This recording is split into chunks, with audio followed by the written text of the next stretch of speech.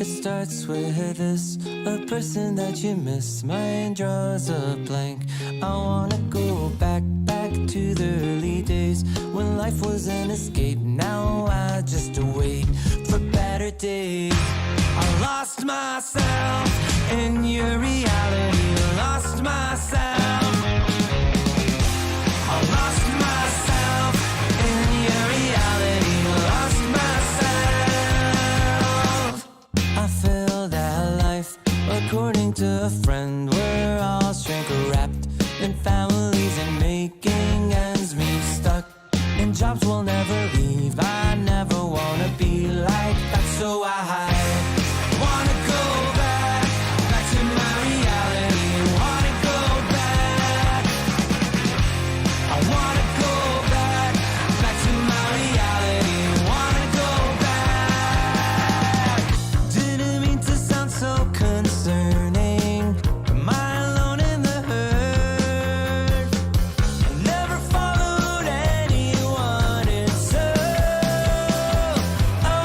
absurd.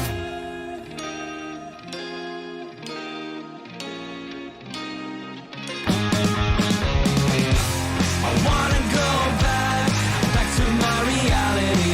Wanna go back. I wanna go back to my reality. Wanna go back. Gonna go back. Gonna go back. Gotta go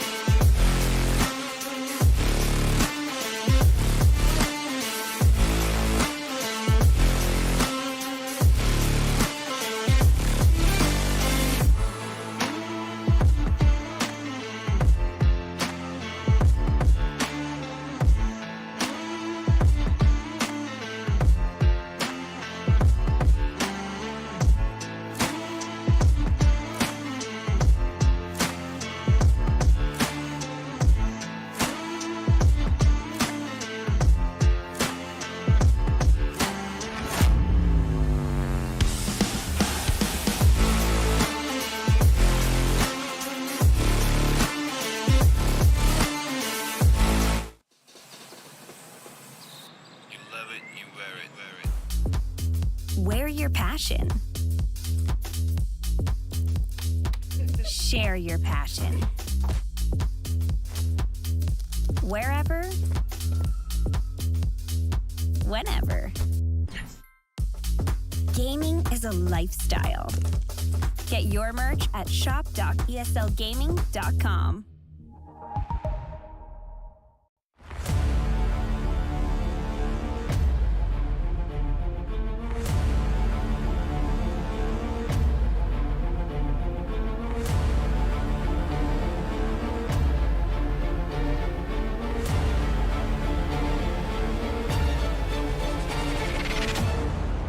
And the hunt begins. DreamLeague Season 19 is brought to you by Intel, Acer, Predator, DHL, and Monster Energy.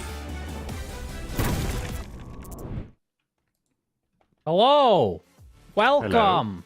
Suns fan here with Cinder, and this is DreamLeague Season 19, Group A of the first group stage of 2 before the eventual playoffs. We have 8 teams in this group, Cinderman. The 2 that we'll be casting in this first We call it a best of 2. I know some people get triggered, but come on, saying a 2-game series is just longer. So best of 2 is easier to say, even though it's factually not correct, or technically not correct, as you would probably prefer me to say. TSM versus Aster, Cinderin, both teams are tied at 4-4. I actually don't know what the tiebreakers are, or the tiebreak would be for something like this eventually, but I'm sure we'll find that eventually. Yeah, we'll see when we get there. It's very possible that there won't be a tiebreaker in the end, because I would imagine that at least for the ones for seeding, they might just use the head-to-head result, and if that's a draw, I think they'll go down the scoreboard for who beat the higher ranked teams or who got most wins against higher ranked teams to break the tie. That's what ESL in the past at least done a lot. But if there's a tiebreaker for 4th, where it's for getting into the second group stage or not, I think games will be played again. That's my guess. But yeah, as it looks right now, Aster and Execration and TSM, all 3 of those teams are 4-4, so they're all 3-way tied for 4th. So today is kind of judgment day, actually, for some of these teams. Like, this is your last chance to secure top 4, or at least put yourself in a really good position before the games tomorrow. So every single game here matters a lot to both teams. Entity and Hellraisers, both 2 and 6. That's pretty surprising to me. Yeah, they have to win out more or less at this point. Yeah, pretty much. I'm not sure exactly who they'll be playing. Maybe 7-7 will end up being enough for a tie for 4th, but I think that's probably where the cutoff line is going to look.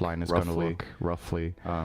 Either way, it's going to be close. It's going to be close. We get into the game because the draft has begun. Enchantress is taken out of the pool. I'm going to pull up these teams' past drafts from this tournament to see 10 seconds remaining.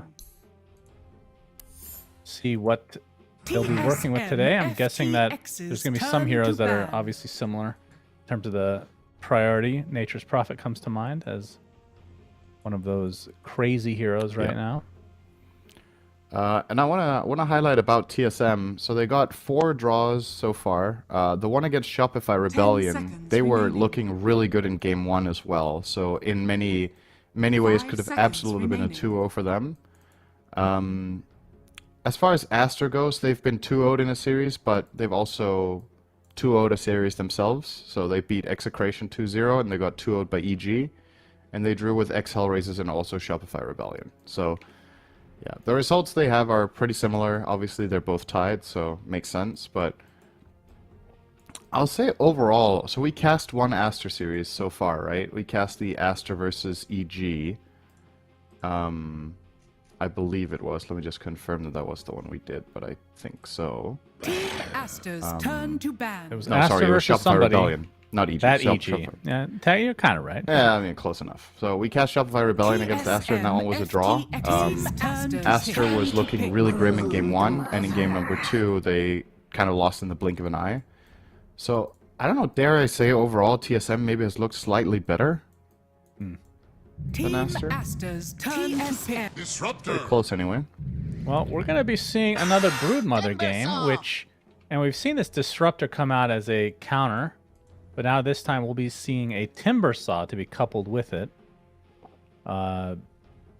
Brood has dominated every game that we've cast, at least. I don't know what the win rate actually is of this tournament, but Brood has completely dumpstered in the games that we've cast. So It See if did Team Masters figured lose it a out. game we cast, but it was doing really well. What? The Shopify Rebellion against Aster game 1. Aster actually beat it, if you remember. Was that the game that Shopify was up the entire time? Yeah, and then they ended up losing to a farmed Naga. Oh, yeah, that's right. I think TSM are not going to make that mistake this game. I think they're just going to ban Naga here in the second phase, so they don't have to worry about it. There you go. So, Okay. yeah, they're going to have the Brood Hoodwink, which is an interesting combination. I'm assuming these 2 heroes will be laning together.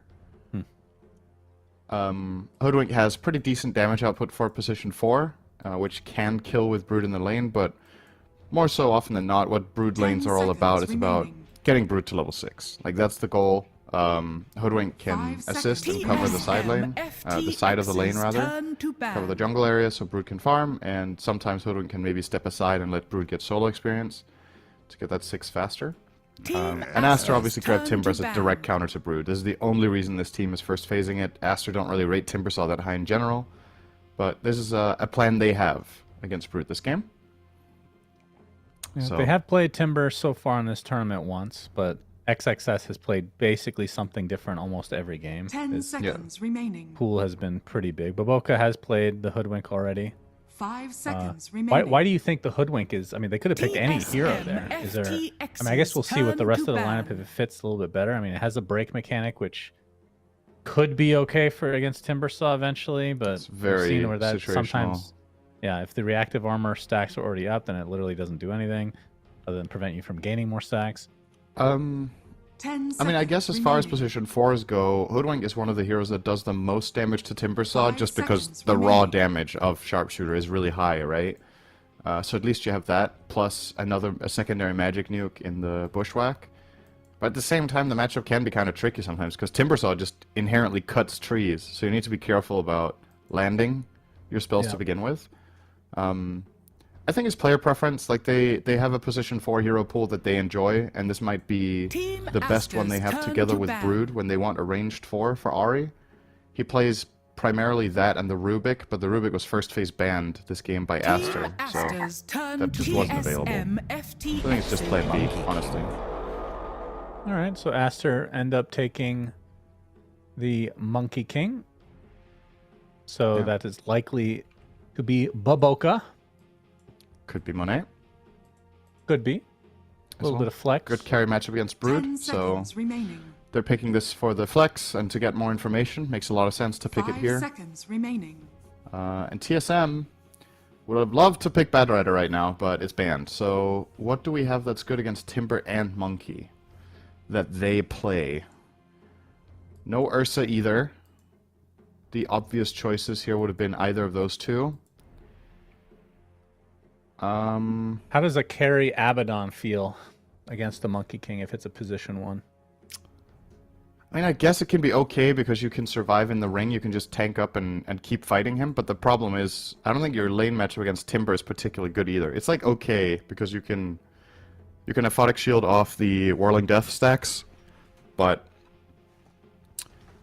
I think there's better choices here for TSM. I think certain ranged carries here could thrive if paired well with the right supports. But damn, they're really digging deep for serve time. I think Clockwork would be a good choice here. Clock plus ranged carry could be a thing. So I'm looking at the heroes that TSM have picked, and Whitemon has the smallest pool. TSM. And Disruptor's already taken. Enchantress he's banned, as we're going to see Jakiro. So this is going to be his first Jakiro performance. Anti-mage. And then Tomatoes, this will be his second AM. Okay. Anti-Mage Brood duo. Yeah, that's a little odd. Historically, I want to 10 say this seconds this remaining. hero combination had atrocious win rate, but that was with the 5 old Brood seconds remaining. years back when Brood had Spiderlings from the beginning and was pretty much just a side lane push machine that didn't do much else for the most of the game. The new Brood that buys auras, that can team fight, that has the Ags potentially, has different playstyles that couple way better than AM with AM than the old one. But you're kind of showing your hand quite a bit here as TSM. I wonder if Aster can take advantage of this. Obviously, the AM into Timber safe lane matchup is really good for AM, as long as he gets to hit Timber a couple of times and drain him. If he doesn't, Timber is one of the heroes that deals the most damage to AM in lane with his pure damage spells. So you've got to find the right 4 here for Baboka, and I don't think it's Monkey King against Jakiro. So you're better off grabbing him a 4 that isn't as reliant on attacks, more on spells. Any sort of good stun that could set up the AM kills. I mean, are we thinking a Lion could be a thing here? We know other Chinese teams have run that, in particular Extreme Gaming, who ended up winning Div 1. Ran on Kaka quite a bit. He is obviously the Lion. He's the main lion in Dota when nobody was playing him. Yep. He would still pick it. Very stubborn. Well, Aster taking their sweet ass time for this pick, so I think this is where they're deciding whether Monkey is officially the 3 or the 1, or not the 3, the 1 or the 4. Yeah, both teams are really digging deep in the reserve time here in the second phase. I mean, this is also, in my opinion, the hardest phase to draft. So. Okay. Shadow Friend? Alright, so Aster are committing their Monkey King to 4 now, and, oh, technically not. I guess SF could be mid for XWY. I don't know if that's a likely thing for Aster to do. When we've seen them play Shadow Fiend, it's mainly been Monet in the safe lane. And the Brood matchup is pretty good for SF in the beginning. 5 seconds remaining. You hit a couple of raises for Aster's big burst, you have turn the to Glimpse to get him back, you have Kinetic Field to keep him in place and land those raises. And SF is one of the heroes that comes online the fastest with a right-click build against AM, and can look to end the game with an Aegis and with the Aura talent on 15 for towers. So, I kind of like it from Aster. I think it's a bit... remaining. I think XWY is going to get one of the 3 heroes that he has played. Puck just got banned. They banned Storm Spirit themselves. Interesting. So that's one of the 3. And Ember is the last one. Yeah. We'll see if TSM take that out, but... If they do take that, I think Aster is definitely going to see that coming. They have something else up their sleeve for him to play. I mean, I think SWI's best hero is Void Spirit, but nobody plays it. So, that hero has just not been popular for weeks now. It was barely touched in the DPC in general.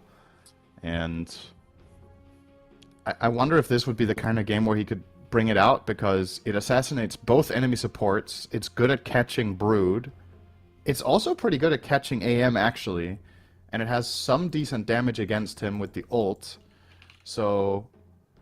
Team Aster's turn to ban. I don't know, I mean... I say his damage is decent. I mean, obviously the Anti-Mage will have the Spell Shield against the whole kit, but still, Void Spirit does have so much single-target magic damage that he might be able to handle it anyway, together with SF. 10 seconds Otherwise, what are we looking at for him? Dragon Knight, possibility. 5 seconds remaining. Just for that instant catch against AM and Brood. And of course, there is still that option that you said SF could end up being the mid anyway. Yeah, if the SF is mid, obviously everything changes, but we need to see the next pick from TSM, obviously, before Aster probably fully decide, unless in their minds this is already in a safe lane SF. Gonna ban the Primal Beast, a good side laner. Death Prophet's still in the pool here for potential, if they want to move it mid for TSM. Bryle does play that. Yeah, true. Does expose themselves to the Shadow Fiend matchup, which I think is one of DP's worst, though. 10 seconds remaining. So then the SF could go also mid just with more play- value out of Aster, but TSM might just dare them and be like, are you guys even gonna do that, right? You see them banning the Primal Beast, which I don't know if that's a tell that they want to maybe put the SF mid, because that matchup can be tricky for him. But TSM are just going to pick Pango, and this matchup is not good for Pango. So, once again... That is for sure. If you want to put that SF mid, 10 he's going to have a great remaining. time. He's not really at risk of getting ganked either, which is usually SF's 5 Achilles heel seconds when he's played mid, right? Is that he has nothing to fend for himself when he gets jumped, but who's going to gank him? Hoodwink with no trees there? Jakiro? I mean, you can also play SF safe lane, just put Monkey mid, technically, right? That would crush Pango as True, well. Monkey could also go mid, but I think they'll play Monkey for... They won't. Choose your Okay. hero. It's a mid SF. Alright. Yep, Money Monkey King, playing SF one. mid, and a 4 Ricky for Boboka, so... And we Yeah, saw this, I the think we've dart only is seen one really game. good this game. Yeah, Pango gets destroyed by Cloud, as long as you can get on him, so dart's very good. And AM as well. AM can't react fast enough, depending on how far away you are, or the projectile. I think if the dart has already been thrown, Spell Shield won't throw it back. What? I don't Because think so. there are some spells that interact that way with Spell Shield, where if the projectile is mid-air, it's too late. What? That doesn't but- make any sense.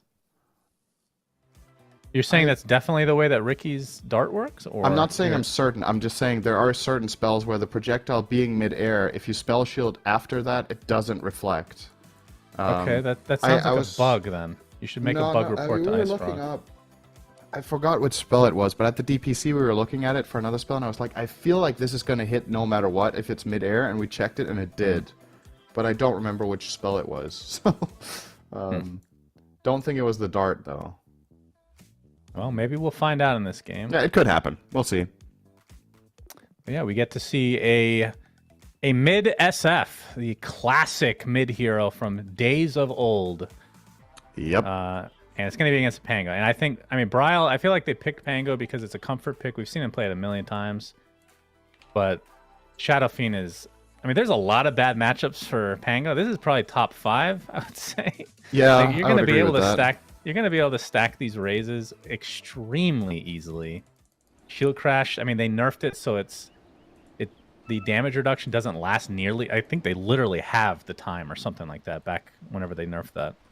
So the damage reduction coming from that is great, but it only lasts for like a short... It's only 5 seconds now. I think it used to be almost 10 seconds. Am I wrong? It's like 8 seconds or something? I think it was 5 plus 2 per level.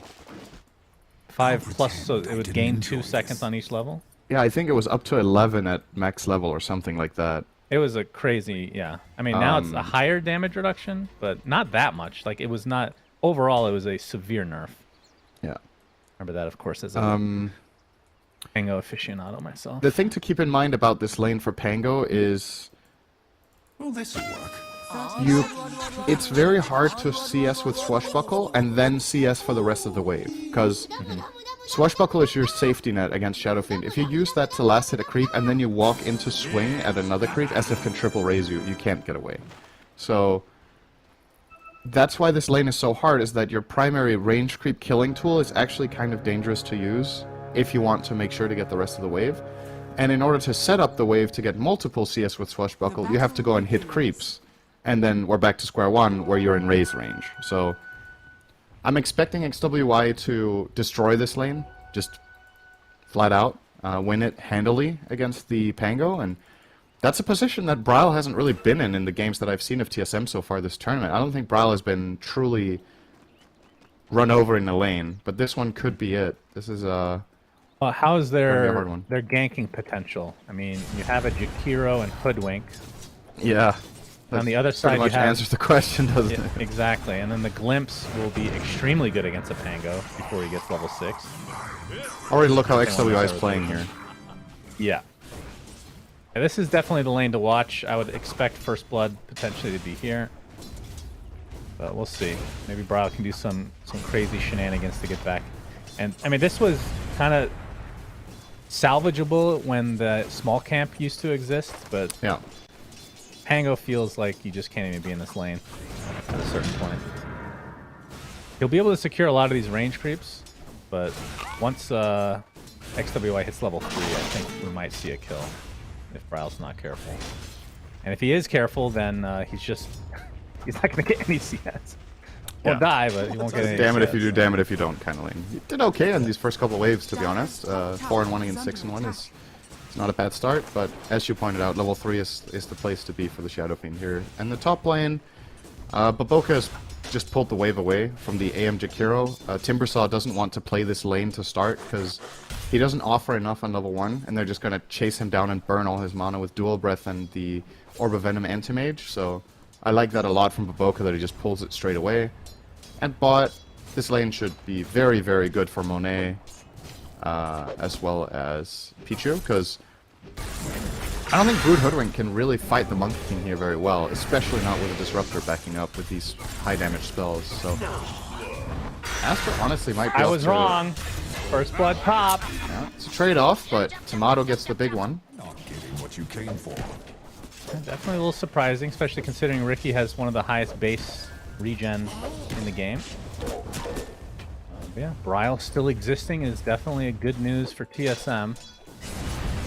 There is the only 4 potential CS for TSM behind. to lose all 3 lanes, though, which is very concerning here. Tomato getting that first blood is big, since that definitely will stabilize the top lane. I think it's the one that, on paper, they have the best chance in, and are actually favored, but not by like such a large margin that it can't go wrong in the blink of an eye. With if you misstep a little bit against Timber Ricky, they have chase potential and they have a lot of damage. But for now, that lane is definitely going well. The other two, however, not so hot. But that's also what we expected. So. Yep, Monet sitting on 14 and 5. Kasane on the offlane, Brood 7 and 1. But I mean, the Brood Hoodwink, I feel like that doesn't really offer that much in general, regardless of what the matchup is. I'm not really seeing the direct synergy here, but they obviously picked the Hoodwink for other reasons past the laning stage. XWY. It's all going to be about rune control here, as he is continuing to force Bryle almost out of XP range there for a moment. He's going to get the shield crash off. Has to be careful now. That's a third raise, actually. Attempting to get away. He has the long range raise. One more right click will do it. So slow. And he's done.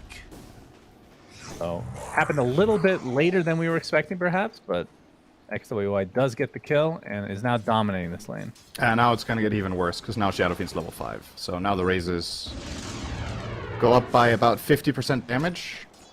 Death's bounty. And he might even... Yeah, so he's also getting a water, so he is actually back to basically full resources here with Bryle coming back in. I missed the first raise, though. And yeah, that Bryle is resigned to using his swashbuckler just to get the range creeps. That's kind of what... Bottom lane looks like a the trade. here. Kasane does kill off Pichu first. He does. Monet, he's going to be happy with the solo XP. Kasane able to wait out the Jingu stacks. Don't think so.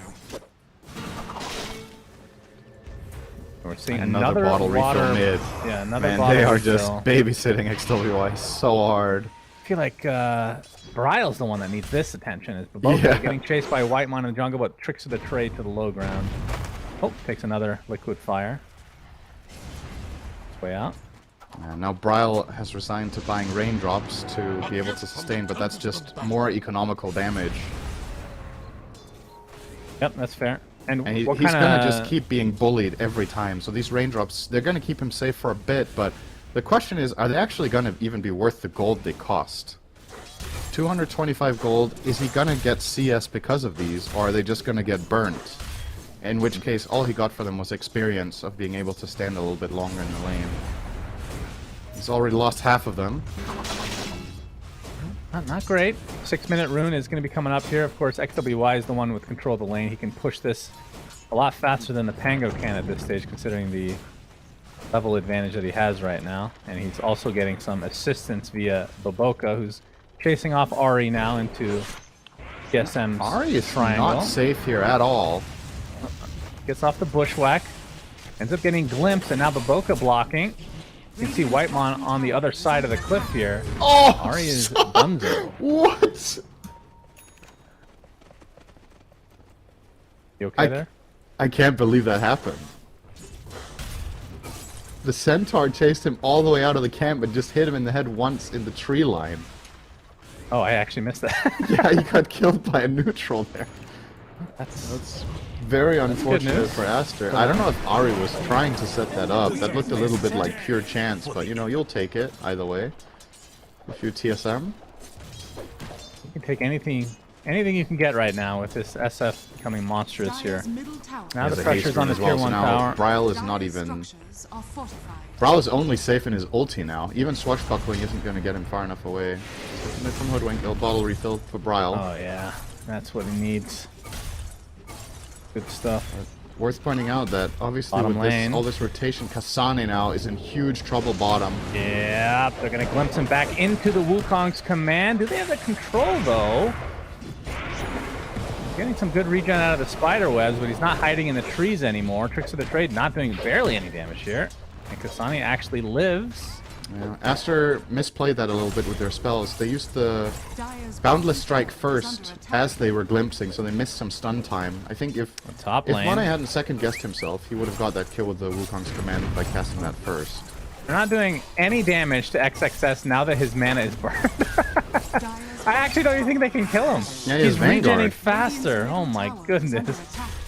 That is absurd. Yeah, well, he's gonna just be able to stand here and farm with this Vanguard build. Oh yeah. Dire are scanning.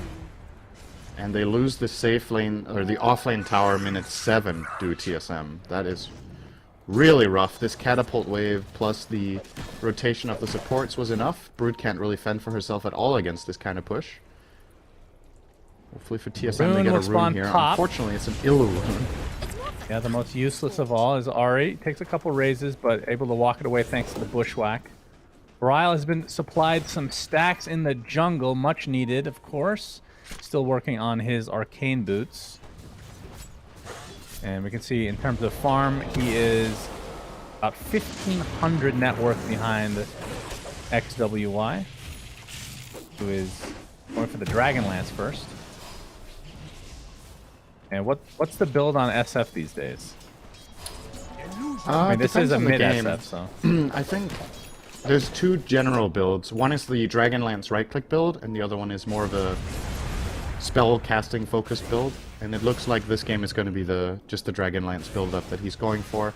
I think it's the right approach. You're playing against Anti-Mage carry. I think it's really good if you have 2 physical damage cores. So playing both him and Monet with that would be wise, I think. And I'm assuming one of them will go Deso. Probably Monet will, after a Battle Fury, at least at some point get it. Kasane's in another trouble. attempt at Kasane. Yeah, he was stuck inside the kinetic field this time, and then they glimpsed, so that'll be enough. This time they set it up well, and they had kinetic field for the first time, as you said. Didn't have it outside. And look at it. Excuse me. Look at XXS. He's just... He doesn't care. Like, he's literally just standing here tanking the AM and the tower. He's gonna get mana voided for a pitiful 200 damage. And with this Soul Ring, Temato is actually in trouble in this lane, because XXS can just Soul Ring, use his spells instantly. Yeah. And... yeah, he's 1,000 net worth behind the AM, but now he's winning the lane. Like, AM can't contest him. He's pinging. He's like, can you guys help? I'm losing my tower to a 0 mana hero. This is pretty funny to watch. Counter to AM is not having can't mana. do anything. 10-minute rune is coming up. It's top again. Bryle able to get it this time, and it's a haste, so that's going to be a lot more effective. Let's take some heavy damage for his efforts, though. Yeah, XXS continuing to pressure this tower. Uses a Soul Ring. He also has his Arcane mana. Ring, so he actually has 2 ways of gaining mana. And he's just gonna force him away. And this tower's gonna go bye-bye here pretty soon. This is Tomato the is still makings working of on a the Stomp battlefield. Chain, and they're actually just getting absolutely destroyed all over the map right now. TSM, and the worrying thing about it is that their real playmaking hero is probably the Pango, but his game is not good, to say the least, so... I feel like you're kind of forced to start making some moves as a team now, and you need to find some successes, but all they're going to find here will be Pichu's level 5 Disruptor. It's not great for a haste rune rotation with your Pango, and in the meantime your mid tower is getting pushed away at heavily by SF plus a Catapult. Yep, Now, they're going to TP a couple members of TSM. Yep. And they might try a backstab maneuver here with Bryle coming in from behind with the Rolling Thunder. If they can get This move has XWY, to this would work. be very big. The Boka's here, smoke screen on the screen. ports nearby. XWY looks to be just A-okay. Now Monet's made his transition over as well as Whitemon taking damage from XXS as the entirety of Aster basically are here. They get the tower, they get the Jakiro, and they lose they barely lost any HP during this engagement. Yeah. I mean, that was just a clutch smoke screen from Baboka. That was basically perfect. He smoked off the Hoodwink after Acorn Shot, but before Bushwhack, so Ari couldn't combo.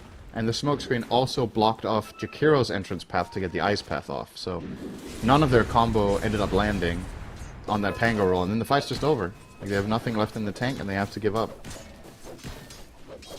And now that Monet's showing in the top lane, Tomato has to just sit in the trees as he's pretty close to finishing the Battle Fury, but It's just such Be a careful. long road ahead of him, right? Like, who's going to make space for him aside from the Brood? yeah, I mean, once he gets that, he still needs a couple items before he can really be useful in these fights. He has to be careful. Monet might be trying to set something up here. Although he is all alone, his mid lane is where most of the heroes are at the moment. Bryle getting glimpsed back into a smoke screen.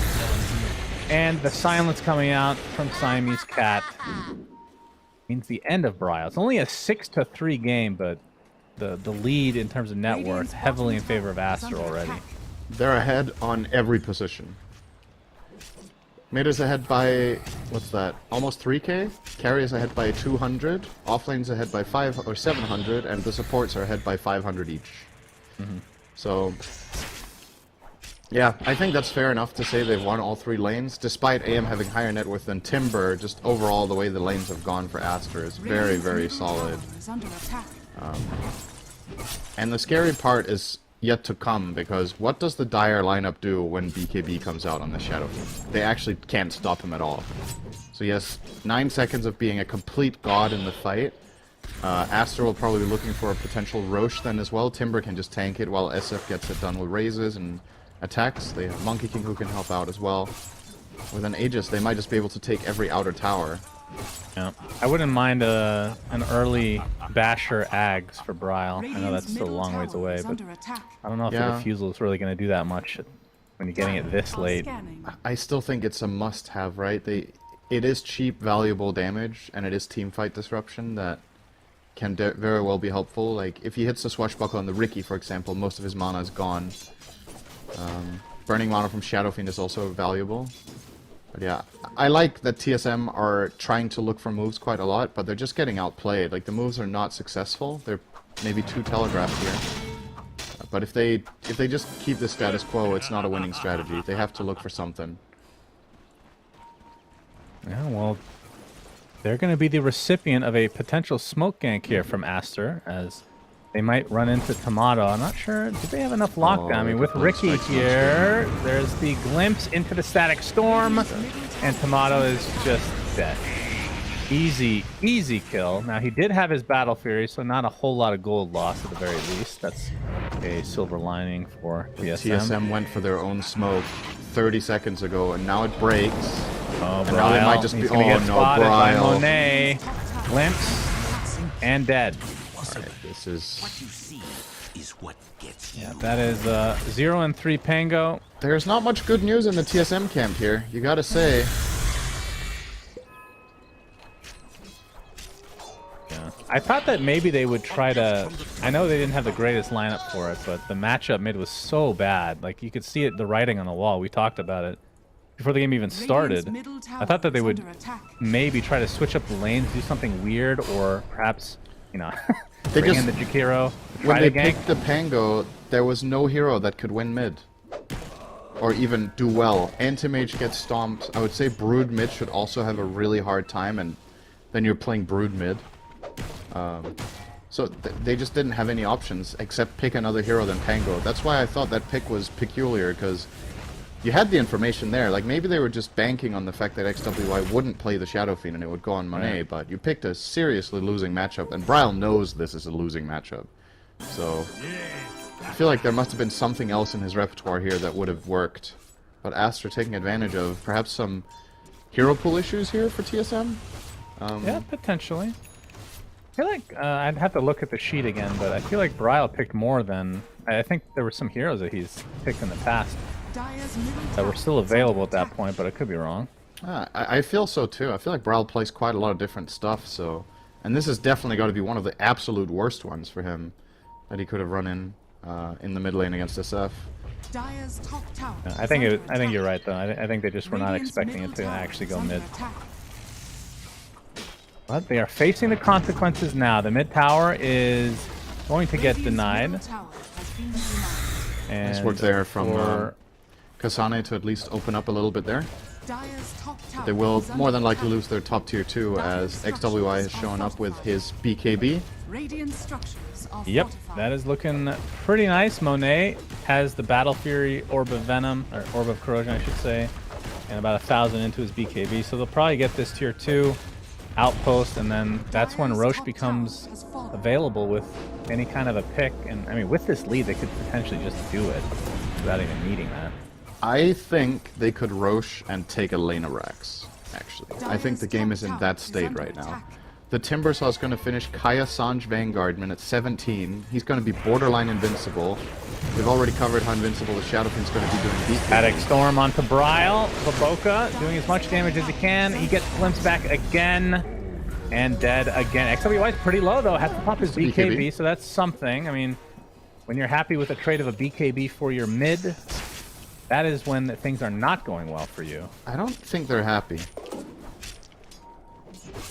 But it's something.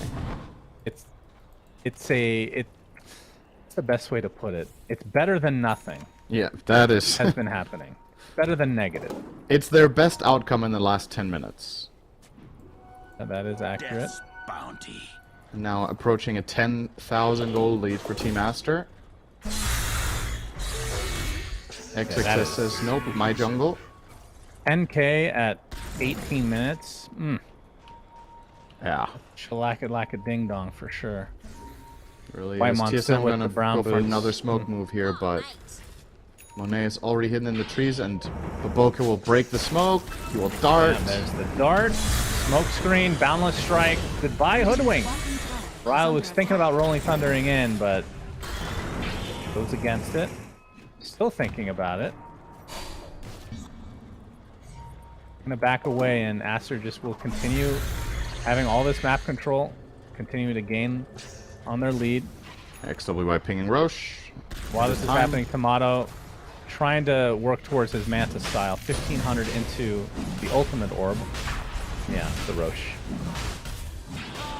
TSM look like they want to potentially contest. I mean, I think they kind of have to here. As XXX going to try to turn this around onto White Mon. He's just going to get right-click down into Oblivion. Actually staying alive. The mech keeps him alive even further. As Brow doing a nice job with the Rolling Thunder. The Jakiro does eventually die. It takes a while, but you can see TSM just outside of that haven't done any damage, really. Nay sitting at half HP. XWY just wants to resume his previous activity, which was Roche. Now, keep in mind, Tomato still farming. At least he's getting something out of this. Oh, they find Ari as well with the dart. Yeah, another support death. And I think that's where TSM will concede the Roche. And almost certainly, I would think goes on to the SF. He's going to finish his pike in now. Under attack. I think high ground is definitely in the cards here. You need to push out bottom, and then you could just go straight down mid. I think that seems plausible. If they want, they can obviously wait. I don't feel like they're under any time pressure here, so it's a matter of whether they feel like the game is just theirs to claim now. But I don't think the game will get much harder in the next 10 minutes if they just farm. We'll look for a pick mid. Oh, BKB. Very early BKB from XWY. Not sure if he misclicked there, Get the but kill he's with going to the use D it to rune. full effect to kill Kasane. Oh my god. Boca, he's going to take the bunch of damage from TSM, though. Sharpshooter's coming in. It is going to hit onto the SF, so it's a 1 for 2 so far in favor of Aster, as the double damage is still applied to XWY. Uses his force staff, Tomato is Hurricane dead. Pike, Tomato, glimpse back, and Boundless struck into the ground. 3 for 1 for Aster, and they remain with their Aegis. Yep. Lose their 4 to kill a 3, 1, and a 5. Under attack. I ran the math on it. It was worth it. Dire structures are And fortified. this goes... Here we go. So they've pushed bottom far enough out that I think they can commit to this mid push if they want. Monet is going to finish his BKB in the meantime bottom as well. So they don't need him here in mid to push this tower as it stands. Looks like...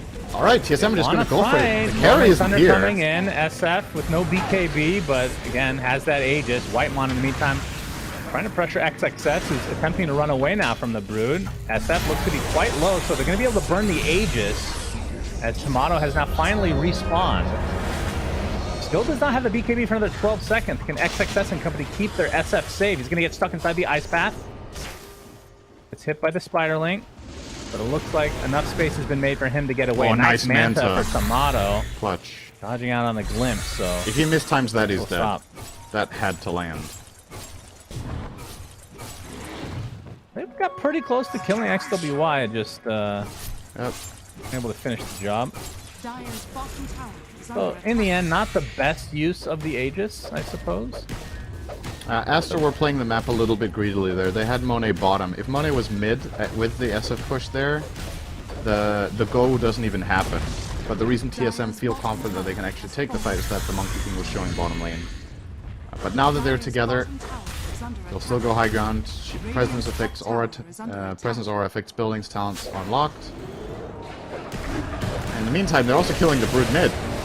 Yes, they are. Stuck inside the kinetic field. He pops his Greaves, but only going to delay the inevitable. So that's 45 seconds with no buyback on the off lane.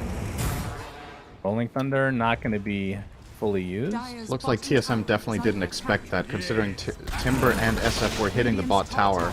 They thought the rest of the team were with them, but it was smoke and mirrors. Literally, smokescreen and mirrors. Yep. Oh, that's All one right. set of racks. and they're going to be able to get You the got the Rolling BKB Thunder off. in. BKB from both the Monkey King and SF. Ryle, he's just going to get killed inside his ult. Oh dear, glimpse back on a Whitemon now. Another death for TSM as the kill score is 19-4. Don't worry, Antimage is still in the game. Yeah, he is. He has not Basher. finished farming yet. So ways to go. I mean, is this even the type of game that... Hey, what is the scenario that TSM could possibly come back? I know that the percentage is probably 99-1 right now. Although Tomato... Oh boy, he might get caught out here. Oh, he's going to get glimpsed. Static Storm is there, but he's able to get outside the kinetic field. Jumps back in, gets a nice Mana Void to take out the Disruptor. But Max now... damage. He's got to be careful. The Greaves are there. He's going to focus all his efforts on the XXS. He's already used his Mana Void, and my god, the right clicks from XWY, more than enough to bring Tomato to his knees. They're going to get the Hoodwink. They actually use a Wukong's command. Okay, well, he's dead. Yep, very dead. I think, to answer your question about what the comeback is, I think it's a fat Mana Void. I think that's like the only way you win this game now as Dire, is you need to get Timbersaw's Mana burned, and then you need to do a huge AoE bomb with that can kill the other cores, because I don't think you have enough in the tank to really deal with Monkey King and SF as the AM. You're just not there in terms of items. So your ulti is your best tool. That's how you kill. And he did get a good Mana Void there in the Disruptor that spilled over on the Timber, but I mean, that just doesn't cut it, right? It's not enough when the cavalry shows up. He has to go back, and he actually ends up dying anyway. Dire's top tower is under Ryle? Oh, XWY might have actually been able to find a kill there if he hadn't... Should be fine. I think he didn't mean to hit him there. I think he misclicked. Because if he walks into him and Requims, he could have maybe got him there. Ryle's going to have to limp away. They just sit in the trees looking for another pick-off, potentially. Tomato's in the area. He's going to need a backup. Boundless Strike connects. But they're going to try to turn this around on Monet instead. This was a trick from TSM. Monet pops the BKB. He's going to be just fine. Now XWY has come to play. Shakiro goes bye-bye. Good attempt there from TSM. But again, just not enough. We won't know about Roche in the next for another 2 minutes, so expect Aster to just continue to farm and expand on this lead. Yeah, once again, they're not under any pressure to finish this game if they don't want to take the risk. You can just keep playing the map for another couple minutes. With the next Aegis, I expect the game to full-on end. I don't think Aster will try to brute force it unless they find a pick outside the base on a key core or something like this, but it's fine. At the end of the day, it doesn't really matter that much to them as long as their cores keep progressing. Timbersaw's working on BKB. Once he has that, he can also kill the AM, because Tomato's not buying BKB, so actually Timber can almost solo him. That's a dead Hoodwink. I'm actually a little surprised that TSM, or that Ryle took the Radiant's double middle damage tower is under attack. bottle. Didn't try to give it to AM. Not that he's the best double damage carry, but Pango certainly isn't. Yeah. Oh, Kasane, you did. XWY 10-0 at the moment. Just having himself a completely free game. Yep. As prophesized. Yeah, as we finally got one right, Cinderin. Yep. We always right. Radiant's bottom tower He's gonna is get under Paladin attack. Sword now for his troubles. Very nice. Surprised to see Monet still sitting on the tier 1 possessed mask. But I guess they had... The stats. The Shadow Fiend had the Brigand's Blade until now, but now Monet should definitely swap over to either the Paladin Sword, the Enchanted Quiver, or the Brigand's Blade. I think the ideal assignment here is probably Paladin Sword and the Monkey, and SF takes the Enchanted Quiver. I guess. Unless Brigand's Blade is just that good on the Monkey that he still thinks it's a higher value item. But he's not even taking it, so I guess he's not paying attention to that right now. Yeah, he doesn't give a shit. Yeah. Giga Chad. GSM, they're smoked up. When you're up by this much, I think you could have no neutral item and That's not true. even realize the difference. Right, they're using that smoke just to get some vision in this jungle for Tomato to farm. But I think they saw this. Yeah, there's a ward here showing some of their movement. So I think Aster have a good idea that they did just that. Ari's dead. It's just a matter of Is when. he now? Yep. That is the sleep dart, and you can see he's all alone. Poor little hoodwink. Definitely a good combo that we've seen time and time again with the Riki and the Disruptor is the Jakiro is going to be next. And you think you are finally out of the smoke screen, and you just get glimpsed right back. Yep. Rough stuff. Monet. Okay, he Jump wants to Kasana fight with his Abyssal Blade into the Wukong's. Boundless Strike not available for 3 seconds, so Monet with some very interesting Wukong's commands this game. He was probably hoping the glimpse was going to reach in time, but Pichu a little bit too far away. Doesn't have dagger just yet. And Roche is up and ready with the Aegis and Shard, so expecting that to potentially be the game ender. TSM, I'm gonna have to try to contest this, and the game might end on this fight. Yeah, potentially as they well. have to. It really is that simple. They can't defend against this, so they will. They're trying to move out and cover some ground here with Acorn Shot and a Sentry. Now, this will obviously give away to Aster what's happening. Aster. You hear the Rolling Thunder coming from Bryle.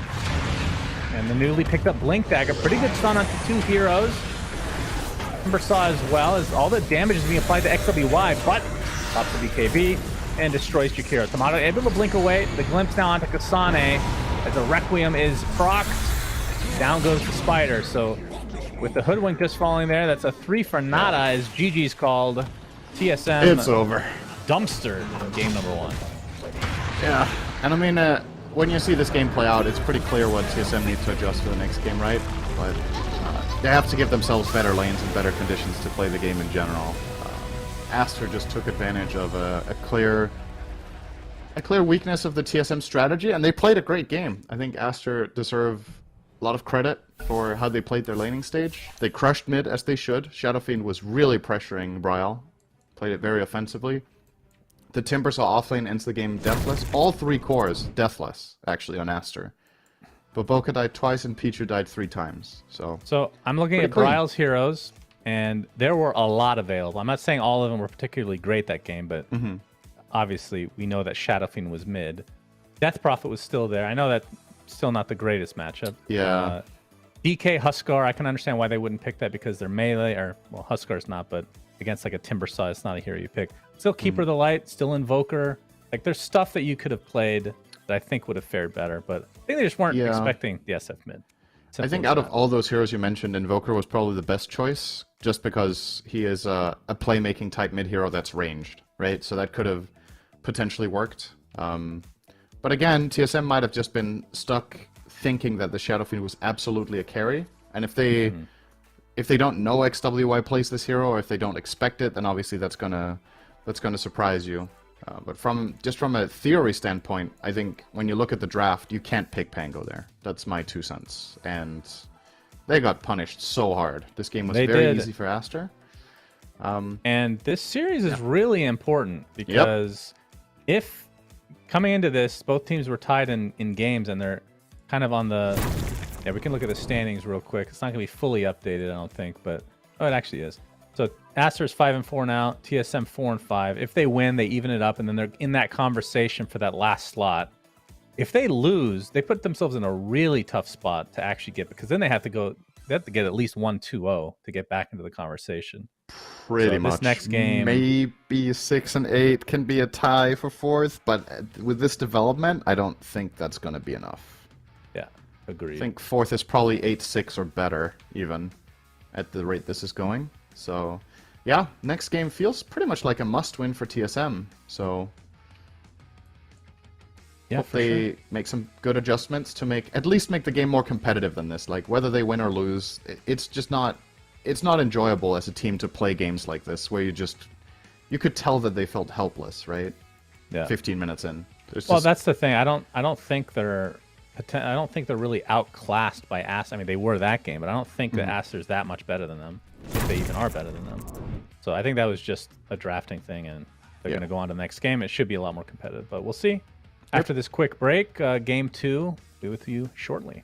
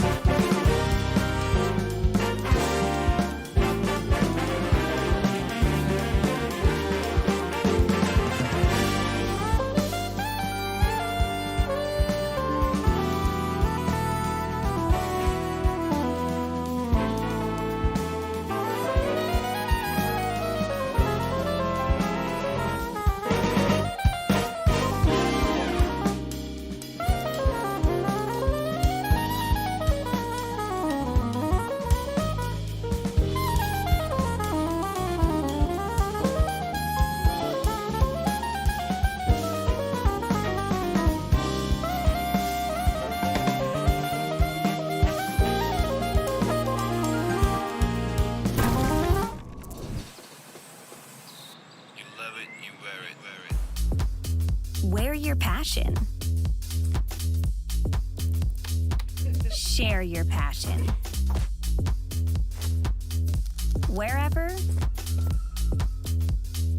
whenever.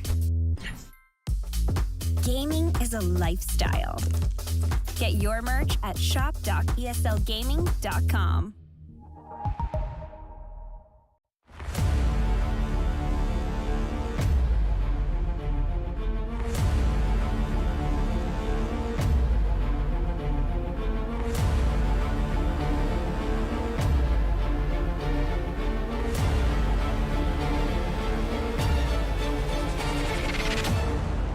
And the hunt begins.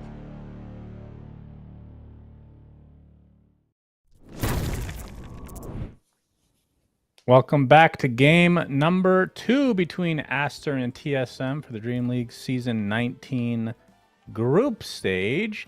This next game is potentially going to... maybe it's too early to tell. We're in pretty deep in the group stage, and I feel like if TSM loses this, there's a very high chance they will not make the cut. If they win, then they're still in that conversation. They're right on the cusp, but... yeah, this game has a lot of importance to them. And of course, for Aster, this gives them a little bit of breathing room if they were to win this. But if they weren't, then they're back in like this 3-4-way tie or whatever the hell it is to potentially get knocked out. So we'll see if TSM can step it up after last game's.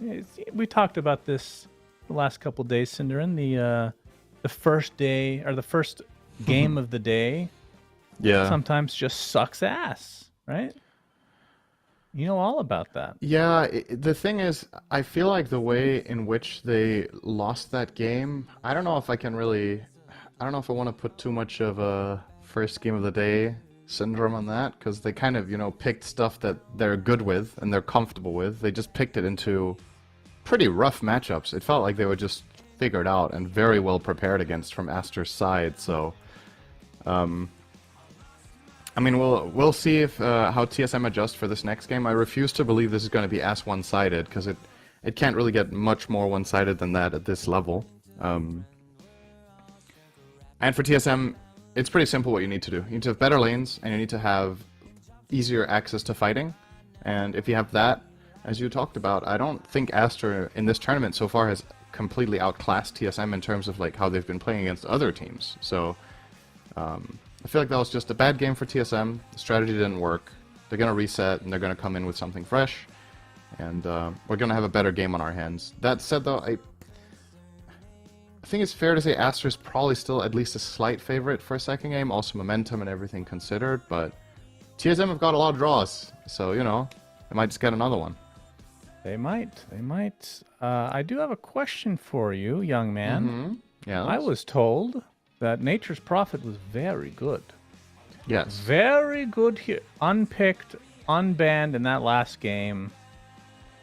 And actually that happened, I think, the last game of yesterday that we were casting as well. What's happening? Okay. Is that just 2 anomalies? Is it possible to have 2 anomalies? Does that even make sense? Anomaly is supposed to be a 1-off. It's a 2-off.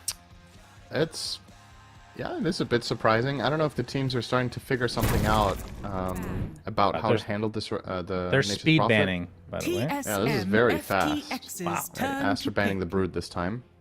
Even though they just beat it, they feel like TSM will be better prepared with this Disruptor ban. Aster's turn to pick.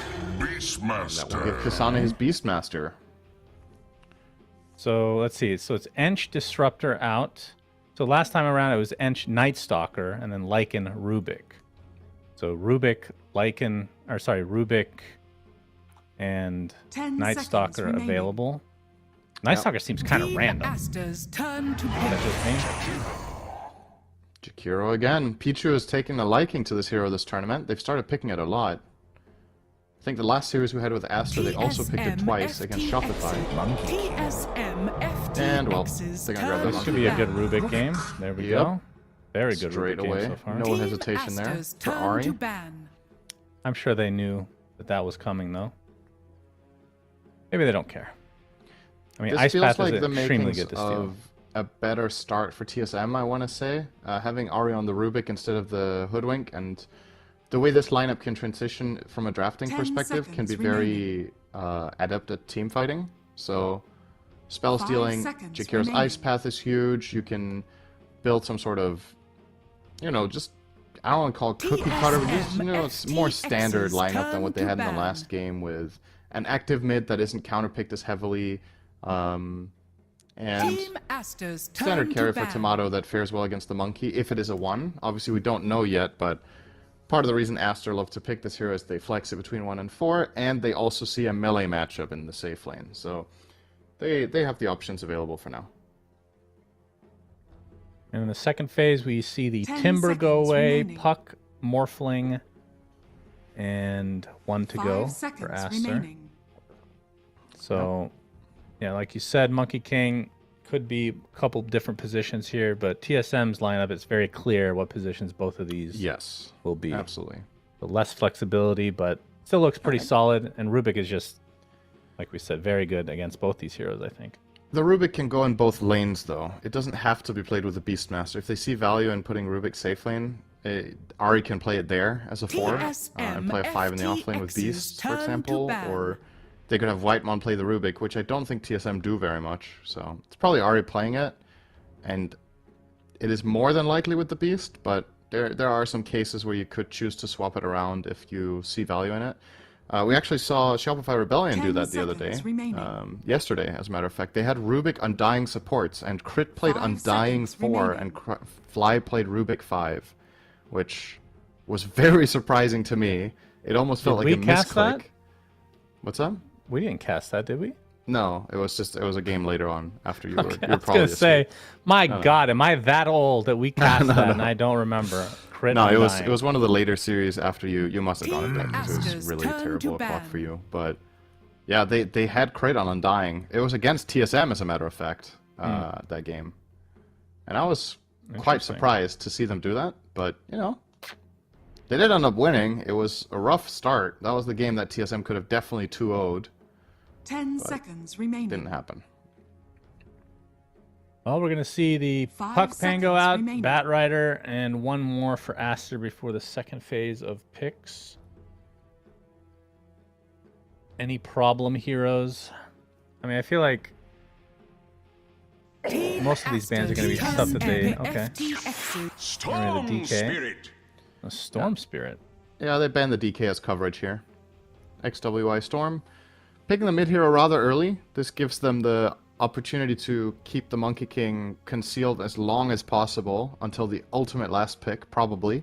10 Wouldn't be seconds surprised to see them remaining. pick XXS hero next.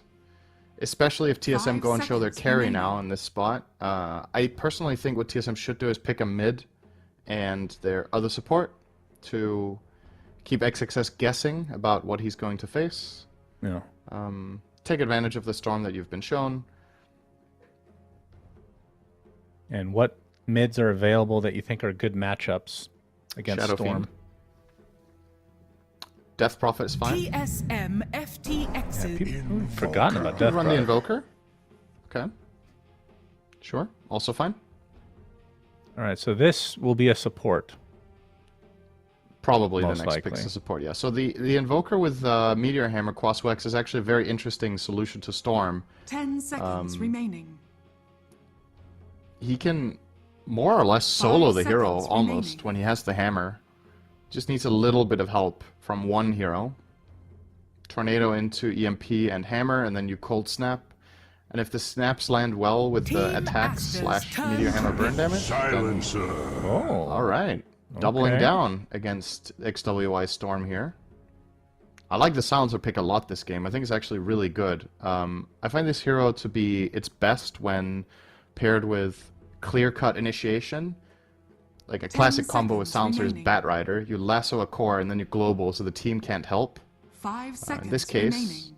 you can Tornado, EMP, and Meteor Hammer into global and just kill the storm. You can roar into global.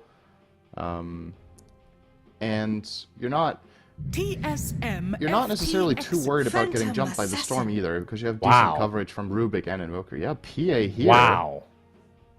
That What is the hell? We saw this very yesterday as well. surprising. And I think it was picked up by that was Shopify and they got Arteezy destroyed. played it right? yesterday, yeah. 10 seconds. I think there was more remaining. merit to the pick at that point, though. I think Aster don't have information here that 5 makes this seconds remaining. an obvious choice. I mean, Maybe this they like the indicates lane that match Monkey against King is Beast. support Team now for sure. Aster's Right? turn to ban. You're giving a lot of information over FTX's turn to ban. the side of TSM by doing it this way, for sure.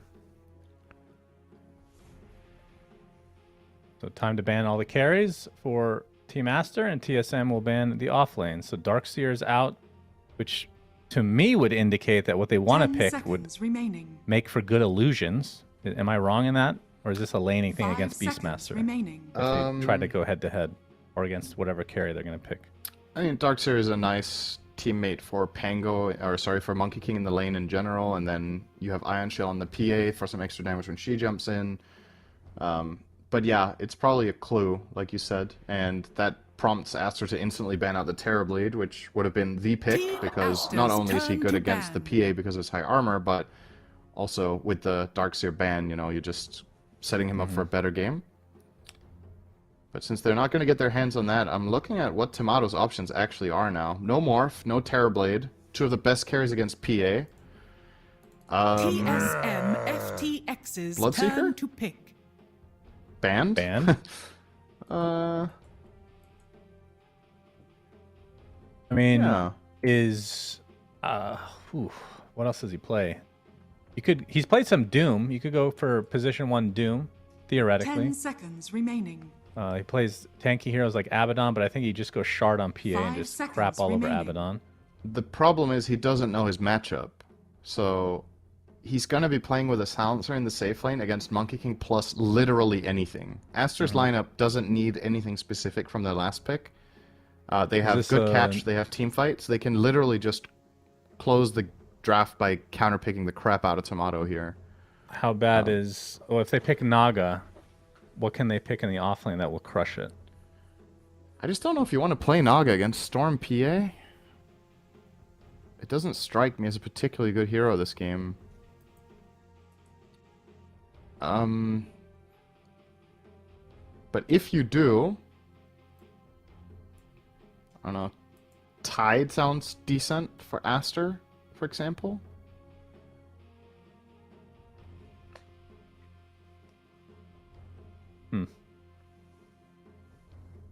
Well, I think TSM... They might have wanted that Bloodseeker there. Yeah, I think they did. They're taking some overtime here. Only 9 seconds left to actually lock this in. I genuinely have no idea what Tomato will play here. I don't see a good pick. Team Aster's turn to pick. And Marcy. Wow. Okay. Okay. Now, is there any chance that this isn't... I know this is probably the carry Marcy, but is there a chance that Silencer is a carry No. instead? 10 Why is that seconds not a remaining. thing, man? It's just not good enough, this game. 5 seconds I don't think you play remaining. Silencer carry against Storm PA. That sounds like a I just really want to see it. bold choice. Very Okay, so interesting. Marcy Silencer should open up for some interesting possibilities for XXS here. Very curious which one he's going to choose. It feels like there's going to be a lot of offlaners that just theoretically do well here. It's almost like such a luxurious position that it feels like you can pick almost anything. Does he want to play his... I guess you don't want to play Dawnbreaker into Silencer, but that's actually a hero that he hasn't played for a while. Underlord looks pretty good. Is Primal in the pool? Primal's in the pool. Veno, I think, would actually be nutty this game, but I don't know if Aster play it. Veno, really? Yeah, he would be How really about, good this game. Do people ever play offlane Viper anymore? Not really, very often at least. But yeah, that's also a hero XXS plays. The world is their oyster. I would love to see a Veno. I just think it's such a good hero here.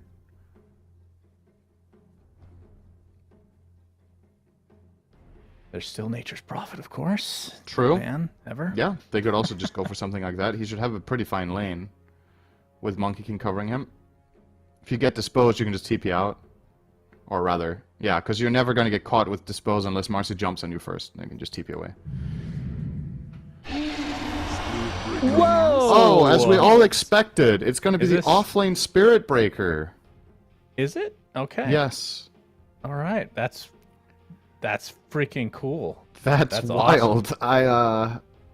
I really wonder what the reasoning is here. I don't have a good answer. Wow. I mean, am he sets up shocked. nicely for the Storm and for Wukong's command and for Ice Path and stuff, I guess, but very uncharacteristic choice. You're picking it into Telekinesis, which is annoying for you. It's just an instant stopper on your charge. Tornado is generally considered one of the hardest counters to Spirit Breaker, actually the Invoker.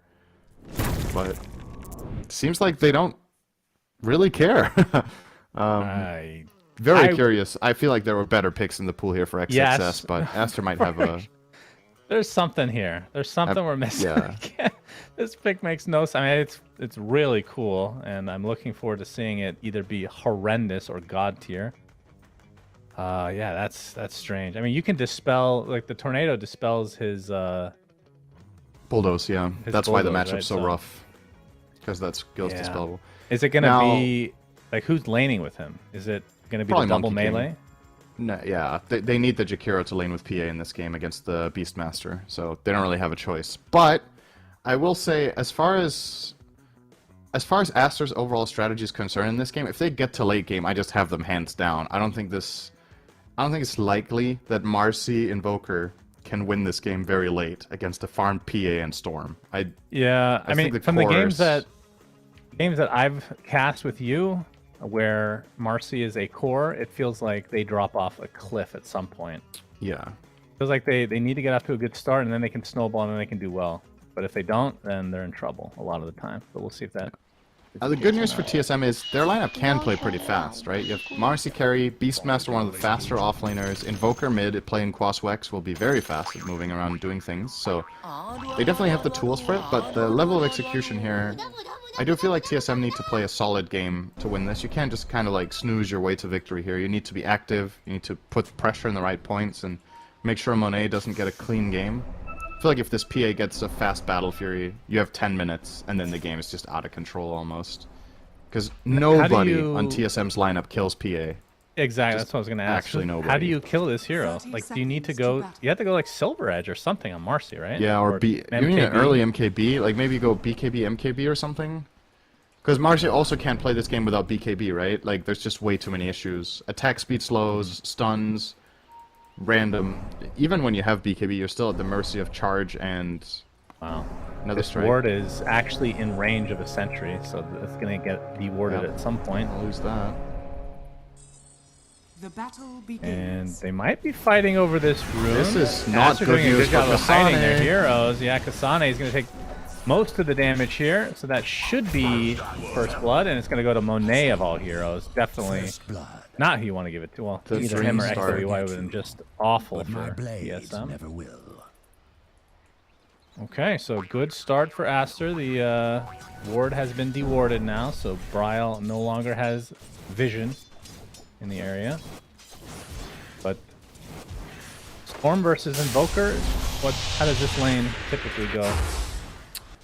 I feel like both heroes farm, so what Invoker will try to do is EMP non-stop, so the Storm can't use Remnants, but if the Storm manages to get Water Runes here and there, and a stick, he's probably going to be able to do okay. They have about the same base damage, so even without Remnants, it's still just a skill matchup in terms of last hitting the creeps. So, I think, when all said and done in this lane, I think it's probably just going to be pretty much a draw.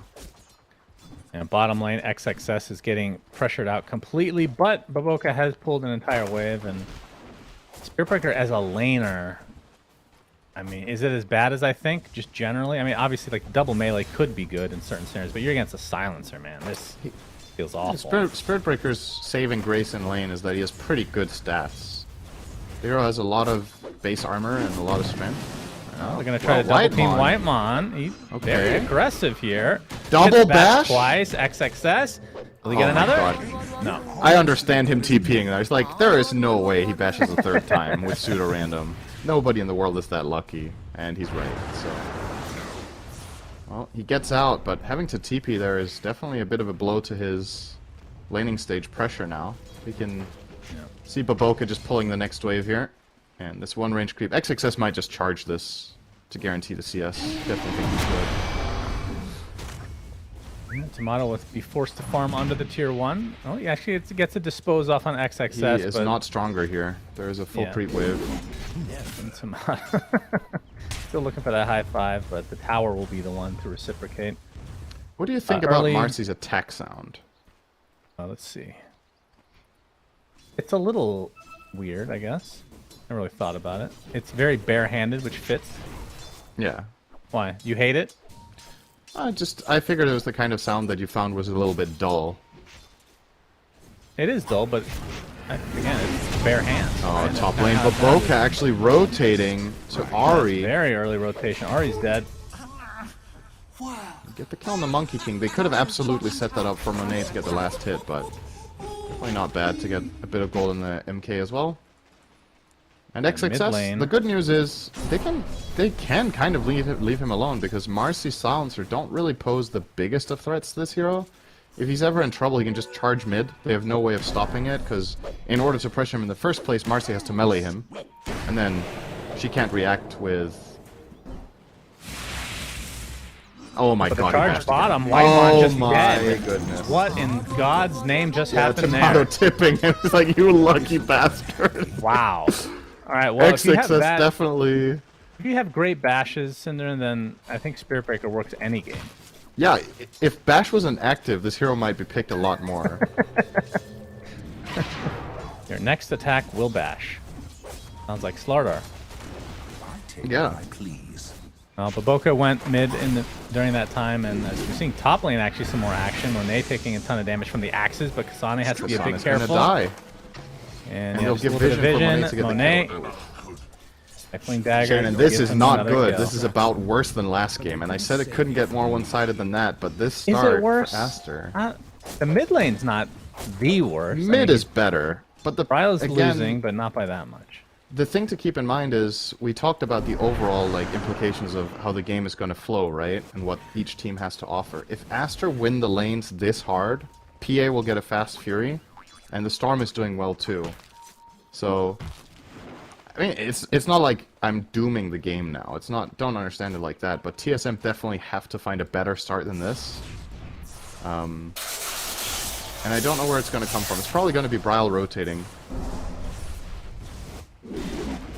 And it does Bryle feel like even this, being bullied here. Oh, okay. They find a kill on Pichu. They do. Bryle's gonna live. That'll help. Of course, there's no rotation from any supports this time from Aster, but expect the Jakiro to potentially TP mid to refill the bottle XWY, which might open up a kill onto Bryle. As we're still 1 minute away from the first power rune spawning. Bryle is going for the Meteor Hammer, so no big surprise for Quaswex build. And I believe XWY is working on the Witchblade. Or maybe these are treads, actually, I'm not sure. And Tomato, 25 and 10, so his farm is much better than last game, this early on at least. And he will be going for Battle Fury, it looks like. I mean, what do you think of Marcy carry in this meta? We don't get I think to see it's it very too hit or often. miss. Yeah. And again, I feel like TSM picked it by necessity this game. I don't think it's a good Marcy game per se. They just, maybe it was the best option that they saw that they had left. To try to solve the problem. And it kind of goes to show probably why Aster picked the PA when they did. They counted what bans they needed to do, which was Bloodseeker and Terrorblade. They already banned Morph earlier. And they know what Tomato plays, so... Bryle gets the illusion rune, so able to deny that from the storm at the very least. Baboka taking lots of damage to the cold snap. We'll have to boundless strike just to get away. That's some good news for TSM. Rune control is theirs for now. But let's see if they're able to stem the bleeding that Aster has inflicted upon them thus far. XXS is almost level 6. Tomato just hit 5. So, Yeah, that's bottom not lane great. actually becomes ripe for kills as well for Aster. Do you think if they that this rotate. hero was Spirit Breaker picked just as a was that was the last pick, right? Yeah. Was that picked just because Marcy is their main carry? melee heroes just get crushed by Spirit Breaker. Just have an easy lockdown. It's probably part of the reason. At least they feel like, okay, the way Marcy works is she's going to pop her ult and then she needs to stick. And Spirit Breaker has 2 BKB piercing stuns if he gets Ags. So that might just be the logic. That way they can keep Marcy under control at all times. Yeah, it does make sense. So early 1k lead for Aster. Monet, I think he's actually So finishing rich his on tread PA. before he goes for his Battle Fury, but yeah. It's going to be a really fast Battle Fury if he keeps this up. 44 CS, 2 kills, 1 assist. And one of the kills was First Blood, even. Yeah, this was being spotted out by the Hawk the whole time, so Baboka's transition over not really going to reap any benefits for Aster. 8-minute rune about to come up. See if Brawl can get lucky again. I think the Meteor Hammer's on its way. Now we can try to pressure this tower. We're pinging out the runes. So he's going to walk bottom. And Ari able to stun out Storm. And it might cost him his life, but at the very least, the rune will not go the way of XWY. He's actually out of mana now. But counter initiation from Baboka. Yeah, Ari lives. So TSM getting a little bit lucky. This is really good news for them. With Storm being out of mana, he might actually lose his mid tower already to Bryle minute 8. That is huge for TSM. They really need something like this. The last like 4 minutes. The Storm Spirit's been dry of mana. Not quite deniable yet. As XXS making his way over. He's gonna get. Oh, all right. Snap. Yeah, it stuns him out of the charge. He's heading towards the top lane. And Monet, he wants to finish up Ari in this river area. He's going to get that relatively easily. And here comes the Meteor Hammer in the mid lane, but another strike from XFS doesn't actually cancel it out. So they do get the tower, but it might cost him his life. Okay, Ghost Walk not going to be enough. So Aster able to clean that up, but I mean the mid tower is pretty gigantic.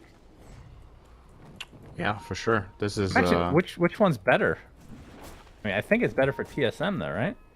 Yeah, for sure. Getting this tower is huge. Invoker will...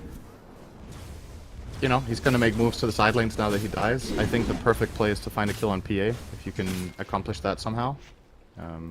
At the same time, I think Aster will be expecting this, so they are going to start preparing defensive lines here. You see Picho's already covering.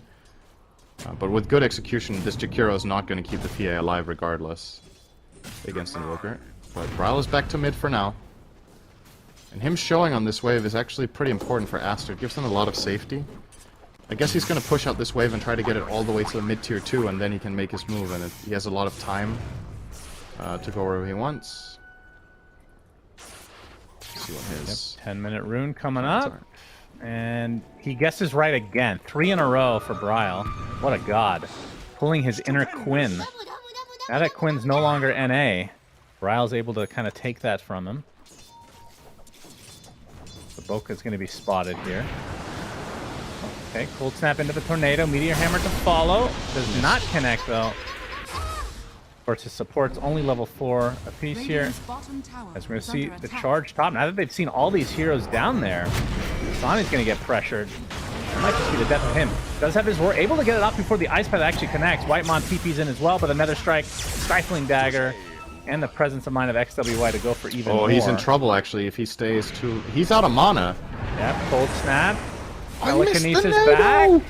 Tornado does miss, but... Yeah, that's actually... I mean, I don't know if they could have chased, to be fair. Maybe not, but... Alright. Well, I really thought TSM were going to get a for big counter Tomato, kill there on though. the Storm. But no. Tomato getting complete free farm now, and he's halfway to his Battle Fury.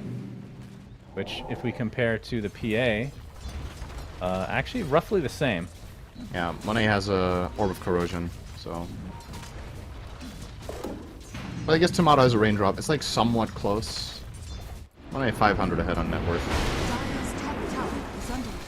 It could have been, I mean, based on last game, this is certainly an improvement, though. Made it seem like it was about to head towards that direction. But those runes, TSM, Rune Gods. Bryle warding under a ward, so this one will get removed almost immediately. Monet is going to blur and get it. Actually, it's just going to blur and move to top. Can't see the board right now, but they do know it's there.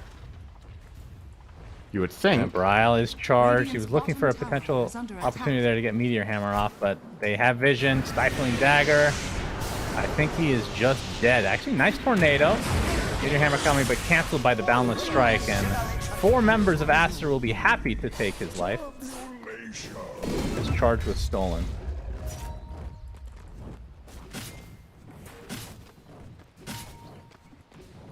Not the best spell on Rubik.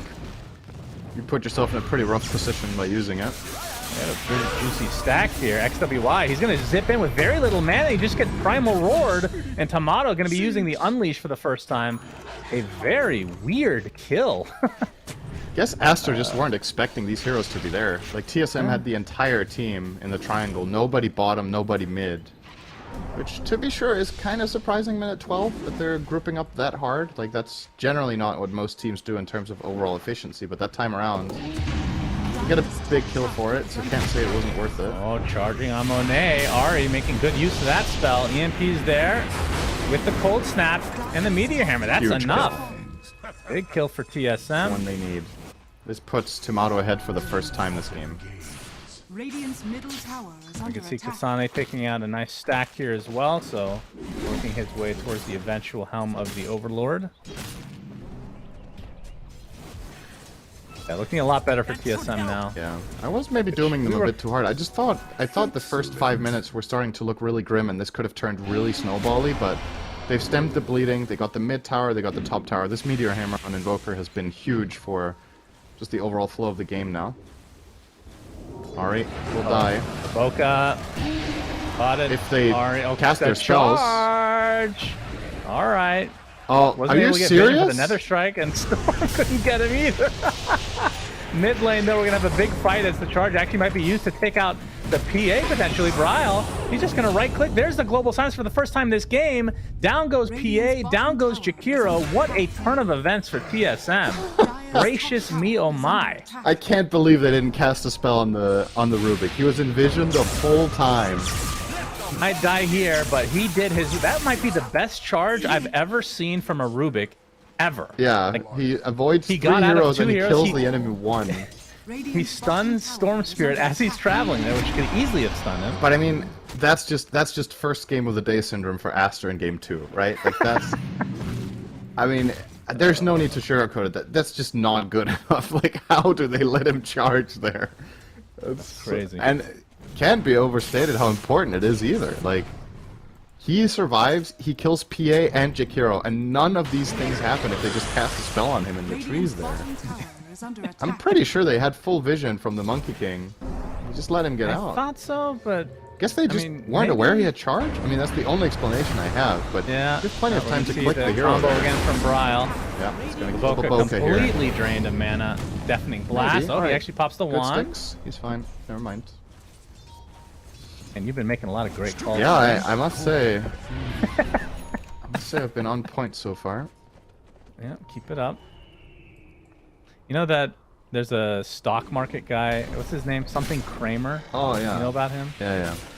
There's a meme that he's just wrong all the time, and that's basically you Yeah. in Dota.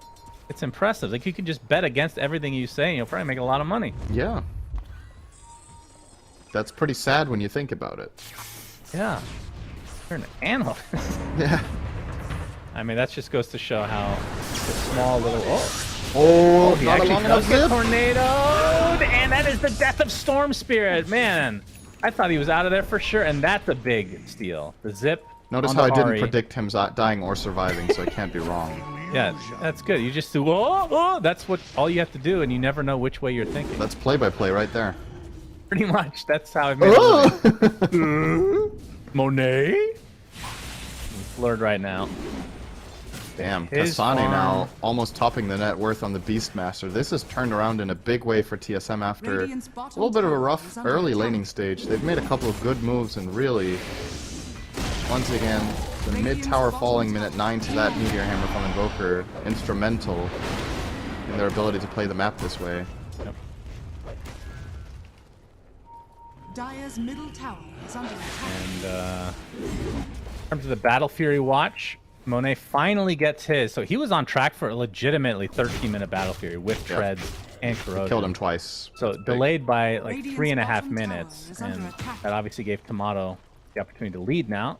So he has Battle Fury and basically just a recipe away from BKB. So that would be the go time for TSM. Speaking of BKB, Spirit Breaker has his in 400 top tower with Oh wow, drums. damn. And I think Really he's going to go Ags after. Yeah, he's top net worth in his team, XXS, on the Spirit Breaker. Pretty surprising. Oh, And now he's going to die. Well, he's a zip in from Ari. Thought that was his friend for a moment there, but no. He's going to charge out, but that last right click connects, and Bryle. told you he was going to die. I knew the whole time. Good job, Cinder. Don't doubt me. It wasn't even close. A few more games under your belt, then you'll be a good analyst again. Imagine me casting CSGO, how long that would go. Well, that's Alright, an well, unleashed a kill for Tomato. Quick and easy kill for Tomato. Yeah. And Oh, into he's the going to pit. transition into Okay. Roche with this. Well, Okay, that's I like cool. it. I like it. That was sexy, actually, with Ancient Granite Golem. Yep. This is 40.5 really, really HP. good from TSM. I don't know if Astra are able to contest this at all, and whether they even expect it to be I happening. don't know if they expected. This is pretty freaking fast. 18-minute Roche. We have Wild Axes and Alacrity. All right. very TSM nice. building Blink their way dagger to on a Ari. strong mid game. Wow, that is fast. Jeez. Very impressive. And Kasane obviously has had this helmet with Overlord and going to be going for the Crimson Guard next. Not the most common item we see these days. Is that just a PA thing? Which, sorry? The Crimson Guard for Beastmaster? I mean, it's also okay against Wukong's command, but he's a support. I don't think it's the best item here. Radiant's I don't bottom know. tower is Like, under maybe the attack. goal is for TSM. They feel like, okay, this game is timed, right? We are Dire's looking top to tower end at a is specific under timing, attack. and maybe the idea is, alright, Crimson Dire's Guard is gonna structures bridge are the gap fortified. and just get us across the finish line, but I feel like Pipe would just be better then in this game. Probably. Oh, Brian, does he spot XWY? Ari does. Or the Chikiro With dies another on solo kill. the bottom lane, yeah. Still with the Aegis for quite a ways here, as BKB is now on the way for Tomato, so, but he doesn't have his ult for 70 seconds. And actually, that's my question for you. For position 1, Marcy, do you ever fight without your ult? Is it just completely ult dependent? Yeah, pretty much. I guess in this game you have Alacrity and Beastmaster Aura, which helps, but your hero's just not really good without it as a carry, right? It is only a 1 minute cooldown on level 3 though, so... Yeah. Luckily, they Wow, don't really need canceling him to his push. hammer there? Beastmaster, Alacrity applied to the Ancient Granite Golem just beats the ever-living crap out of that tower. Monet, he's about 1,000 away from Battle Fury. He's trying to get some farm in the bot lane, but he's being spotted. Yeah, he's just going to TP out. Look at that.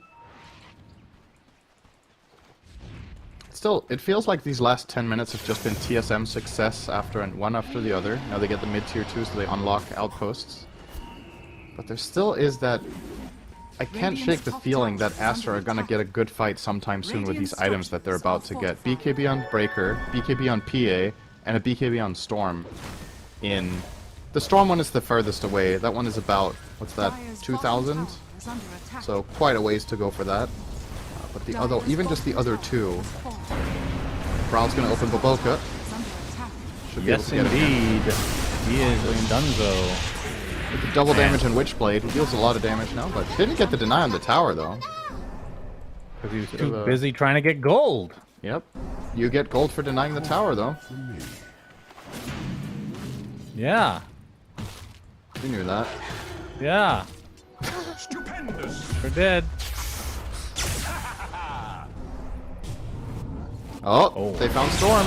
They Didn't matter. I was gonna say they're not in position yet. Invoker was close to being able to chain off that one, to be fair, but not quite. The media Meantime, hammer. Kasane doing I know that Beastmaster they've things been- bottom. Okay. Cold snap with meteor hammer is so disgusting though. It procs off the damage over time. It is very, very good for a reason. This is gonna be another tier 2 tower, so only one remains, and TSM Taking full advantage of this Aegis. Aster just not really interested in fighting, understandably so. Another minute 20. Is this enough to get another tower? Or will they poke high ground a little bit? Blink Dagger now on Tomato, by the way, so wanting to get ultra aggressive. Does that surprise you at all? He didn't go for an MKB. Actually going for... Okay, it is going to be a Silver Edge next. Well, maybe. He's only getting the Shadow Blade as it looks, but I'm assuming he's considering one or the other, right? Silver Edge or Basher. He's eyeing up both. I don't know. Like, I feel like MKB would just be really reliable here. That allows you to win the fist fight with PA, because otherwise you're reliant on getting the jump.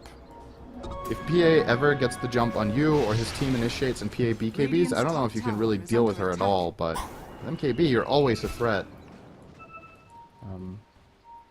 Yeah, for now, not really... Doesn't seem to be the plan for Tomato. That was what I was expecting. I kind of like the dagger for now, but... Oh, Monet. He also hasn't committed yet. He might change his mind. Yeah. Bearing? I mean, if you're going to go Shadow Blade, surely you go Silver Edge, though, right? And if you go Basher, you're going to go Abyssal. Yeah, you would think so. But I feel like Tomato's job in this game is to deal with the PA. Yeah, there we go. He swapped it up now. Swipped it up. Okay, so MKB will be the choice. No, Basher. Knuckles. It's now Basher will be the choice. He keeps back. changing his mind. He is indecisive. Very exciting. Something's coming. Baboka spotted. They are not committing the NATO yet. Baboka, you are dead. Congratulations. It's only a 4K lead for TSM. Not, I mean, it's a decent. It's not amount, insurmountable, but they have crazy. really good map control with all the towers they've taken, right? They've taken 5 towers to the 2 of Aster, but Aster is still finding farm. Yeah, I was gonna say, does that mean Aster are just farming better than TSM? Because if you have a 3-tower advantage, it should be maybe a bigger lead than this. Yeah, they also got a Roche, right? So, yeah, technically, you'd think maybe a slightly bigger lead, maybe Aster being a little bit more efficient, but it also stems from how TSM move around the map, right? They're bringing a lot of heroes to their moves, they're playing it safe, but that obviously means they're min-maxing. They want to go here. Nice Telekinesis cancels, but he did have the Bulldoze activated. Sonny's going to be spotted out. Gets off the roar onto the Storm Spear, but he's kind of in a weird spot now. Cold Snap applied to Baboka. He looks to be a freebie, as Storm Spear has to just waddle away. Sunstrike, good attempt, but not going to find anyone. So TSM winning this little engagement. Tomato's ult is now down. Now what Tomato needs to be, or what TSM, which also includes Tomato, what they need to be careful of now is overstaying here. Because I think when Monkey King is alive, the next fight is actually Aster favored. They didn't pop any BKBs there. So, with the global expended and Monkey King having a fresh Orchid when he shows up, and you see Aster have the same read, they just want to hunt them now. No global, no roar, and no unleash. Yeah, Bryle's This is going a to really right into potentially great fight for them. So, alright, they're going to initiate onto Kasane instead. Ice Path Connect. Monet finally pops his BKB. Trying to go on top of Kasane, but the Crimson Guard is very tanky. There's the zip in. Finally, that should be enough. Tornado comes in, connects onto 2. Should be able to get the trade onto the Spirit Breaker, so it's a 1-for-1. Tomato finally popping the BKB, but not really able to use it fully. Monet looks like he's going to be fine to get away. Yeah, Wukong's command. Alright, they weren't going to use it. Use for more zoning. Ooh, okay, nice crit from Monet. Oh, there's a gem on the ground. TSM still want to fight. They get it disposed onto Monet, trying to focus him down, but a nice ice path from the friendly Jakiro. Monet ticking away ever so slowly, but he is going to be fine. And now Aster trying to clean up everybody. There's the macro pyre, ice path again, and Bryle takes the tumble. So a 4-for-1. Even looking for more here, Baboka was trying on Tomato, but yeah, that's case in point right there, right? Like, it actually looked kind of promising for TSM. They just run out of steam. No Unleash. Marcy's kind of a non-factor. And they were lacking some key cooldowns. And ultimately, they land a couple of spells here and there, and that's enough. And a big gold swing. That was like a 3 or 4k recovery from Aster by forcing that fight to happen. And the big winner there is Monet. He's completing a death zone now and working on his Basher. And this is only going to get worse and worse. When this hero reaches critical mass, you only have your Marcy to rely on. If she gets controlled by the Spirit Breaker, who is buying Ags as expected, it feels like Monet can just play fights however he wants. The whole lead is just gone now. Yeah. Very scary. Well, TSM's still showing what they can do, obviously. Like, they definitely have the moves in them, but overstaying there. it does feel like with the Spirit Breaker, they're able to kite the Marcy pretty well during the BKB and Unleash. Although it hasn't really come into play yet, but they have that option. Now the next Roche, it's a bit of a late one. It's now about 2 minutes away. I think it was like 2:45 or something. That will be very... I think that's something that TSM has to get, or they're just going to start losing this lead even more so. Probably, That'll put yeah. Aster in the You would driver's also seat. expect their team to pull it off, right? Like, they just need one pick off with any smoke, and they can kill it so fast, as we've already seen with the Unleash plus Beastmaster. Monet approaching level 18, a big breaking point for this hero. So huge damage increase. Like how this tier 1 tower is still standing in the mid lane somehow at Yep. 27.5 minutes. Barely even taken a dent. Oh, Tomato is close to MKB though. It's big. He is 650 away. He hasn't really had any opportunity to fight though in 1v1, really. 'Cause you're gonna have to lock down the PA for that to actually happen, because PA can always just blink strike away. So the roar is gonna be pretty crucial. Invisibility. Yeah. And it looks like they're not looking to fight at all. The layout for the fights is actually pretty transparent for both teams, right? For TSM, if in any way possible you want to roar the PA and just kill her with Unleash. And for Aster, if you can get the stuns on the Marcy, your PA has a free fight. So it feels like the whole upcoming fights really revolve around who gets vision on Monet and who gets to start. Radiant's middle tower The global under is attack. extremely powerful in that regard. It means if you do get the roar, you have pretty good coverage. Spirit Breaker can BKB off the global and then charge the Marcy, but the damage might still be overwhelming if they do it fast enough with the dagger. If she just gets off like 5 swings of the Unleash with MKB, that might just be enough to kill the PA on the spot. PA obviously with pretty low health. Only 1700 to go right now. What do you think of Boots of Bearing on Bryle? Yeah, I found it a bit interesting Very too. utility. I mean, the way that I look at it is because it's a mid hero. That's not really something you're gonna typically buy, but it It's reduces. just really valuable for the team's timing of what they were trying to do, right? And I guess they just talked about who buys them. Yeah, That was and gonna be it him is 'cause he good wanted against drums Stifling anyway. Dagger if you're getting chased, because it'll basically just Yeah. not let it slow for a portion of the time. There's the MKB and there's the smoke. So TSM looking to get This off is a into huge Roche. moment for them. WY. Looks like he'll avoid this. Well, they see Monet. This is the dream if they get the jump. It'll be a bit difficult to close the gap. It's just gonna Funny, take not the with a outpost. blink dagger or anything. Yeah. That definitely gives away exactly what's happening, but it also sets them up better for the Roche. It does. And I think, yeah, Halberd is going to be what Kasane is actually working on to counter the PA. I thought they would go for a blink or something, because their initiation is a bit suspect right now. Sussy. Yep. WY has the Here we haste go. rune bottled right now. Okay, they're going to go into Roche. Tomato saving the without getting a Unleash. kill This is good. first. He needs to save in case the fight breaks out. After they smoke. Moment of That's truth right. here. Roche is going down really fast. get XWY vision, is now going they to can zip charge. in. There's the charge on Tomato. Early BKB from XWY. There's the global science to keep him in play, though. Now he has to just walk it off. He's going to get roared and brought down. 50 seconds of no There's storm buyback. here. Buys back into the game. There's the Unleash. XXS getting a beautiful nether strike onto Tomato during his ult. Monet getting control in the meantime as well, though. He pops his BKB, trying to focus down somebody as everybody else will run out of the Wukong's command. Sunstrike coming. That's going to be enough to take out the Monkey King. XWY going to use his Electric Vortex. There's the jump in from Monet. They burst down Bryle, who now buys back in the game himself. They know how important this second Roche will be. Basher even picked up from Monet. Not saving any gold. They're going to get the recovering outpost. the gem here. Aster didn't see it. That's pretty big that they get to keep this for now.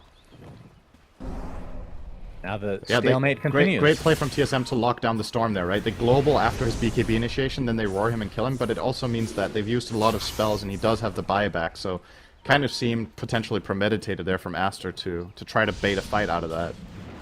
But didn't really get the biggest reward. I think TSM did a good job there of just chilling, staying alive, and they might just get the grand reward here of the Roche. Unleash now is PA up BKB again. still on cooldown. Charge coming in. Actually, we'll go through with it. Ari, it's off the lift. There's a different XWY. Doesn't have any mana, though. It has to be extremely careful. But TSM not able to capitalize on that. And instead, Unleash pop by Tomato. He deletes Monkey King again. And with That's XWY out of mana, that should be the Roche for TSM. Nicely done. Back and forth, but they bide their time. They get the Unleash back online, and they find themselves an opportune moment against the Monkey King and the Storm out of mana, and then it's nice and easy for them. Ari's been on the ball with his telekinesis. It's not like lifting Spirit Breaker is hard to do, but you have to be quick if he's coming from an odd angle. And he's got him every single time to really combo break the Spirit Breaker. It feels like XXS might have to start BKBing his charge in as he is arriving to make sure he connects on his target. Might have been on cooldown there, though. Now he has the Ags, so... Yeah, that's a good one. Definitely, again... Bryle is holding on to the shard. He has not consumed it yet. They're still discussing it, I guess. Finally does. So Chaos Meter will have 2 extra meatballs. Yep. Some good pasta. Not too bad. I mean, the shards in this game are not the craziest. The only one that's really good is Rubik's, who already had one, of course. I mean, if they get the roar off, then the Invoker shard is going to be extremely good. But we'll see if Kasane goes for dive Blink bomb, I next. guess. But How good is dive bomb now that doesn't stun? The root it's good, but it's still pretty good. certainly a huge nerf to that. Up. It's quite Root of impressive that Bearing. Aster managed to keep this game at 2k.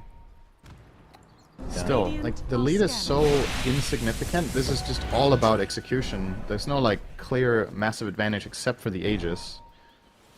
Tomato currently backpacking the Basher. Wonder if he should swap out Radiant's his middle treads tower is under instead. attack. Oh, he's TPing top. They see the charge from XXS. They're gonna try to make a move on it. Yeah. No, never mind. He just wants to kill creeps. Nope, never mind. Oh, is he going actually for it. goes for it. Nether Strike is there. And with no backup, can he actually continue this? That's quite fast. Oh, global silence for the mid fight, apparently. There's a Primal Roar, but Kasani's on the run. He's getting charged. They're really throughout all of separated. This is bad Off for the Crimson TSM. Guard.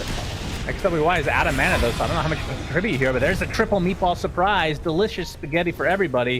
This XXS. is great for TSM. PP's keep changing her mind here. There's the stolen charge from Ari, able to take out 1, make it 2.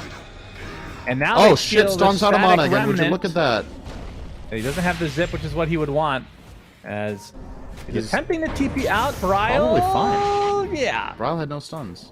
Okay, so I thought this was gonna be really bad for TSM, right? Tomato Not TP's over yet, top. Cinderin. Hang on. Tomato jumps into their base and now surrounded by buyback. creeps.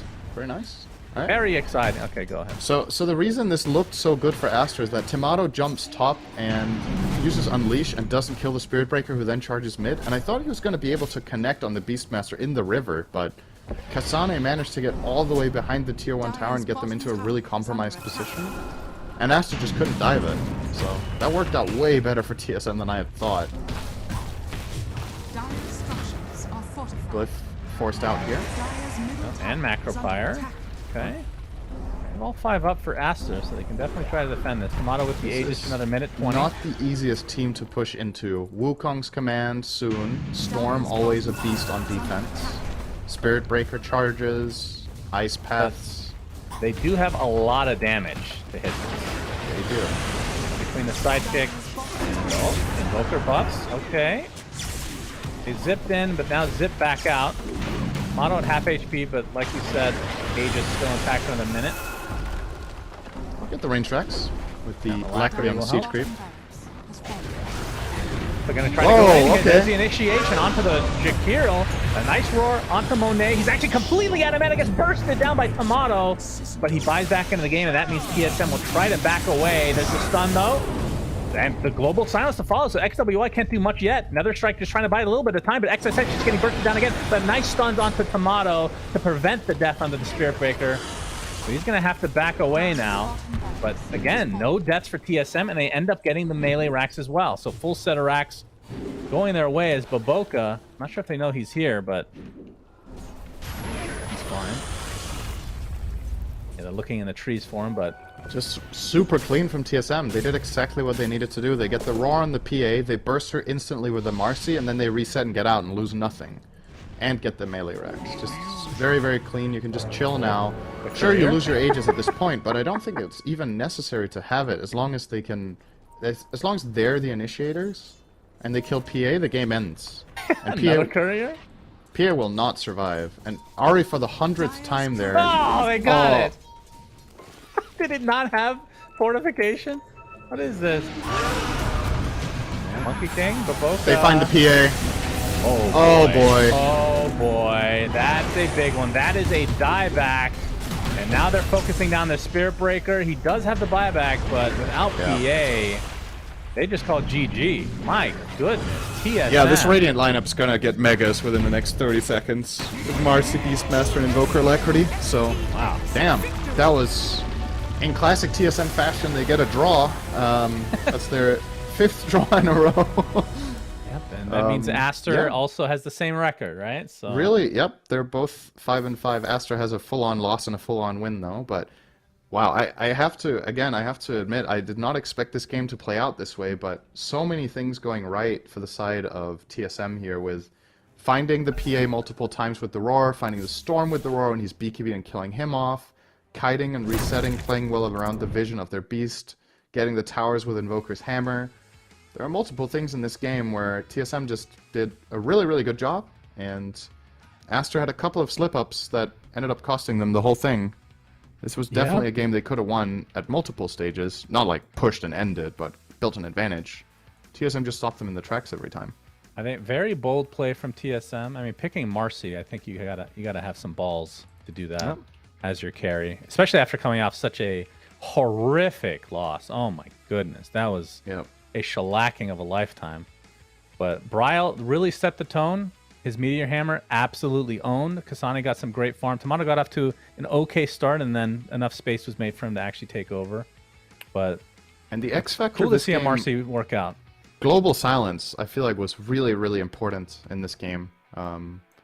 So the silencer pick when TSM went for it was definitely a very valuable choice in this game. Everything really came together. Good globals. Ari interrupted charges, I want to say 10 times this game, probably. And completed one himself, if you remember. Yeah, just all-around very well-played game from TSM, and goes to show once again how close these teams are. We were saying these two had the same score for a reason, and they keep having it, so... Yet another draw in the group of draws. Yes, we can probably look at the standings here in a moment, just to recap what's been going on here. And yeah, there we go. So in this group, Group A, that is 3 teams still tied 5-5. So I guess Execration got another draw. So this might just go on till the end. We'll see. All right, to give you some perspective. This group has had 11 draws and 6 non-draws. Yeah, that's a lot. And so and Group B is like very close. I mean, you have 3 teams tied, but it's still there's a separation there. Yeah, Group B has more wins and losses than draws, I think, or at least somewhat similarly. Between the distribution is more heavy-handed. This is just so close. Everything is so tight. Actually, this isn't even updated. There's another draw now. So, oh well, the scoreboard you're seeing is updated, not the one I'm looking at. But that means we have 20. We had 12 just draws. Updated again. There's twice as many draws as wins.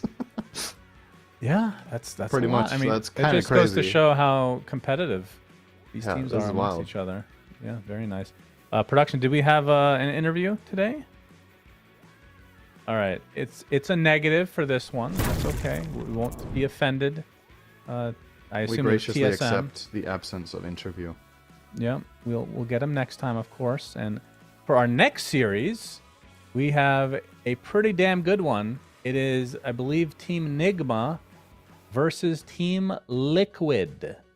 That is going to be an interesting one to say the least. Obviously, Liquid owning right now, but we'll talk more about that on the other side of this. So let's take a quick break, and we'll come back with our second series of the day soon-ish.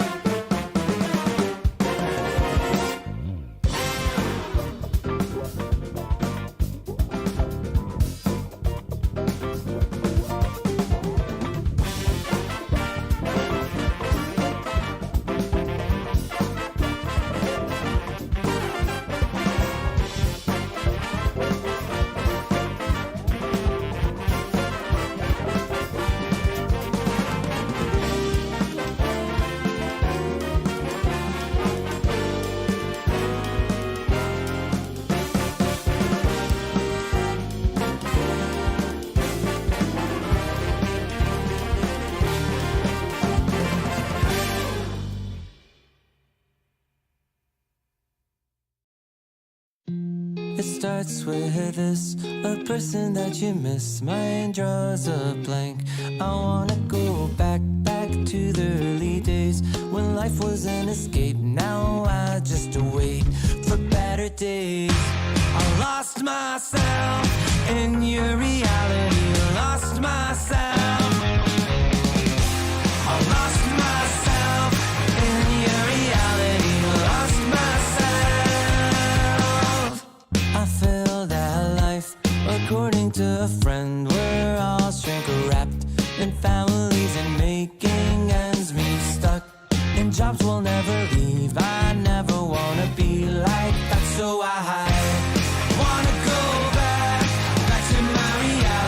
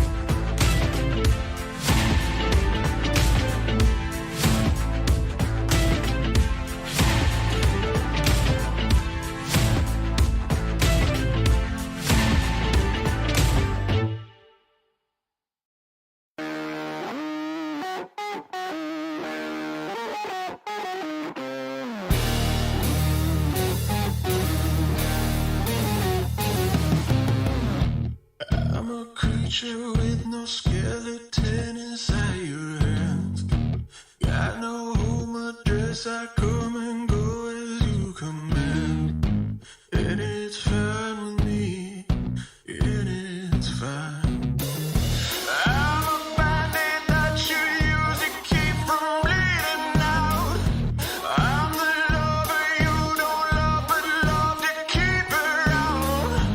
And it's fine with me, promise that it's fine. Maybe I'm a fool. It's not like I'm expecting something new.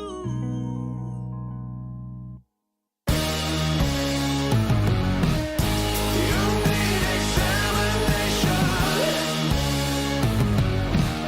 I'll be your medication.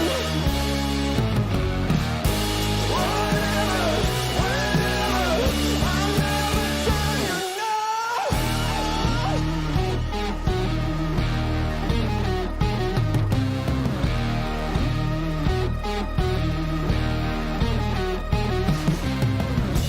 I'm a picture on your shelf that some days makes you smile.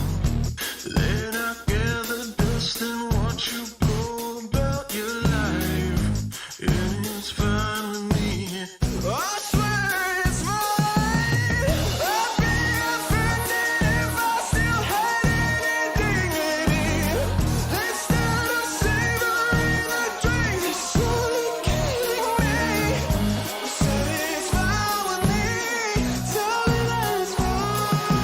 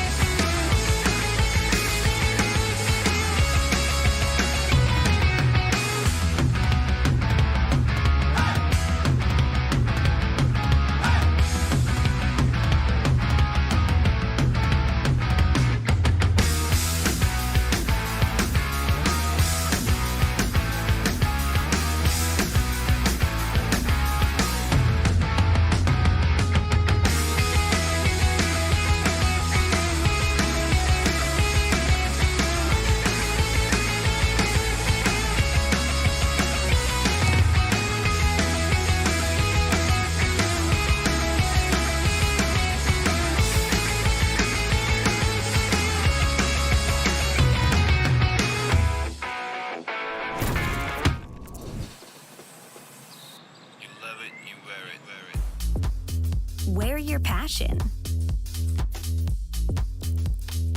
Share your passion. Wherever, whenever. Gaming is a lifestyle. Get your merch at shop.eslgaming.com.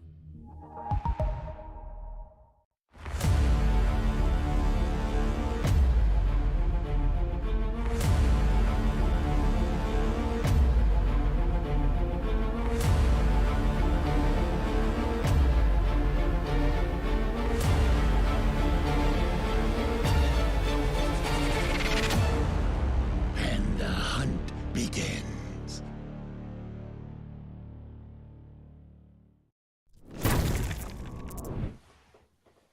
Welcome back, everybody. Sunsfan here with Cinderin, and we have a very cool matchup. NGX, which I will be calling them, otherwise known as Nigma Galaxy, of course, versus Team Liquid. So Team Liquid, Cinderin, 7-1. They've only lost one single game to. Let me actually They check. tied with Talon, I think. Yeah, Talon is the only loss that they've had. And Nigma, they have actually tied Nouns. I think that's Nouns' only victory Yep. was against them. But then they 2-0 Talon, who looks super strong. And then they get 2-0'd by OG and Beast Coast. So kind of all over the place for them. So Enigma's first day, they went 0-4. And their second day, they went 3-1. So maybe just needed to find their footing a little bit. Maybe they're on an upward trajectory, but I want to say they're kind of facing the final boss today, just not as their last matchup.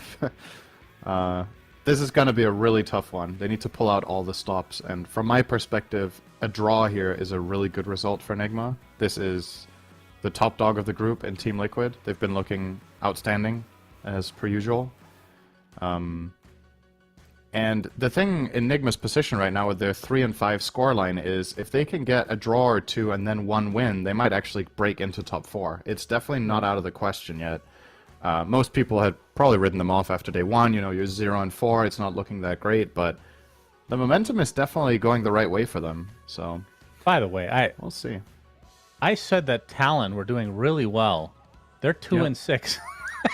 No, they looked good coming in. When we cast them, they looked so good. How did they tied with Beast Coast and they tied with Liquid. That's the makings of a good group stage, right? Wow. But then they got 2-0 by Spirit and Enigma, and then suddenly, that's the thing about these stages is it's pretty cutthroat. You have a couple of mess ups and you're out. So can't rest on your laurels. Even if you get some good wins against the top dogs, you still got to beat the weaker teams. Yeah. Can't do that. You're not going through. And that really begs the question, who is the weaker team at this point? Yeah, maybe with today's results, things will be a little bit different for tomorrow. But for NGX, Cinderin, they obviously made a change. Yep. Miracle has come back as the position 1. And I don't know, they haven't really said if this is a temporary. I mean, I think for now it's temporary. We will assume it's temporary. Haven't gotten a chance to see them yet because we've been casting other games. But what are you expecting from somebody that has kind of just not? I mean, I'm sure he's been playing Dota, but he hasn't really played in the competitive scene for quite a while now.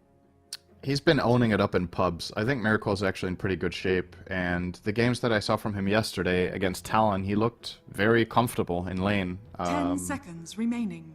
And in the game, he had a couple of hiccups here and there. I think he still has, room to polish and get back to former glory, if you will. But overall, I definitely think Enigma look a little bit revitalized with him back. I think, the players know how to play around him.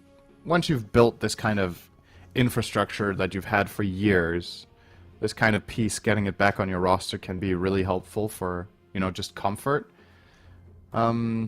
Speaking of comfort, we cast Liquid yesterday. They played 2 IO games and they destroyed. They did. First one they was got with it Lesh. again, and they got it against Enigma, who are an IO team themselves.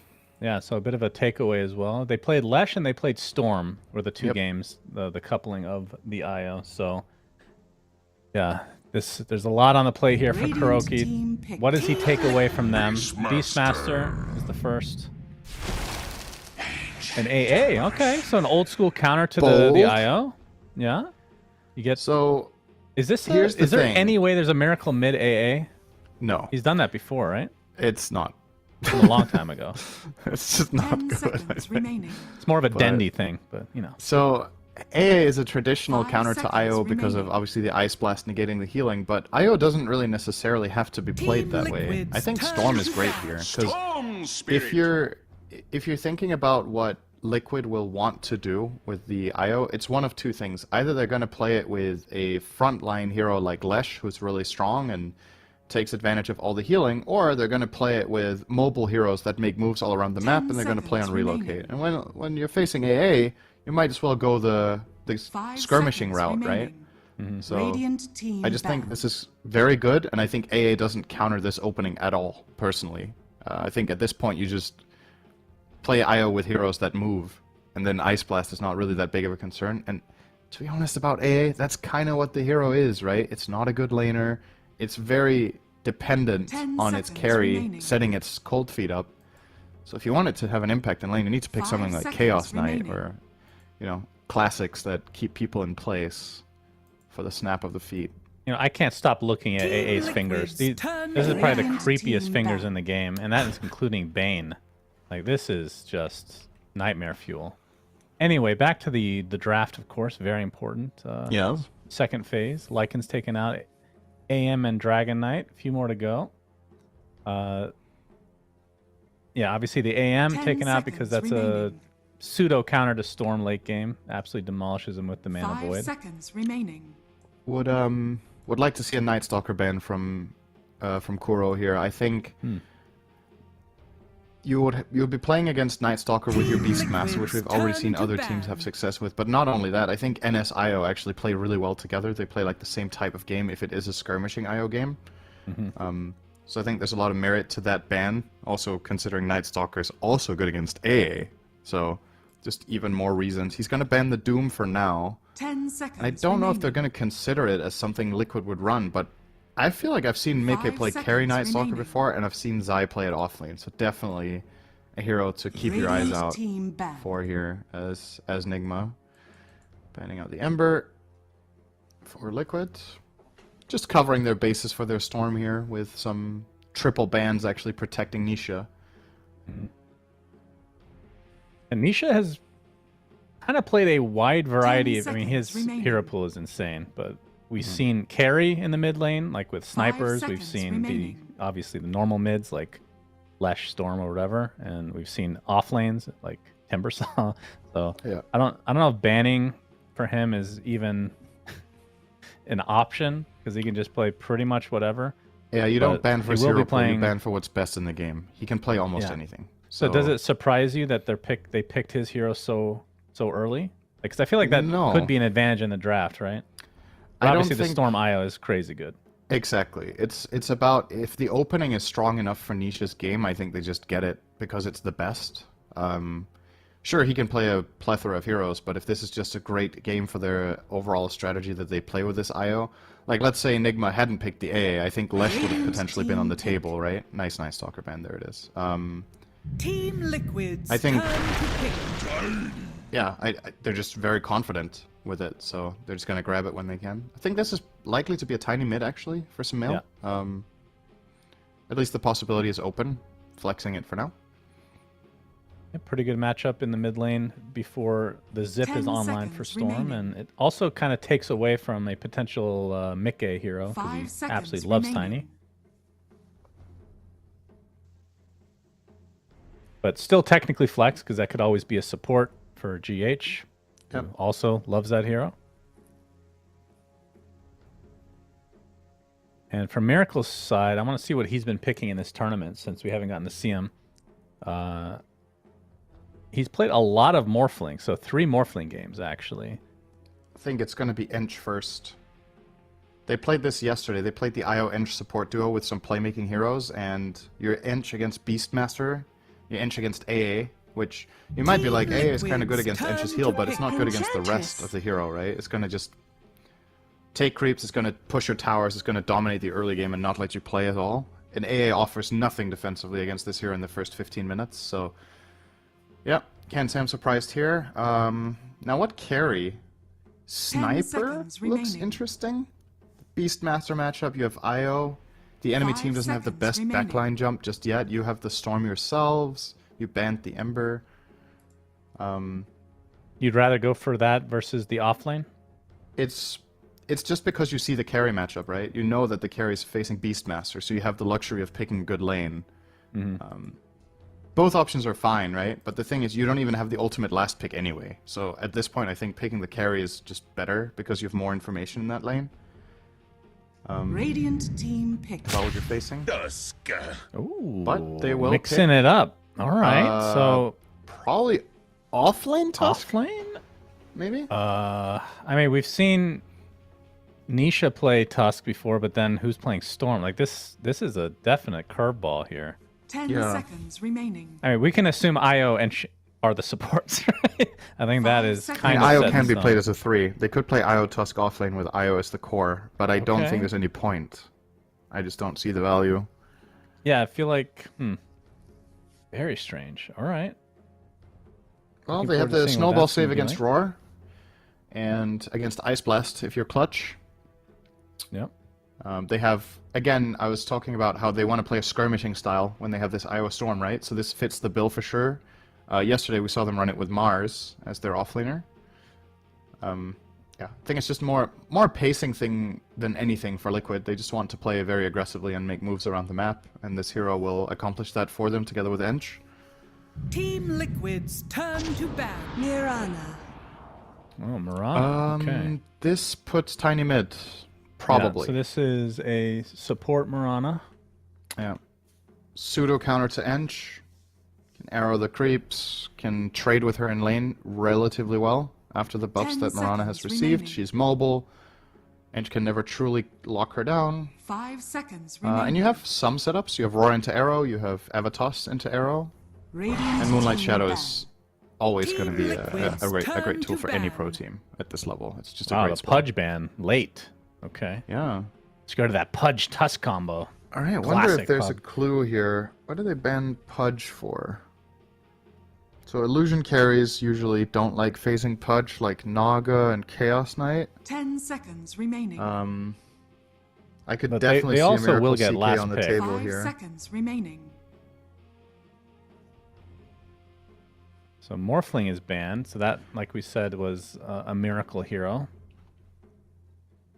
Liquid let's see what don't else he's have playing. too many things against illusions, right? They only have Storm with some AoE damage. Tusk is relatively single target. Sure, you have a bit of AoE damage, but it's not going to cut it when CK gets Armlet +1. Radiant team Ench is ban. not going to deal with it. IO is definitely not. And And you have the ultimate last pick as Nigma, so... I'm also just, I'm looking for ways of making AA useful.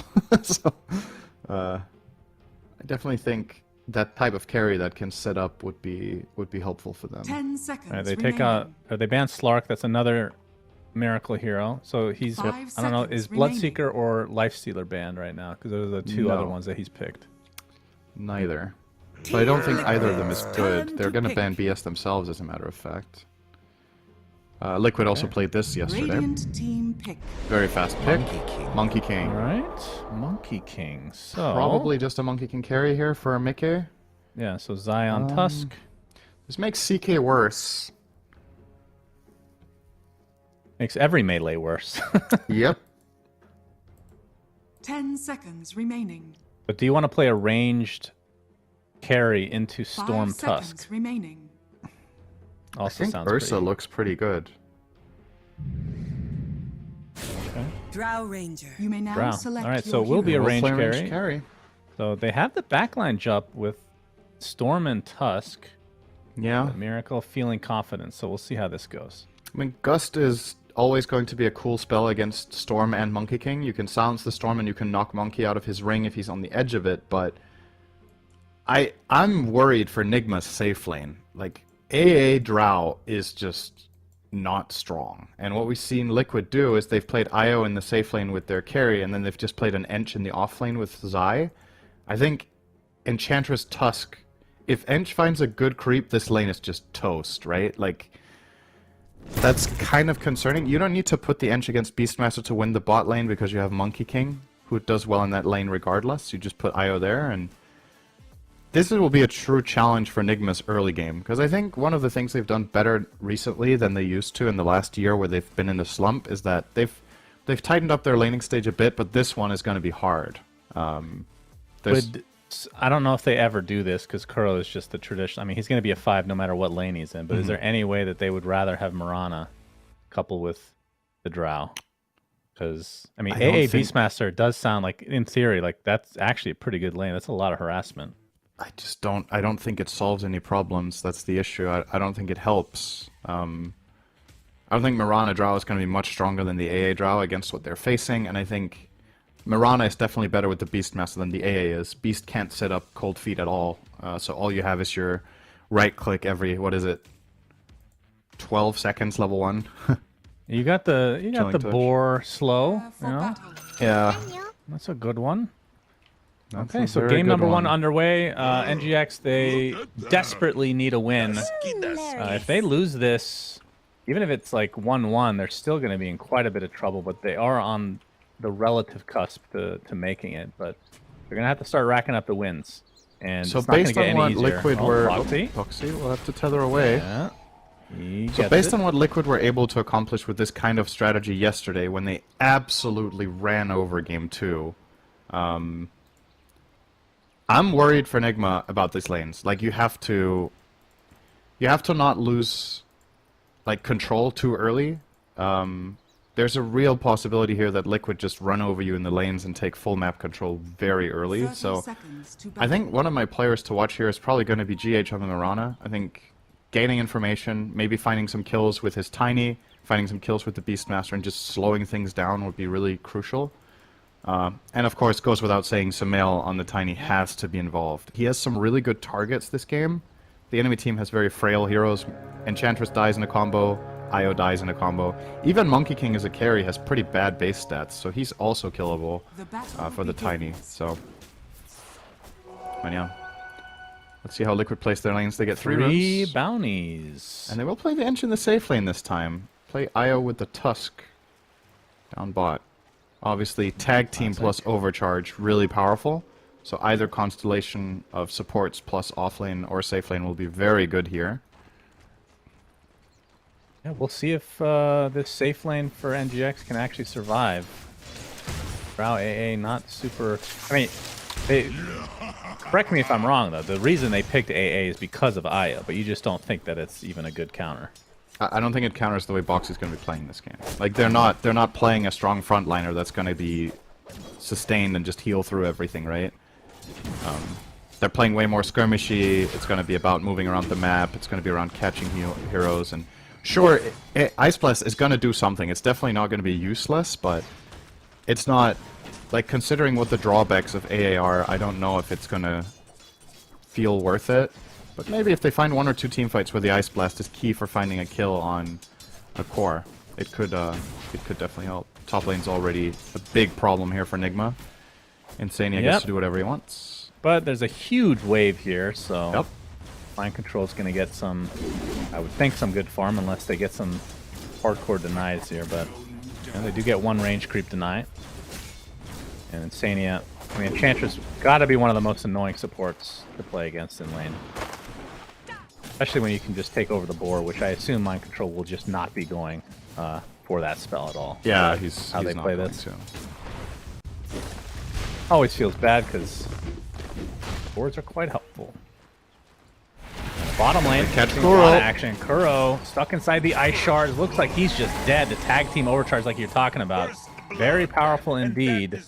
And Boxy, he did take heavy damage, but he's got a salve, he's got a tango, he's got a fairy fire, and he's Io. So I think Miracle should skill Gust in this lane on level 3, and it's not something we see Drows do all that often, but Kuro is gonna need protection. Every time this AA gets caught in ice shards, he dies if they don't have Gust.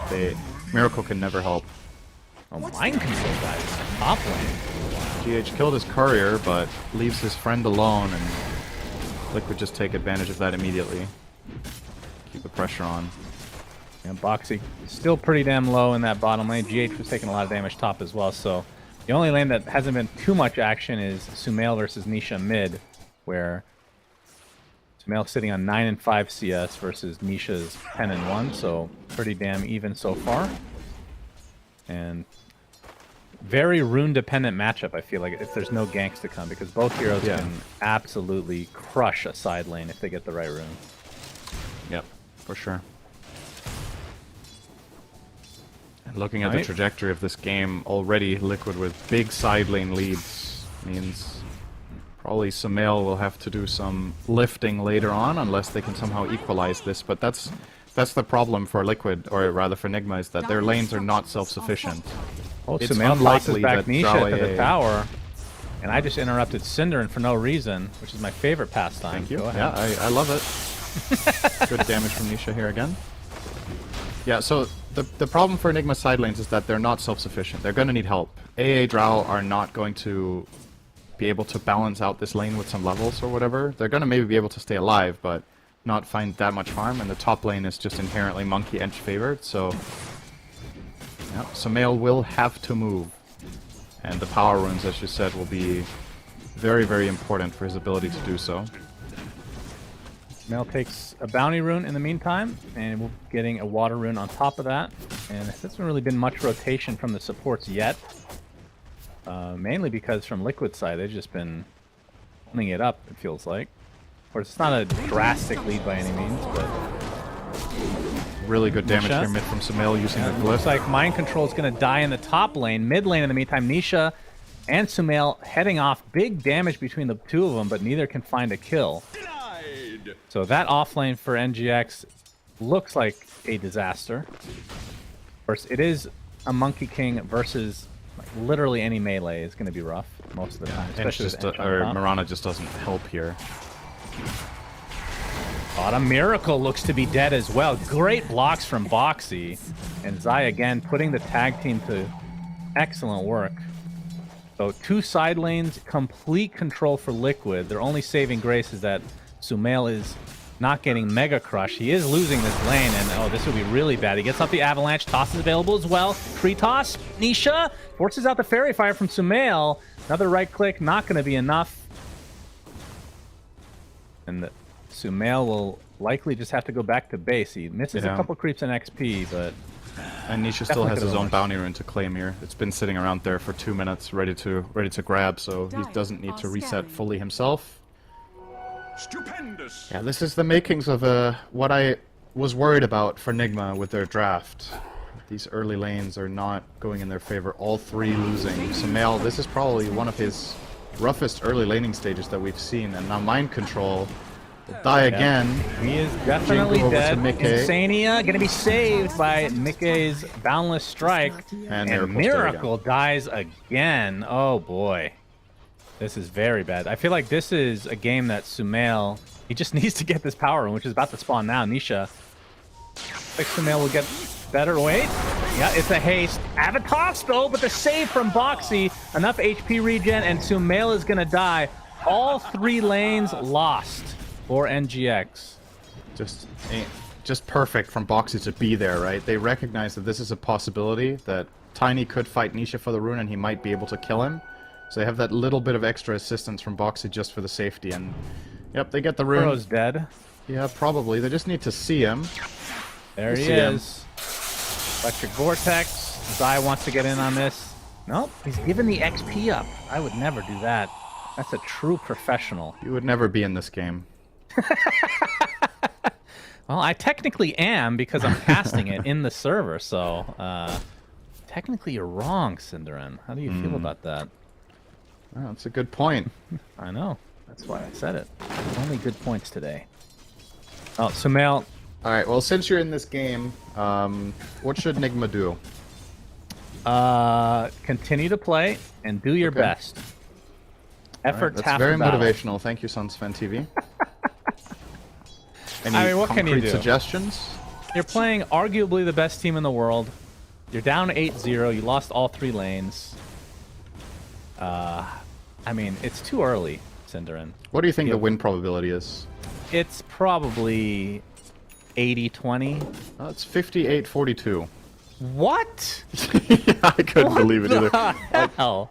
I feel like I've seen this kind of game before, and I would not say it's 60-40, but, you know. Hiroki in Gaben the bot has lane. hope for Nigma. Yeah, Gaben is pretty accurate, so give me a little more faith in NGX, but they are down 0-9. And, I mean, just a 4K lead at the 8-minute mark is absurdly high, so... Up to 5. Yes, even more. That's absurdly double. GH gets gone on. He is Dunzo. Make it 10. Double-digit lead by Team Liquid. Now doesn't have his phase boost yet. Yeah, the IO relocate 4 members of Liquid on top of Miracle. And they're going to get a tier 1 tower. Wow. This is an outclass. Do you think this is mostly just draft related, or? Yes. Well, Sumail getting gone on now. 3 members of Liquid. They're just all over the place. The supports from NGX not able to do a whole lot because they're AA and Marana. So Liquid are also outplaying them. It's not just the draft, but you make it look easy when the lanes inherently are this good for you with these types of supports. Like, it's IO and Ench. They're lane dominant supports with the right pairings, and they have the right pairings, and they have the right matchups. Like, both side lanes are just inherently, just from a theory standpoint, very Liquid favored. So if they're on top of that also the better team, it makes for experiences like this. Good access there from MC. They might finally find their first kill. They roar Mickey out now. Yeah, Enigma. in a bit of trouble, but here comes the tough snowball. Snowball Avatar, pretty save. decent damage, but a Oh lot of it my mitigated God. thanks to the snowball, and Mind Control is dead. Mickey lives. Still Sumail flawless didn't get from the Liquid. avatar. He tossed the boar, and the snowball gets in the Monkey King. And, that And in the gives- meantime, their mid lane's on Radiant's fire. middle tower is Yeah. under attack. Well, good news, Miracle did just hit level 5. Yep, good Radiant news. structures are fortified. He was level 4, so that's the good news. Yeah, He did it's, level up. Is under attack. It's one of those games that feels like GH. Nice oh, shards from Zai. They're predicting yeah, the lead. They have the vision. Mickey gets the 14th kill for Liquid. There Radiant's goes the mid middle tower. has fallen. Goodness. I mean, you... what regions did you cover? I didn't watch any of your casting, of course. I made sure to... EU, NA, and Avoid it. China. But how did Nigma... I know that they were using Amar, but how did they look? I know that they, you know, ended up dropping out or whatever, but... Pretty hit or miss. They had certain games where their early game, especially, and their mid game was really, really good. This is not one of them. Well, Avatos, AA Blast, that's enough. All right. First kill of the game for NGX, and it's on the biggest board. one. Yeah, Nisha. Actually, I say it's the biggest one, but he's actually the third most farmed on his team, surprisingly. Yeah. And they're waiting around. I get a for the secondary next one time here, on the blocks you guts. with the reload. Instantly stopped by Sumail. Yep. Okay. All right, they'll take it. There's That that is- 40%, Shannon. Yeah. Hey. Gaben's never wrong. Until he Miracle is. closing in on level 6 now. 11 minutes in, that's not great for your carry. The enemy carry is 9.5. Yeah, did they some ground give to cover. the tome to anybody? Miracle would actually has he- lower net worth than the enemy Wisp, I just realized. Oh dear. Oh, they might get another Kind of support rough kill. times. Arrow connects with the Avatos to follow, so Insania is dead. Alright, another Costing one. Kuroki across the map. But that's just gonna happen. Alright, so this goes to show, right? This goes to show what Nigma's lineup can do, but the problem is just how much they lost in the first 10 minutes, right? Because their pairings are there. Tiny Mirana, Beastmaster Mirana, anything with Ice Blast, any of their stuns, you know, they can make plays, and they are at this point. They're finding some kills here and there. But the amount of ground they need to cover to get back in this game is just so insanely steep, based on how weak their lanes were. And All right, playing Dota like this is very, very hard, but they're gonna give it their darndest, of course. their darndest. So Mail going phase boots, so will be a late dagger. Miracle hugging the wall on the bottom of the tier 2. Do you think the 420 or the 322 will be more? Oh, I don't know which one is more likely. Probably the Likely. 420, because I think Tiny will find a kill. Maybe even now. Monkey King? Yeah. Dire's See him. They have Ice Blast. He has Echo Saber and Orba Corrosion. AA Blast is there as well. Yeah, he's good. And they have the urn. Big kill. 4th kill for NGX. Okay. Going to GH. Signs of life now. Yeah, GH close to a vessel now. Could be... I mean, they have double anti-healing against the IO at that point, but again, I don't know how much Liquid are going to even be relying on that in their strategy here. Dire's middle tower is under attack. When's the last time you Just saw against, Tusk go this build? Dire's What top build? tower Vanguard? Arcane Boots Vanguard. Arcane Boots. Yeah, that is odd. I mean, it's just because he had an IO in his lane? He is just super tanky and annoying.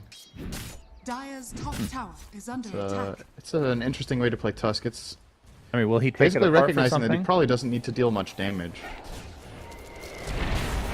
Dire's top tower is I'm gonna fallen. say he's gonna, if the game goes long enough, he buys a heart with that. And then a Lotus Orb or something. Radiant's Yeah. bottom tower is under Lotus attack. could definitely be interesting. I don't know. What if he just goes Blink Abyssal? Yeah, that could also be. That's not very good, but he might. Top tower is under Alright, attack. more towers to the stuns. creep wave. Tough Tier times for 2 Liquid. tower. They'll get the outpost. Radiant's middle tower Their is tier under 2's attack. taking Nisha a finds bit of Miracle damage. Mid. Gust missed. He's dead. Oh, yeah. That's an easy one for Nisha. TP's not even bothering. Radiant's Nisha bottom is out of tower mana is here. under attack. Gonna And refill him with Boxy. the IO, I guess. Yep.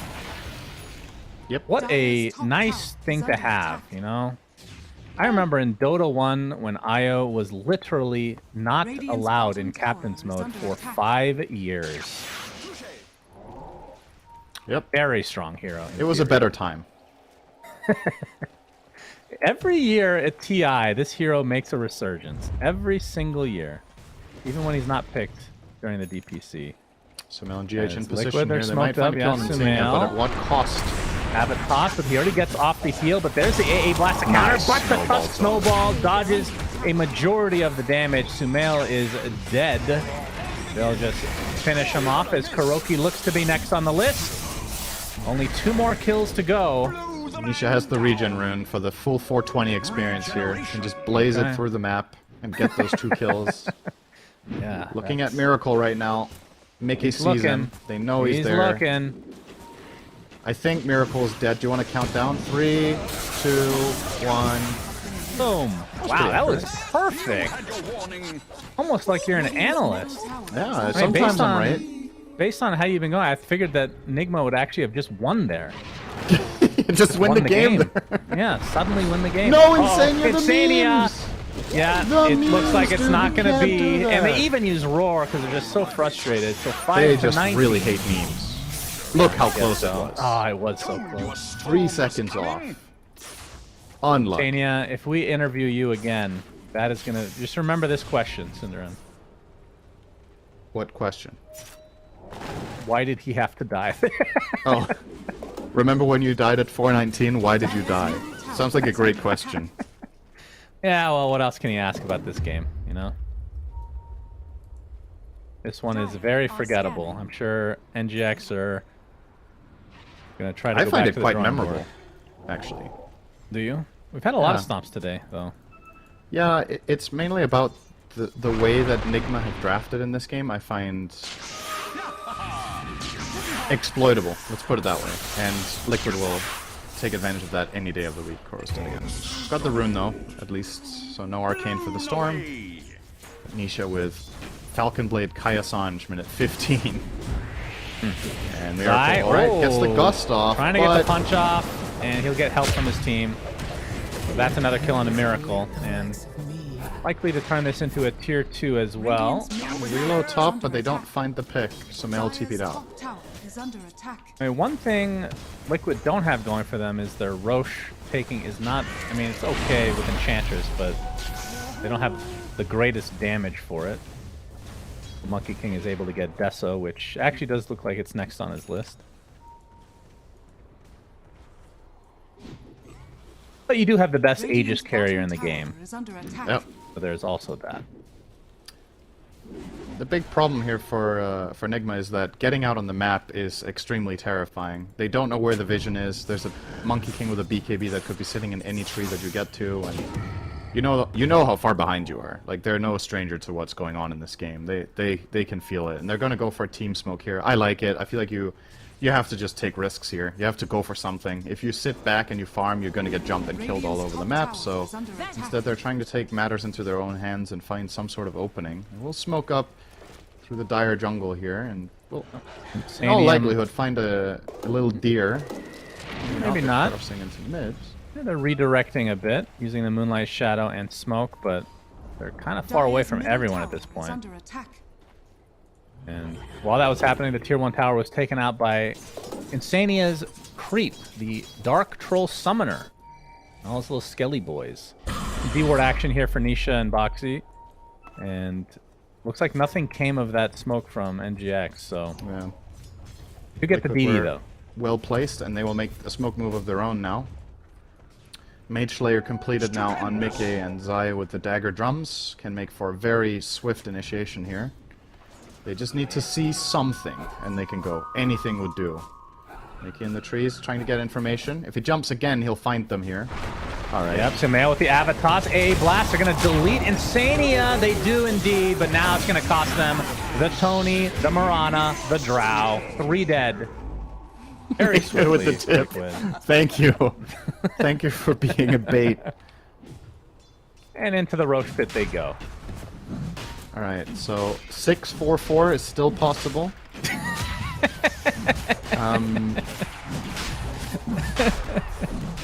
Albeit unlikely. They need to get 19 kills in a row, but I've seen crazier things happen over many years of this game. There's one of them likely. Nisha. Yep, Miracle not getting the gust off. He might actually be fine though. He's only half She HP. reloads. That's gonna be too slow. Yo! Narrowly getting out. A true miracle escape. What a god. Dai able to defend the bot lane from mind controls. It's only a Helm of the Dom, so he's still not quite done with the Helm of the Overlord. Only 150 away, though. Now, looks like they want to try to get this kill. Blink Dagger, obviously, there for Sumail. Dai. Not spotted quite yet. Now we'll be seen. They're going to try to get this kill. Let's see if they get it. So, Ava, toss, but arrow connected. Okay, very nice. Very, very cleanly executed kill there. And they get the tower, so good stuff there from Nigma. I think they got about 2,000 gold for that move. It's a step in the right direction. Nisha will have to hit back to base. At the end of the day, there's still a huge Monkey King. Yep. Progressing. Aegis. Looks like Miracle's actually fine. He's getting close to finishing the 4-staff component of the Hurricane Pike.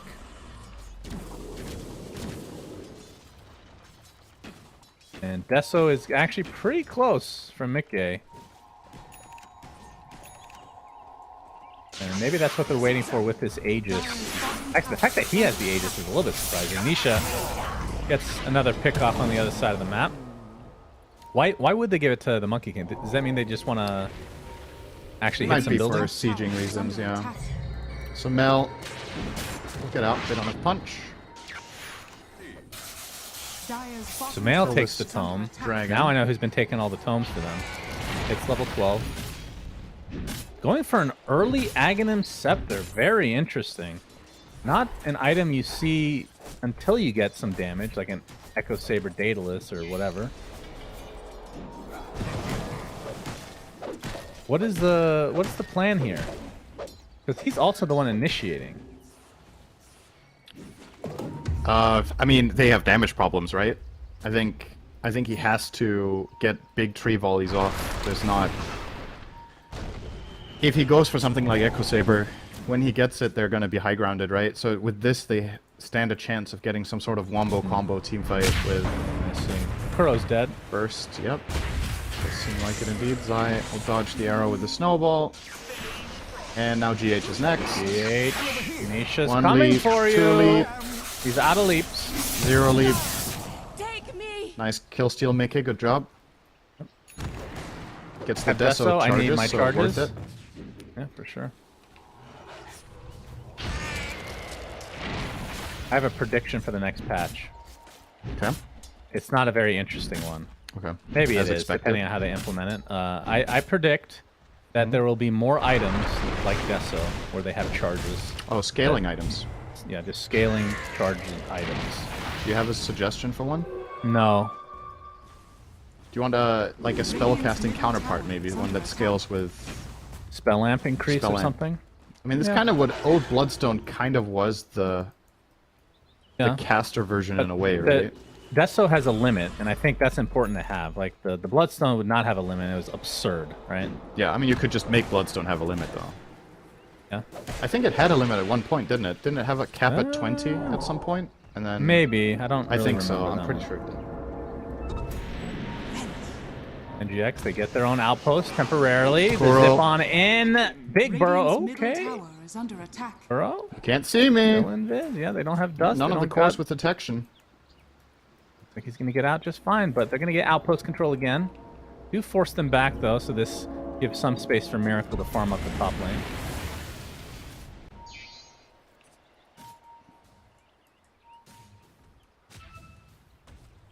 Mickey, 30 seconds on Aegis, so I was expecting them to go a little bit faster than this, but they get the tier 2 mid, so only one tier 2 remains in the top lane.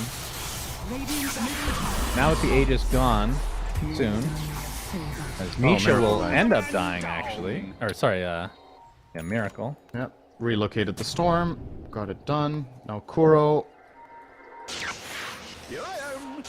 Yep, they finally get him. It took a while. That was about a 40, more than that. It was like a full minute him running around. Sumail gets hit by spirits and he's dead. Uh-oh, uh-oh. Spaghetti the avalanche, but Electric Vortex is there. And that is very unfortunate. He's 1,000. He doesn't really lose any gold. I guess that's the silver lining. Still one component away from finishing the Ags is GH on the cliff. And dead. Eventually. Mickey now working on a Scotty. They're really just farming it up, huh? Oh, what can you say, partner? Got it. This game is a Gaben shellacking. It's maybe a top hack, in fact. I do think we have a... I mean, can it really be a Gaben shellacking if he gave Radiant 40%? Well, what is it now? 8?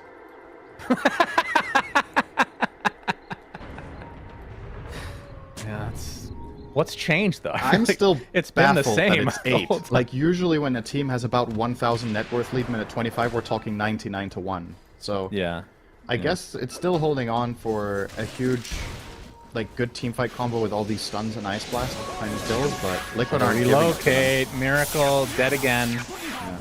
Tried to farm, that was a mistake. How dare he try and farm? Yeah. Now Insania are gonna walk in.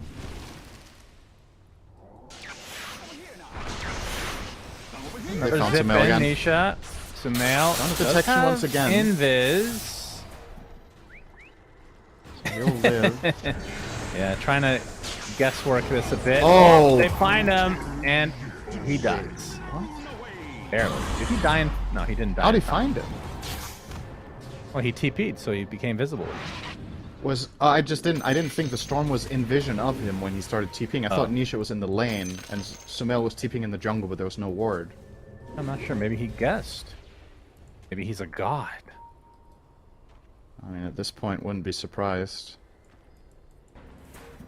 Zai and Insania are gonna go dragon hunting. Side quest complete. What do they get for their side quest? 250 gold coins. Oh. They can go and use that in the shop. Is that a lot in the games that you play, that you're referencing very blatantly? I guess it's quite a lot in Baldur's Gate, actually. But I just started playing that. It's about as many gold coins as my characters have right now. It must be really good. GH initiated on. Kuro is in the trees. They get the dust this time, so he will die. I think Kuro will survive here. Yep, looks like it. He's very survivable. Gets off the AA blast, but the BKB comes from Nisha. And Sumail looks to be next on his list, although he's out of mana. Nice Can't gust really from Miracle. Might survive. Nisha. Okay. Well. Interesting relocate. That's when you get real cocky. Alright, there's that 8%. Mickey pops the BKB and yeah, kind of wasted as well. If they could somehow find Mickey here, he's worth 1 billion gold. But he heals boy. 2,000 by pressing a button, so not happening. Yeah. Radiant's middle tower is under And he almost has Scotty, so that's actually almost complete. Seeing a lot of Boots of Bearing, by the way, so Zai picks that up for himself as well. Love this item. Very cool. Have a smoke now from NGX. Smoke break and blink immediately to the high grounds. Which is actually kind of interesting. Okay, they're going to force Stefan down. I thought he was going to stay there as a ward and they were going to take the fight, actually, but he'll back off. That would have been pretty cool. So Zai also has Aether Lens. I assume this is Octarine next. Radiant's top tower is under attack. I don't know if he'll have time to get the Ags, but also quite good on this hero, of course. It's going to be seen here, but think now throwing some trees. Arrow's going to whiff.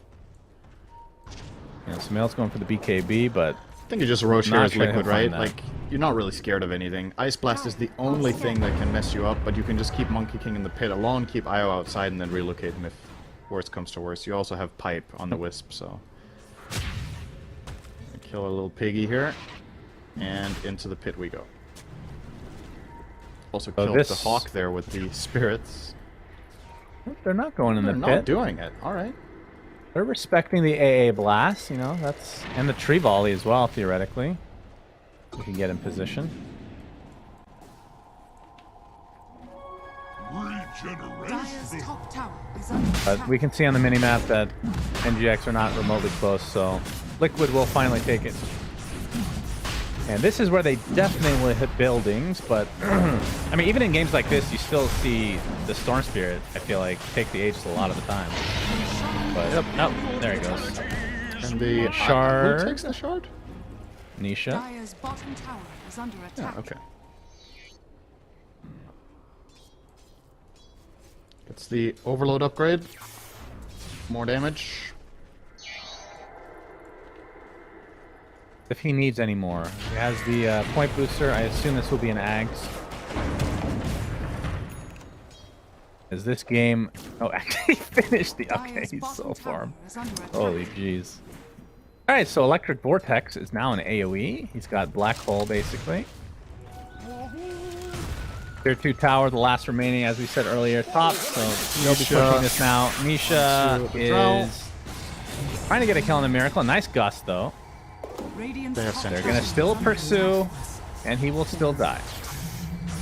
The rest of his team off on the other side of the map, trying to find Dire's anything they can. They get the tier 2 to half HP. Radiant's top tower Of course, is will under lose their Radiant's tier top 2 in tower turn. has fallen. And now Mickey... Oh, they're reloading Fully bot. loaded. They want to kill them all.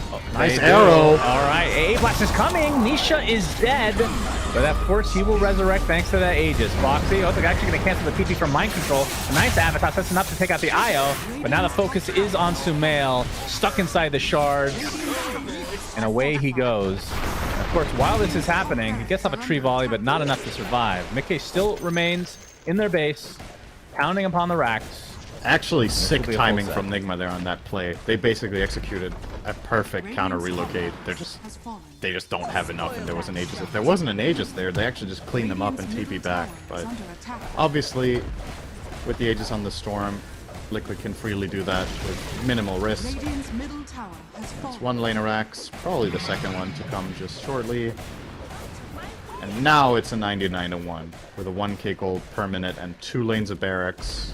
Is the one them Even running to Gabe Fountain? Newell is losing faith. Radiant's middle barracks Can't blame has him. fallen. This one is a rough one.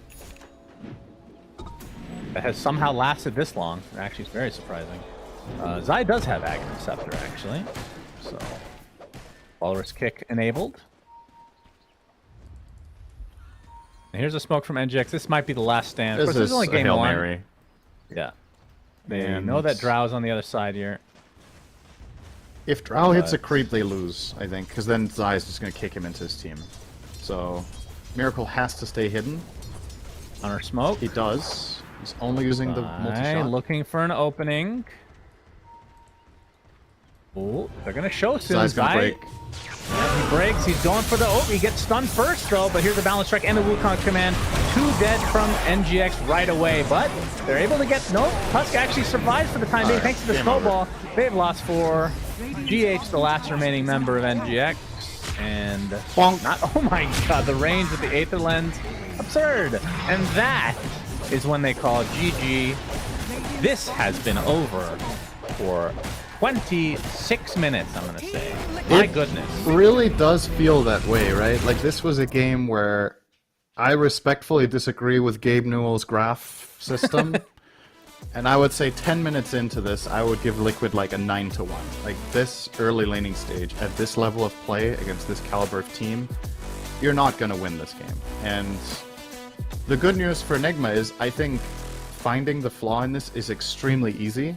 I think you go back and you recognize what happened in the draft and in the laning stage, and you put 2 and 2 together and you realize, okay, I mean, these conditions we just didn't really get to play. It's kind of funny how, relative to the conditions that they had, I actually think they had a couple of team fights that were pretty well executed. Like, they clearly have good communication and spell casting, but they're playing in like leather armor against machine guns, right? Like, it's just not a fair fight. So, you know, you gotta...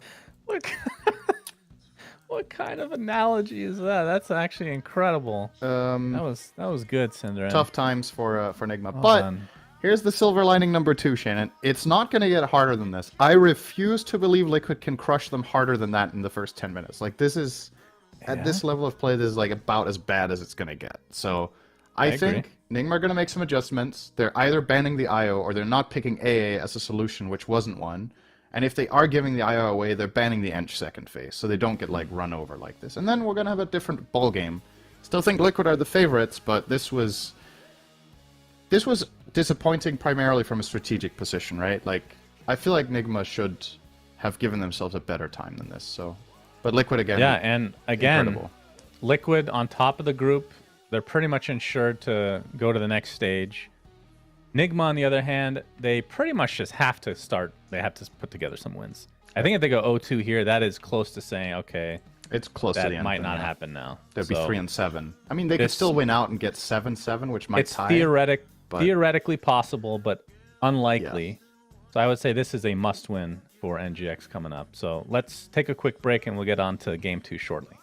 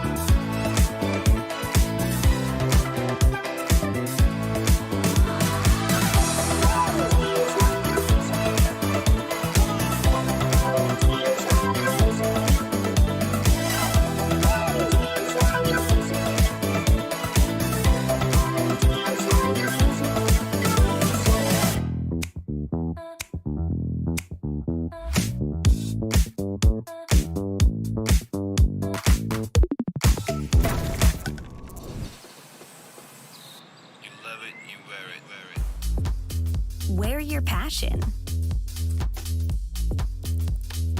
Share your passion. Wherever,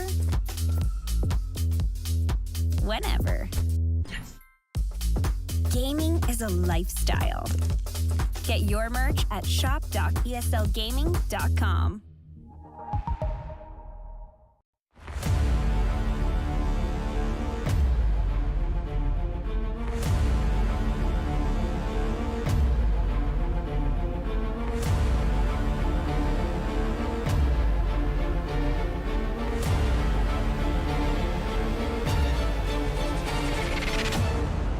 And the hunt begins.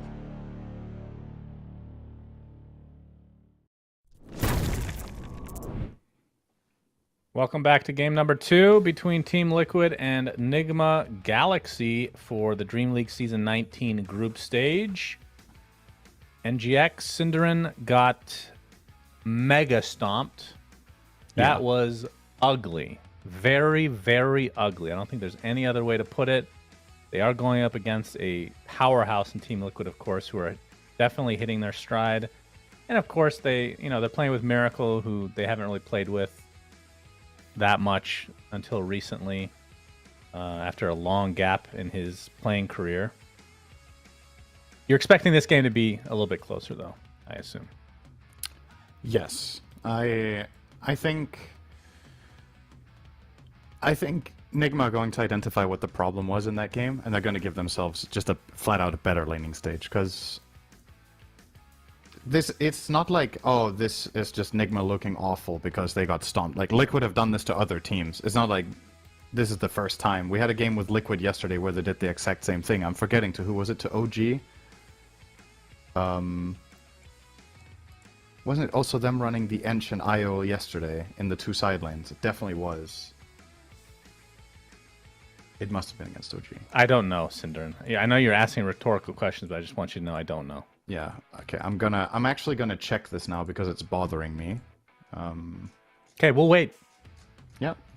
I mean, We'll patiently wait for you. we have a draft starting any second now. Well, yeah, it's just- actually been it's been delayed a bit because there's some Discord issues apparently for. All right. That's fine. That gives me NGX. time to check here.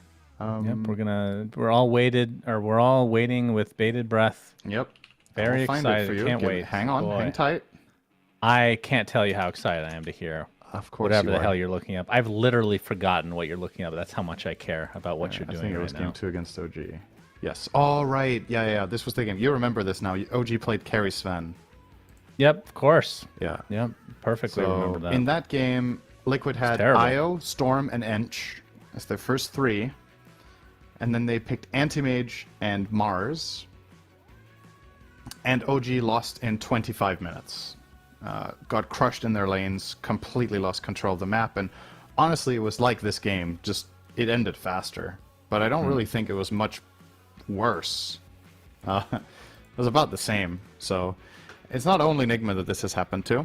OG have been on the receiving end as well. And keep in mind, OG currently are in the top 4, so it's not that cut and dry that it's just all right. You know, it's just Liquid outclassing, Liquid having a good idea and executing it really well. With some adjustments here, I do think Nigma can put a much better fight and make this more interesting to watch. Although, I mean, sometimes it's also interesting to watch an absolute beatdown, right? There's also some beauty in that, of a team just playing close to the perfect game and just running over everything. Yeah, for sure. There's a certain beauty. I mean, I think the big difference between yesterday's game and today's, when you're referencing, is OG tapped out quite a bit earlier than Nigma. They wait until the last possible moment. But for Nigma, hope dies last. That's they do have a reputation for doing that, and I can respect it sometimes, unless I'm casting the game, of course, and it's very annoying. But hey, that gives me more opportunity to talk to you. You know, it's not like we talk enough each week. No, we can actually look at the standings while we wait, so we can just talk about the predictions that we've had and how the current results look. Sure thing. In comparison to that. So, EG leading the way in Group A. So, I think the top 3 of that group, not surprising at all, right? Not and in the fourth particular, was the last place for the 4th. That made no sense, but you know what I mean. It was kind of up in the air a bit. I think both of us expected ex-Hellraisers or Entity to be fighting for that spot, but they certainly are not. As they're at the bottom, thought ex-Hellraisers would do better. Entity, I am not vibing with as much right now. But okay. But yeah, but Execration is there right now. I mean, what a group, though, right? Like, yeah, this is an incredible scoreboard for any group in general. It's just so competitive. Everybody's beating everybody. We've had like 13 draws in Group A, which is super exciting toward the end because the last couple of series are going to determine everything. I don't actually even think a single team is safe yet with this scoreboard. EG's worst possible outcome is 7-7, which might just get them a tie for 4th, right? Like, in the end. There's so many things that can still happen. But for me, the biggest positive in general about these groups so far has been SA is looking really good. And I find SA Dota very entertaining to watch. And I know there's a lot of... The region has gained a lot more international fans over the last year because they've started putting up results. SA was clearly... I think it's fair to say it was clearly the weakest region for a year or two when they started getting, you know, slots to majors and TI. But the region has grown so much that at this point it's a stronger region than NA in general most of the time at tournaments, with the exception of Shopify taking some top placements here or there, and TSM did win a major, to be fair, or did they? Did they get second? They got second. But aside from that, most of the time I would say I would consider SA the more competitive and stronger region right now. Yeah, that's pretty much it. Like, you look over the rest, it's not really too surprising how things are looking, right? Yeah. Did you talk about Group B at all? Not quite. Just mentioned Beast Coast, right? But yeah, so that's why I got confused. Team Liquid obviously in first right now. They're pretty much a lock for top 4 now, right? They can get 8-6 at worst. Yeah. Which I think that's going to be enough. They're coasting now. Probably. And I can't see any team beating them 2-0 anyway, so they'll still get some wins here and there at worst. Beast Coast, Team Spirit, and OG. I think these 4 we probably would have picked before the... I mean, Tundra, a bit of a wild card, obviously, but... Talon. This is... Yeah, that one surprises me. I thought that they would... I mean, this is a very competitive group, as are both, but that one is a bit surprising that they dropped so much. But maybe they're... I mean, let me go look at what schedule they've had. Because maybe they've just had a ridiculously hard schedule on the easier teams they have yet to face. They will be playing OG, Nouns, and Tundra. So 2 of those 3 are not doing particularly amazing. So maybe they can pick up some wins there and try to turn this around. I think the big one will be against Tundra. Yeah. I mean, OG as well. OG are 5-4, right? Like, who's to say who's better right now between OG and Tundra? I think it's kind of close, right, with the results they've put up. But you'd feel relatively confident that Nouns is out of their depth in this tournament. I think when all is said and done, they're probably staying where they are. But I could definitely see Talon climbing to a potential 4th or at least 5th with their remaining matches. So you're right. They have had some of the toughest opponents so far, to be fair. And they did get a draw against Liquid, which might end up being really important in some hours or 1 day's time for their chances. Yep. If only they hadn't been 2-0'd by Nigma yesterday, they would have looked in much better shape. But that was a tough blow. All right, so they're still having issues with their Discord. So they're going through steps. So I guess we can turn this into a mini podcast if you want. Oh, hell yeah. You want to rate food? Well, I was actually going to talk about, believe it or not, I was going to bring up Dota. Oh. Oh, no. Which we'll probably put this as part of our podcast as well, since there's not that much to talk about this week anyway. But first of all, do you think a patch is coming soon? Well, they did say late April, didn't they? I know. So you think it's between this tournament and the major there will be that big patch? That's the only chance to make it late April. No, I mean... Do you think they would go on the internet and lie? Not purposefully. And that is the thing, though. They said late April. Usually they just give a range, like Q1 or first half, whatever. But it was a specific call-out. So I do think it's going to come out between them. So, having said that, what is a change? Please make this interesting, okay?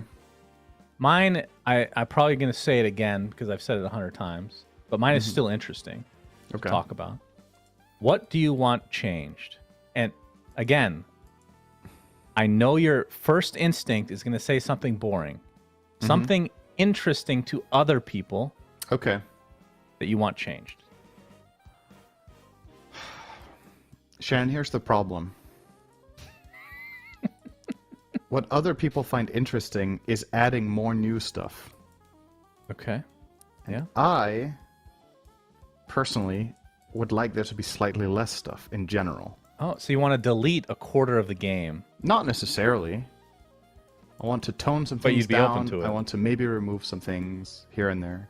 And it's probably not going to happen, but that's what I would like. So what would I like that other people would like? I would like there to be more of a carrot to be a good actor than a stick for being a bad actor. Okay, that's fair. So that to me would be exciting, to reward people for being good teammates and reward them for not griefing and reward them for not destroying items or abandoning or whatever, or being toxic, but rather encourage and reward people for good behavior. Because right now, Dota doesn't really reward good behavior, it just punishes bad actors, right? Yeah, So having a 10,000 behavior score doesn't do anything for you other than not get you into low prio. But yeah, what it and does, even in 10K behavior score, there's plenty of bad actors, to be honest. Yeah, they need to be a little bit more strict. But I think on the other side, which is actually weird, and this has never been confirmed, but confirmation bias, I'm still going to go with it. The 10,000 behavior score, I think, makes it more likely that you play with newbies, which is a punishment. You're actually currently being punished, if my theory is correct. It's not just my theory, of course. All of Reddit feels like this is a foregone conclusion. But that sucks. I mean, I understand why they would do that to a degree, but I think you need to opt into that. That should be, hey, I want to help new players. I'm fine with that. But I don't want to be stuck with people that haven't played the game in 2 years. That's ridiculous. All right. Looks like the game will be starting in 15 seconds. My quick one, of course, and we've already talked about, is the 2 Roche pits. Right? Yep. Now, people think that it's just like it's not just a cool factor. It actually has a reason behind it. I think one of the big things, as we get into the draft now, is the big thing that makes these last couple years repetitive for me is actually Roche, even though he's cool, because every game is dictated with, okay, like there's a script that you follow. We get Roche, you take control of this area, you take these towers while you have Aegis, you control the outpost at this section, and then you kill the second Roche, and you probably win the game. That's like legitimately 90+% of pro games. If the Roche pit changes every time, that's going to make things weird, and I think that's cool. So that's Like, if you can accomplish that in a different way than having 2 Roche pits, that's 5 fine. seconds remaining. But I think having 2 and you just alternate between them, and it can be random if you really want, I think would really spice things up and be good for the game. So What it's if there not just was one of no those stupid Roche? suggestions. No Roche? I don't know. I don't think that's good. This is an interesting thought experiment, right? Like, what if there's no Roshan? How do games end in Dota? Exactly. That's the reason to have Roche. That's like one of those things that they've packaged like a mechanic Team that is Liquid's intended to turn end the to game pick. Yeah. in a cool way, which is exactly what you want as a game designer, right? So Yeah. I think they've done a really good job. It's just, it's just become stale that people just follow the exact same script every game. I would agree with that. 2 Roche Well, pits. speaking There we of go. following a script, it is time 10 to seconds change things remaining. up for Enigma Galaxy, because they cannot do the same script as the last game. So, they will 5 leave in seconds IO again, remaining. but they're banning the Storm this time around.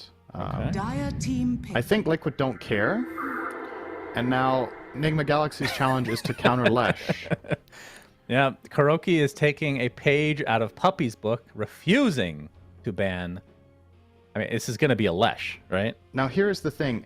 Now AA is better than it was in the 10 last game, seconds because AA remaining. is better against Lesh than it is Yes. against Storm, and it's better That's against true. the playstyle 5 that Liquid have seconds shown remaining. so far when they've run IO in their other Dire strategies. team pick. So there is a world where they try that. The other one is to just up the pace, get better lanes, start fighting. They're going to grab the Nature's Prophet here for mind control, one of his best heroes, a good But you laner. can't- it feels like if you pick AA here and they don't take Lesh, you're basically preventing them from picking Lesh. 10 They're just gonna pick seconds something else that's remaining. good I don't with even know IO. if you're preventing them from picking Lesh too much. I personally still don't think they should pick 5 AA. seconds Well, that's what I'm saying. Like AA, like it. I mean, it's a hard hero to make work. Let's just say. that. I would have rather in Enigma shoes I would have rather banned IO than the Storm. But Koro might have a plan here for how they want to deal with the IO. Obviously, Enigma themselves are an Team expert IO Liquid's team, turn to pick. so they know very well how the hero works. This is a very surprising development, though. Okay. Mr. I Shaker. don't think this counters Lesh, so I don't think Liquid care, and they're gonna pick Lesh. Yeah, I would. That is a very strange. I mean, I figured 10 if they were going to pick a seconds support remaining. here, it'd be something like a Clockwork, who. I mean, that's pretty annoying for Team Yeah, Lesh. Clock right? could have been good. Dire team back. All right. Okay, they're not going to go for Lesh. They don't get the Lesh, but they do ban the Clock instantly after taking Primal. Yeah. So, Liquid kind of flexing a bit, showing that they have more than just 2 combos Yep. with IO, the Lesh IO 10 or the Storm seconds IO. remaining. Now it will be something else. This pairing is also insane in its 5 own right. They seconds get a remaining. direct counterpick to Nature's Prophet this way with the Primal Beast in lane. And Primal Beast with IO is something. You give so much move speed to Primal, he just tramples all over the place. He gets healed, will they he's mega be- tanky. Team So they'll Liquid's actually be turn laning to together, you ban. think? They could. This is a very Dire strong dual team lane back. offlane. So that probably dissuades them. I don't think Miracle's going to play carry Nature's Prophet regardless, but if he were, that lane would be pretty rough to deal with. And of course, Liquid, if they want to, they have the option of playing this as a safe lane and run the Mickey lane in the off lane just to 10 destroy seconds Prophet, but I remaining. don't think that's likely to be worth it. So, 5 Well, Sprout is seconds also remaining. pretty damn useless against Primal Beast, Trample, Completely and useless, yeah. Onslaught. Team Liquid's Wait, Onslaught turn destroys to it too, ban. right? yep. Dire team ban. Is Onslaught destroys trees on its own? Is Yeah, that I think actually so, the right? case? I don't remember. Actually, now you're making me doubt myself. I think it does. Yeah. I mean, Trample definitely does. So. But Yeah, even if it doesn't destroy trees, it doesn't matter. You get out. Yeah. So- I 10 was just seconds curious about the remaining. mechanic because I couldn't remember either. So Morphling out, Ember 5 out, Clock seconds out, remaining. and on the other side, Bat, Rubik, and one to come. Still like to see the Lesh ban. Unless Nigma have something up their sleeves here. Maybe they're still holding out for the AA to be a solution further down the line, but I feel like the issue Kuro is going to run into now is that he kind of has to pick his hero, and AA is not good against Primal. Let me tell you, that is really bad. He's going to get absolute run over. I mean, there's no way they're picking AA now. Defenseless. Dire team Surely. pick. I feel like the AA was a bit of a, I Ben don't want doing to it say again. an experiment, because I know Kuro's played literally every hero in the game, but competitively, that is. So he's definitely comfortable with everything. Okay, so 10 Doom is out. seconds remaining. 5 Do you... seconds remaining. I talked about this before. Do you look at this Primal Beast when you're picking Team against it and say, Liquid's okay, I have to turn to avoid, as we're going to see it here, damage over time spells? Because I freaking love playing against damage over time as Primal Beast. Getting 5 stacks of Uproar can kind of be difficult unless they're just like hard harassing you, but like 10 seconds dual breath remaining. could potentially just give that to you. Especially Macropyre pumps it up as well, 5 right? seconds remaining.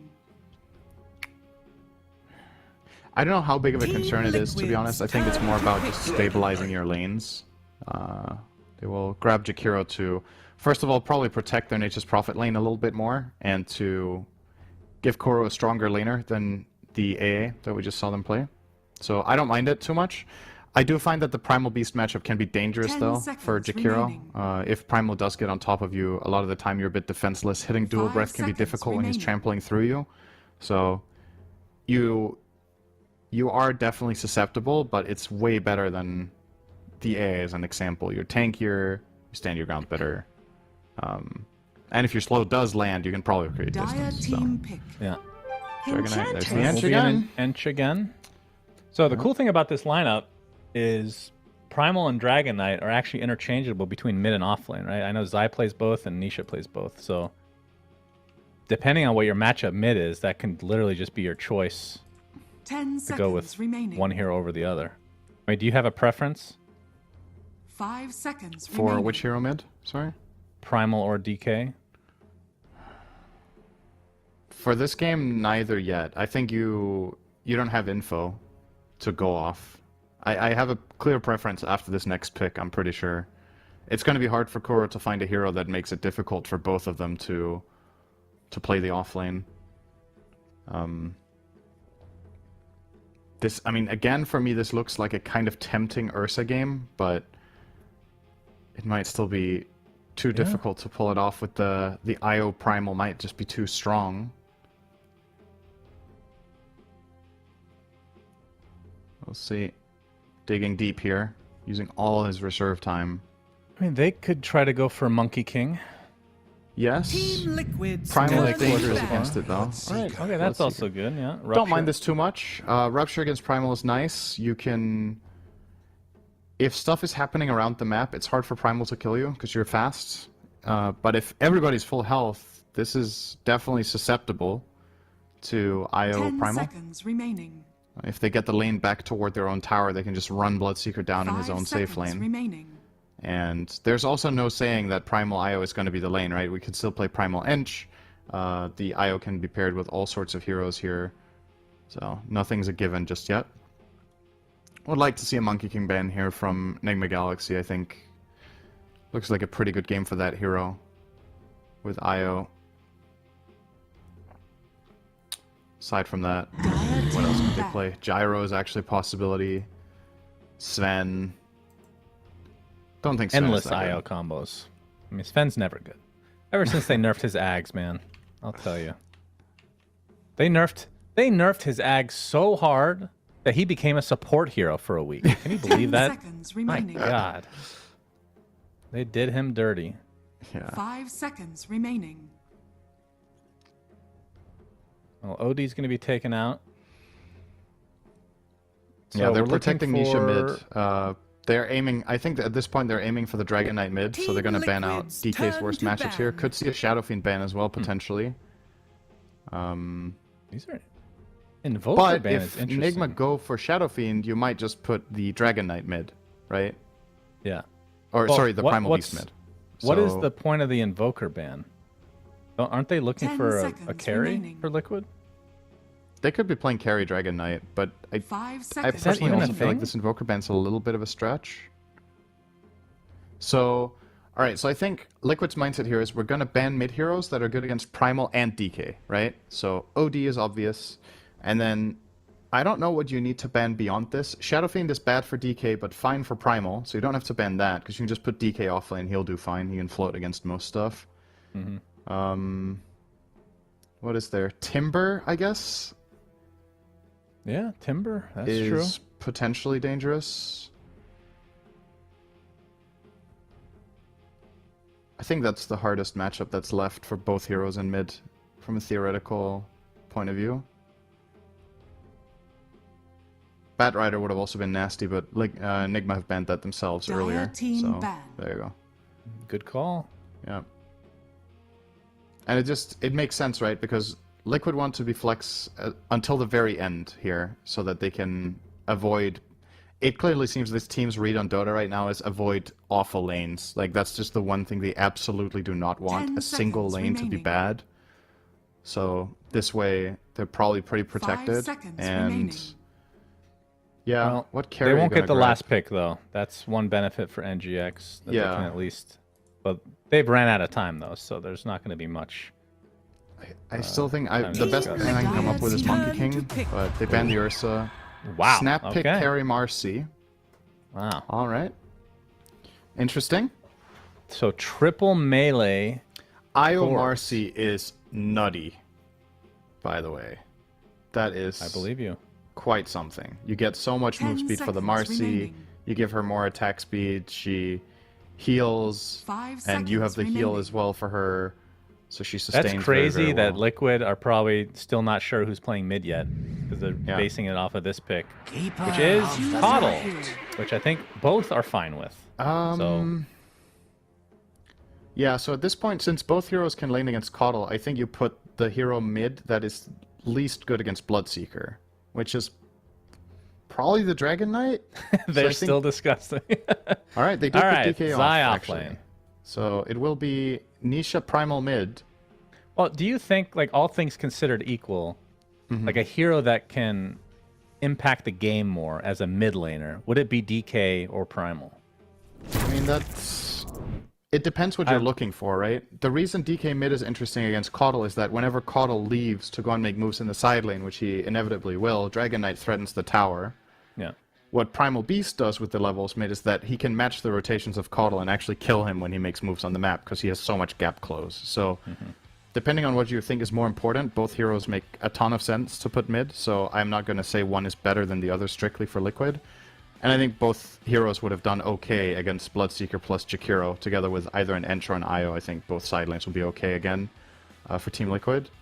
Yeah, I have to say, though, I like Nigma a lot better this time. I think this time the lanes are not going to be nearly half as bad as last, so they'll have a Is fighting it chance. possible this to time be around? worse anyway? I don't know. I mean, it is possible was- for it to still be rough, but I actually, with the exception of potentially the Enchantress causing some major issues, I think Nigma could come out of this laning stage unscathed, and that would already be pretty huge, right? Yeah, for sure. Considering their ability to teamfight and execute the map, I feel like Nigma can play on a very high level when they just get to play Dota. Last game they just didn't really get to, but I'll give them much better odds this time around. Still think Liquid are the better team, but this is not Yes. as one-dimensional at all as the last one. And what do you think of the matchup as Miracle is playing the Bloodseeker, with Bloodseeker versus triple melee, and your carry is a mobility-based carry or hero in the Marcy? Is they're gonna run right into Miracle, and he hasn't skilled anything yet on Can't reach. the Marcy quite yet, so not gonna get anything out of this. Bloodseeker's matchups this game, I think they're actually pretty good. Yeah, I do too. If you have BKB and you can stand your ground, you can fight most of these heroes. The Marcy's a little bit of an X factor here. She's very, very strong in just this straight up 1v1 carry situation that could take place, 30 but seconds to battle. for me it's more about, can the rest of Nigma Galaxy land some key spells? Because if they hit a big Illuminate, if they hit a big Wrath of Nature, then all of a sudden this Bloodseeker is just zooming through everyone, right? They definitely have tons of AoE damage and tons of ways of giving Miracle good conditions to run away with it. The downside is Liquid have a lot of healing, which obviously counteracts that part of their strategy, but it's not going to be like huge amounts of instant burst heal. Begins.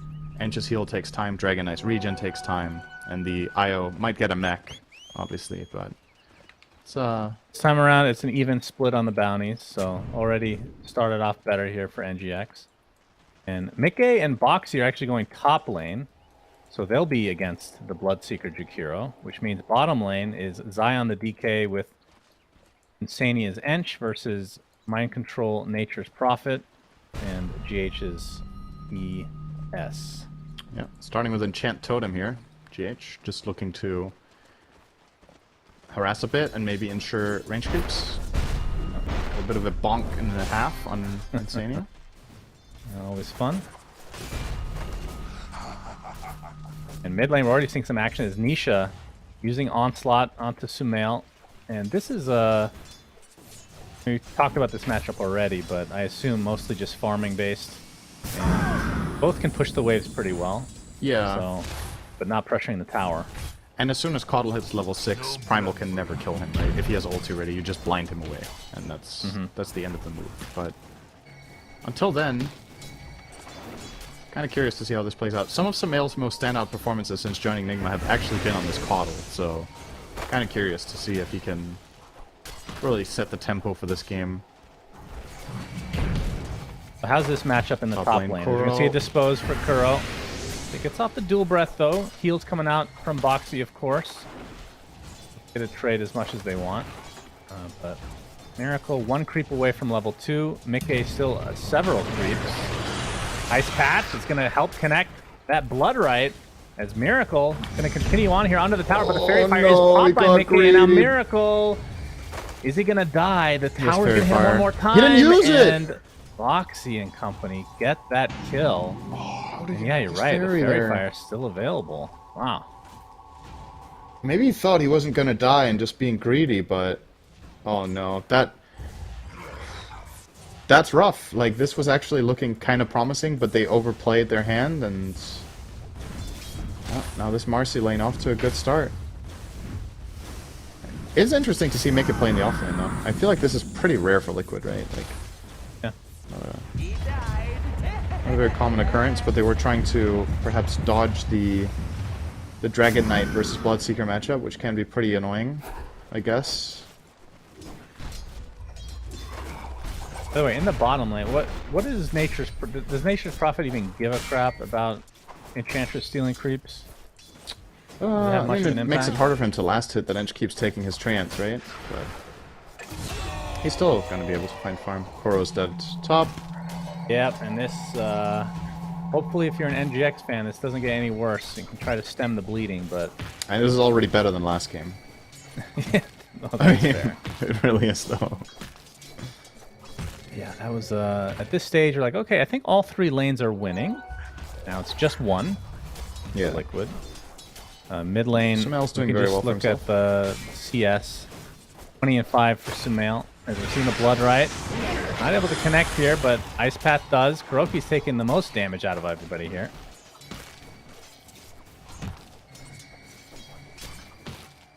We'll break things up. But yeah, Caudle 22 and 5, 15 and 2 on the Primal Beast. So a good start for Sumail.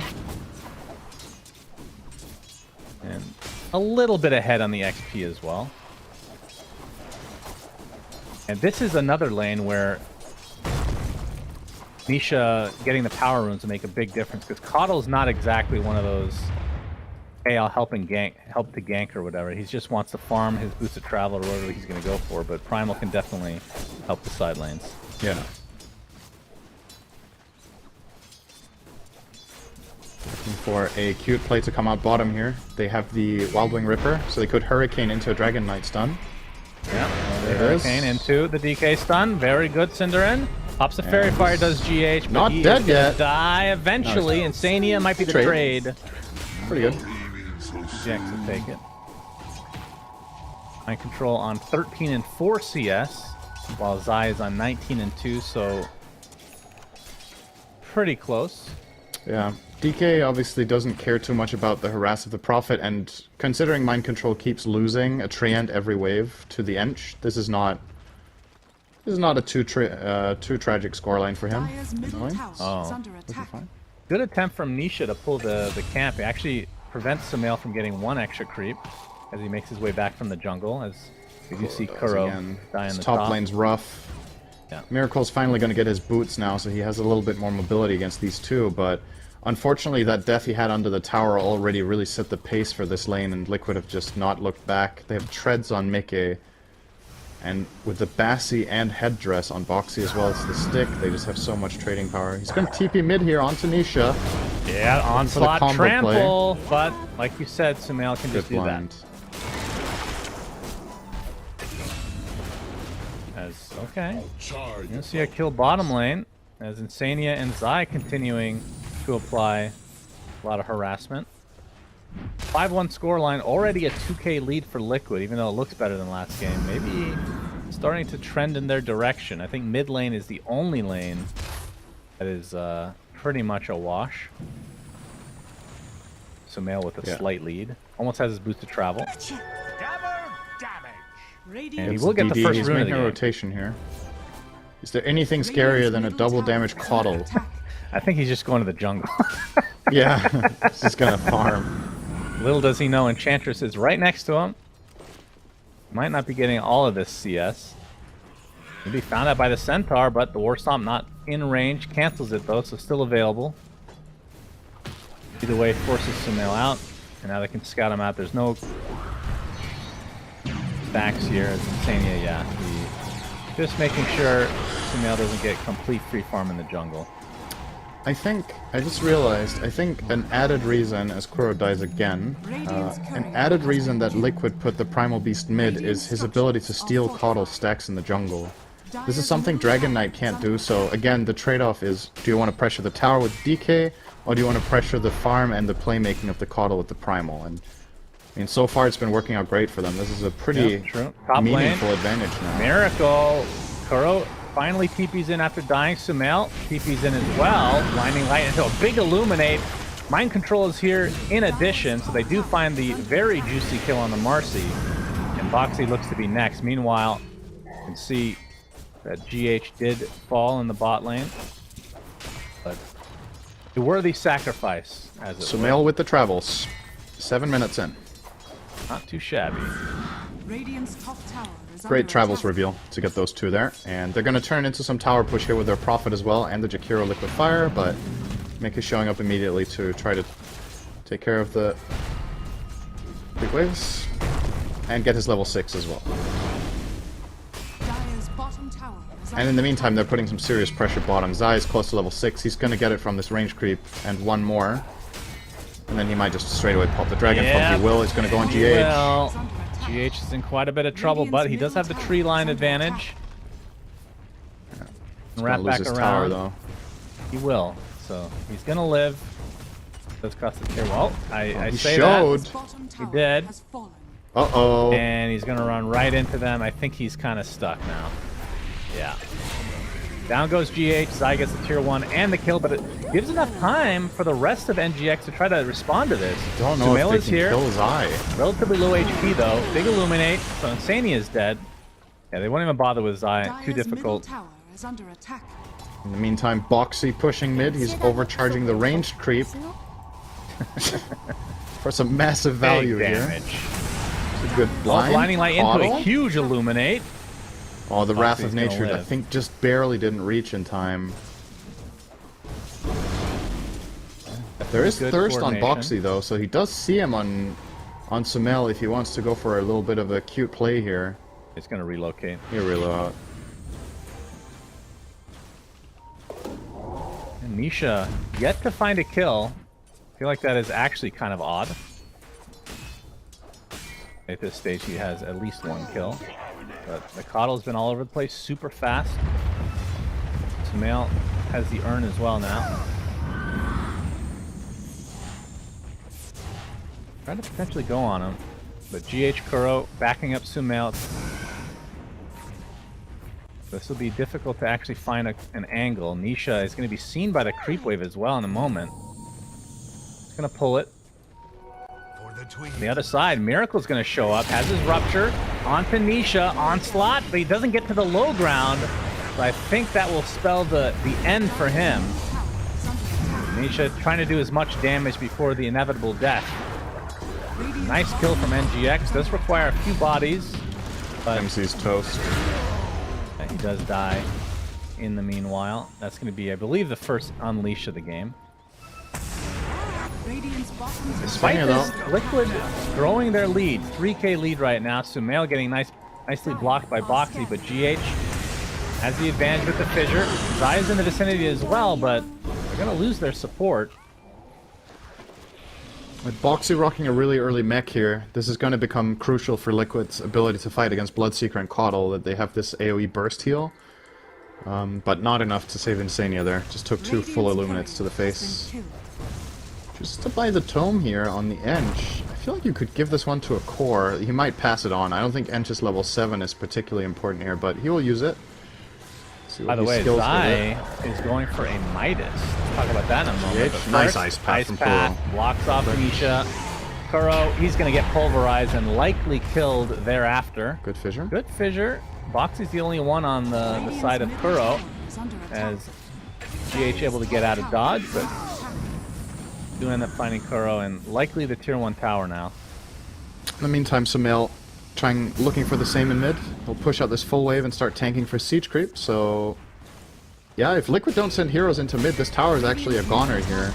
Sumail is worried. He's going to TP bot though.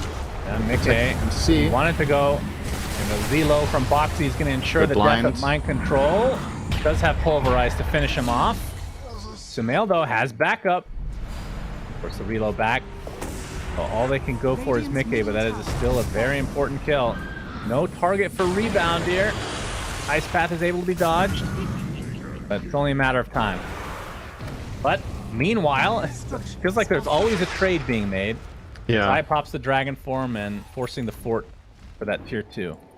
This was a very good sequence for Enigma though. They got the mid tier 1, they got the kill on the carry, and they're looking for the bot tier 1 now as well with the Nature's Prophet rotating, so definitely keeping their hopes alive and already having much better chance than the previous game. The biggest question mark for me is how do you bring Miracle into the game, because this top lane just went south after that first death he had in the tower. And he's gonna get stunned. Might even be in trouble here. Sania in the area gets off the enchant for another slow. The Rupture applied to Zai, but he's fine to just stand still as Miracle looks to be mega dead, and Zai even TP's away because Sumail does not come with a stun. And then Sania's fine too. And Sania as well. Kuro in the meantime. Fluffy hat and strength treads. Always a trade to be made. Nice Sprout blocking off the path of Nisha, but he does have Onslaught in a few seconds. Turns into a pig. Kuro is dead. And Zai is also pushing mid tower. Yes, he is. He's in trouble though. Is here.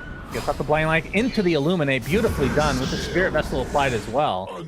Very good pickup against both the Dragon Knight and the IL. Boxy just barely lives. But he's not healing that much in the fountain, thanks to that Spirit Vessel, but he's not going to... Sumail is working overtime this game. He's playing super well on this Caudle. Yes, he is. And we have the rebound. Reload. And Nisha able to get off the onslaught with the newly picked up drums, doing so much damage. My goodness. Sumail, he's going to get disposed back into the enemy line, and that's a double kill for Nisha. So wrong place, wrong time for Sumail. And that's big. He was worth so much gold there. Nisha getting the double. I mean, I told you I can literally just curse players. Like, he's working overtime. He's playing so great, dies 5 seconds later. You know, it's par for the course. It's just standard. MC here in trouble.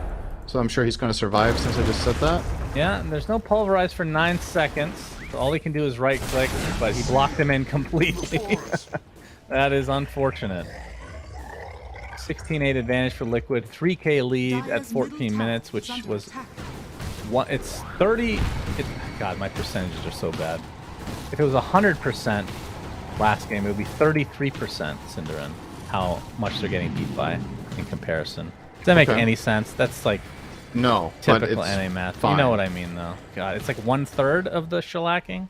That's better. Okay. Yeah. That made more sense. I should have led with that. Let's forget everything I said before that. I do that on the regular. I just blank memory. Yep.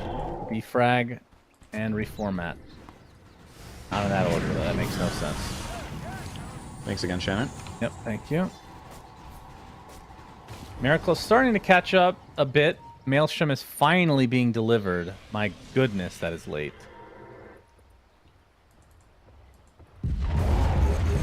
Better late than never is what they say.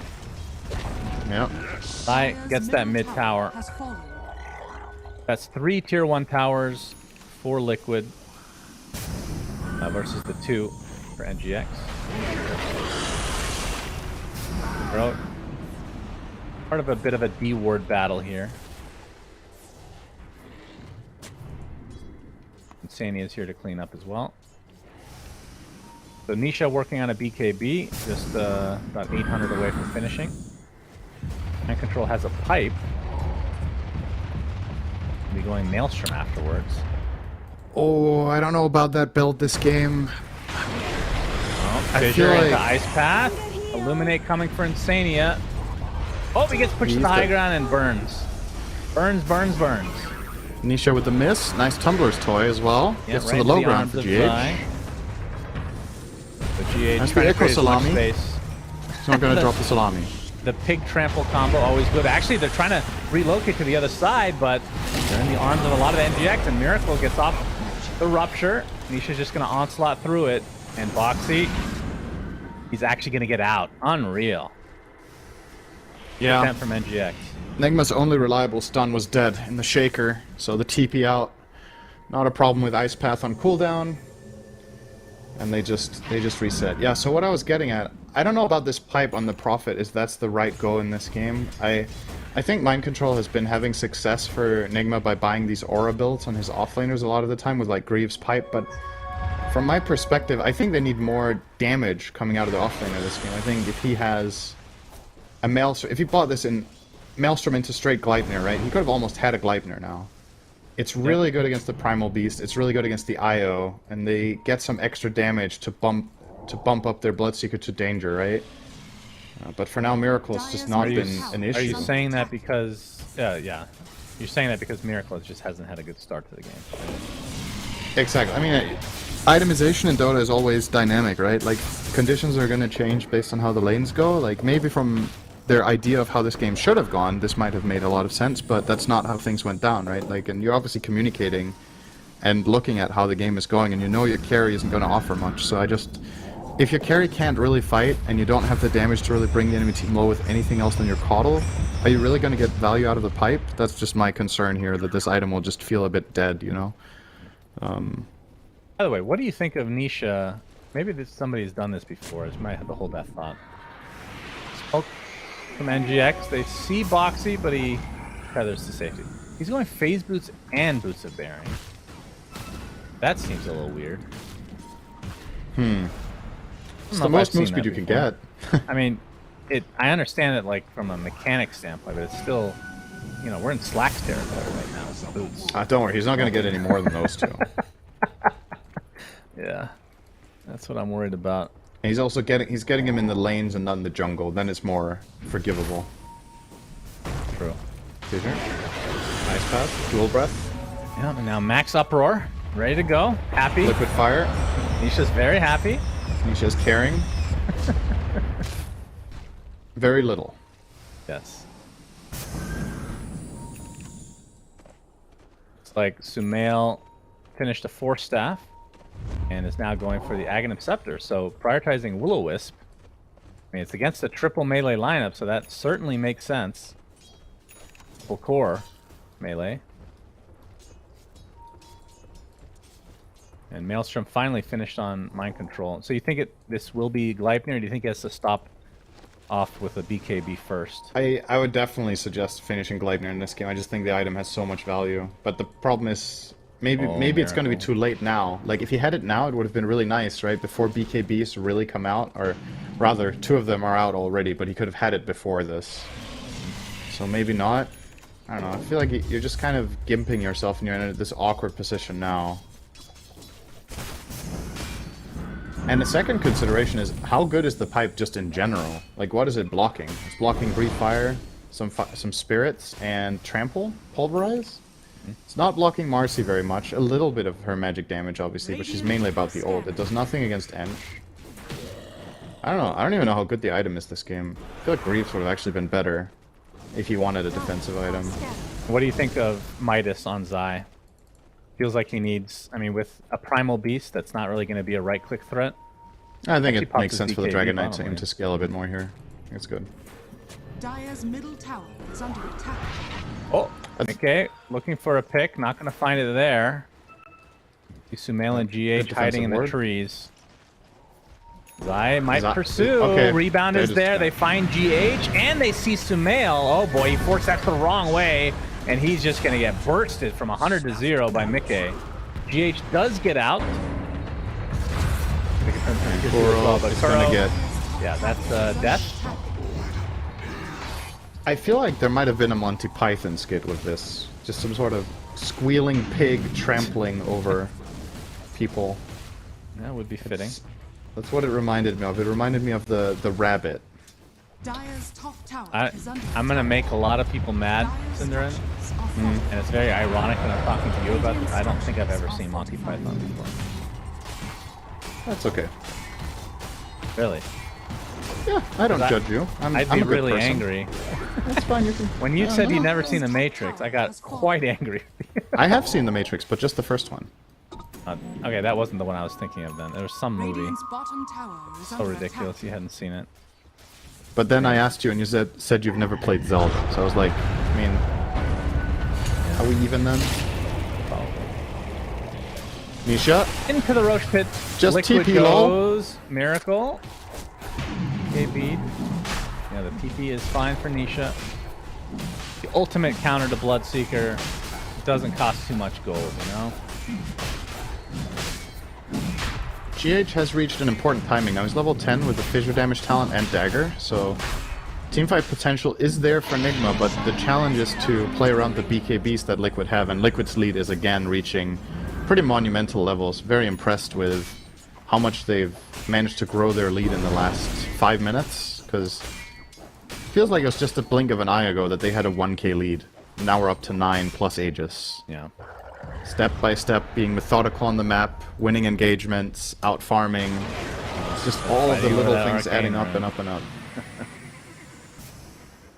Yeah, Nisha getting kind of close to his Lincoln, so that's going to be an issue for Mr. Miracle until he can get that level 25 talent, or the Refresher, both of which are very far away.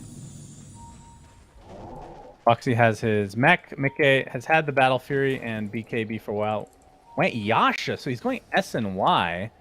I would assume for the status resist against Bloodseeker's Rupture, but we'll see as the initiation onto Miracle. And here comes the Piggy, the big bad Piggy. Kuro's dead as well. So 2 quick kills for Liquid, and another tier 2 in peril. Big bad golden piggy boy. Big juicy Piggy. Radiant's bottom It looks tower pretty cool. is Pig pull with BKB actually looks pretty Radiant's dope. courier has been killed. And the fact that he hasn't Very- upgraded to tier 2s yet Dire's middle tower has fallen. goes to show how much he wants it. Mind control. Culver. Wow! I could be able to Pretty TP slow still. reload here. Is they gonna get Dragon Tail? Oh, hello. I don't think No. Io has Dragon Tail. I could be They're wrong. not getting a Dragon Tail. This is not ability draft. Yeah. And Zai is opting to go for, I was going to mention this earlier, I think this is a good game to get Aghanims. If you get Ruptured, you can just terrain walk and just sit on the top. Okay. Position it correctly. Always a good tag to get. Plus the slow for Bloodseeker helps. Nature attend us. GH gets off a fissure, but Enigma are playing a bit scared, as they probably should be. Because Mickey's hooked up to Boxy, takes the tome. They really want to get him to that level 3 ult. Still has Mickey that gonna 8 break the second smoke. BKB. He's going to run right into He has them. They Aegis. actually get This him. is not gonna end well. They can kill him Yeah, he's not once. going to pop the BKB yet. They cannot Still, take this fight now. that They is have a to get out of good- here. And they Still will. good, though. They Yeah, got they the got free Aegis. Aegis. That's pretty solid. Best usage if you're So you don't a Liquid overextend fan. there.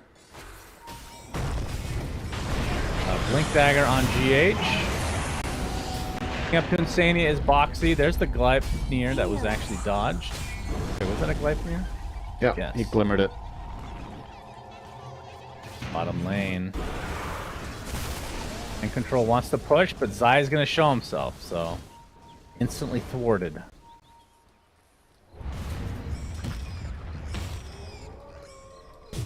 So 12k lead. Oh, Echo Slam used just to get the stun lock on to Mickey, who gets Ice Path after the fact. He's going to pop his BKB and his ult, trying to man-fight his way through this, but it's not going to happen. NGX get a very valuable kill, and Nisha actually should have tried to counteract this, but he's going to have to attempt to run away with MC.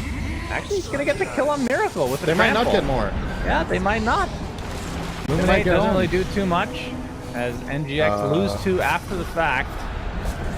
And you can see Nisha still wants to fight, has 5 uproar charges ready to go. Sumail with a nice blinding light. Here comes the trample again. The Piggy is doing a lot of damage to Mind Control. They finally take out the pesky IO. 4 step from Mind Control, not going to save him. Onslaught through. Sumail just kind of playing with his food here. He's not going to be able to do too much damage to Nisha as the drums are popped. Pulverize is available. But the Solar Bind, enough to keep Nisha at bay. Zai's just jungling with his Midas. It's just the contrast is just funny to me. It's just in the enemy triangle farming. I'll take that. A little bit of a glimmer of hope there from Nigma in that fight. I actually thought that was gonna look even better than it did, considering they killed the Marcy for free to start, but Nisha too strong with BKB and Lincolns. He's super tanky. He's now gonna solo Kuro. Just trying to have a chill time in the middle lane on the dragon, but... Did you know that dragons actually were eradicated by dinosaurs? Yeah, that's you did cool. know. I definitely knew that. That's real. Zai pops the BKB, focusing on Sumail, who's already at half HP, and here comes the big juicy Nisha, and they take out the mid laner. That is a big fight going the way of Liquid. They get 4.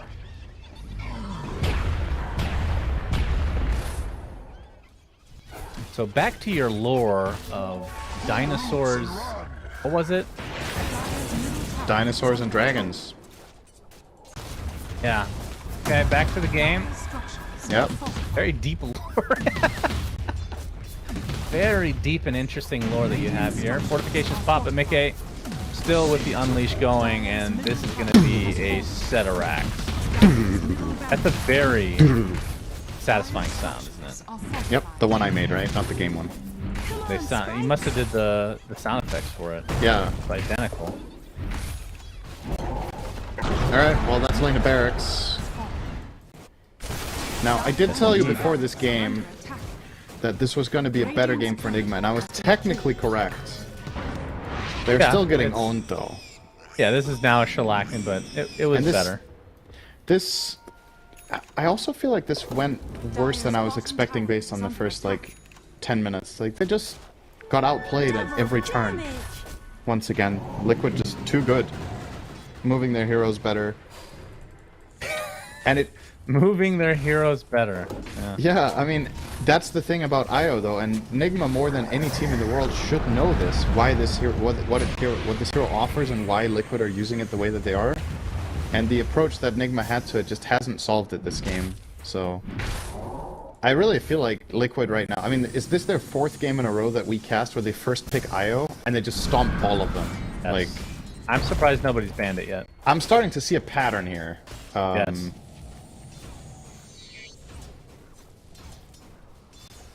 Pattern is something to do with dinosaurs and yes, dragons. As Zai has his Aghanim Scepter now, just a creep or 2 away from hitting 18. There he goes.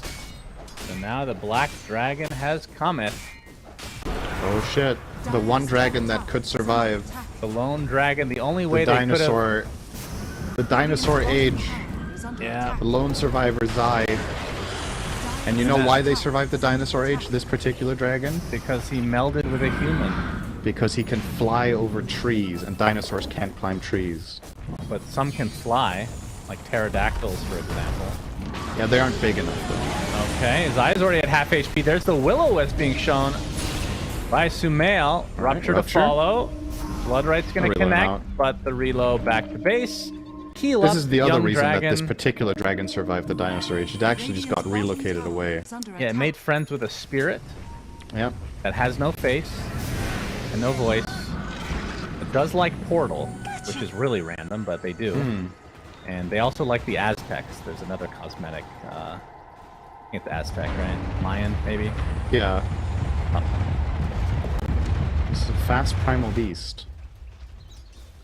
Yeah, this makes me want to buy Boots of Bearing on this hero now. Don't you feel like the animation for tramples, the speed of the animation should scale with your move speed so that you slam your hands faster? You know, the sound plays faster, but the arm movement is the same. Yeah, I think you know what I mean? Valve need to do something You're about like going that. That is... bong, bong, bong, bong, bong, but the arms are moving at half the speed. It's disconnected. I want parity. I want it to make the sound when the fists are hitting the ground. I agree. I think I know why they didn't put that in, and you can maybe use your imagination why that is. As mind control. He uses Gleipnir, getting pursued. Nice sprout, but Nisha's here as well. He dead. I think the arm motion might be the issue. The faster you go. I was trying to promote longevity in certain activities. Insania is actually building a moonshot after a hurricane spike. Zai, he is ruptured. He doesn't care. He can be popped by Miracle attempting to TP out. So Nail is gonna die. Miracle does not. The Kuro, that's his 10th death of the game. See, I told you, another dead dragon. You called it. But what species is Primal Beast? He's a dinosaur. Is he a dinosaur? That was the entire joke. Oh, I thought you were talking... What are the dinosaurs in this game? It actually makes sense now. Oh my god. Well, why is he a dinosaur? Man, you're hard to work with sometimes, but we try. I mean, it is 7 in the morning, you know? A little early. You'll get some or sleep. late. It's okay. Oh, 2 sets of racks for liquor. I was thinking Marcy the whole time. She's kind of a dinosaur. Marcy is the dinosaur. Yeah, I just leaked another thing from the upcoming patch. Ah, yes. She's gonna get a new Aghanim Scepter that makes her a dinosaur. Makes sense with her lore and everything, of course, because dinosaurs also cannot speak. I mean, considering basically nobody buys her Ags or her Shard most of the time, might as well go wild, right? Yeah, I don't see why not. It also spices up Insania, the cosplay farming action. Roche. Yeah, he's out of mana. Damn, now, he's though. out of mana. Alright, Magic Stick. Oh, there Give we him go. more mana box suit. That's good. That's a good clean boy. Meanwhile, bottom lane. Gleipnir is going to hold Nisha in place, but he has that 15 talent from a million years ago to dispel himself, so...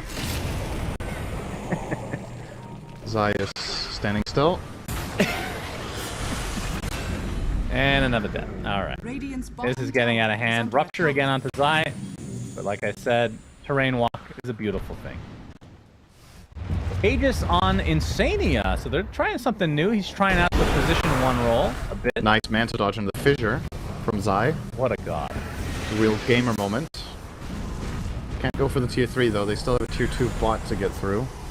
But what if we just run at them in the fountain, says Insania? Yeah, because they know that they will not GG out until all are dead. They're going to be in the fountain now. Insania is doing so much damage. And the buildings are melting, but still no GG, because anything is possible. Servers may crash. Valve may intervene.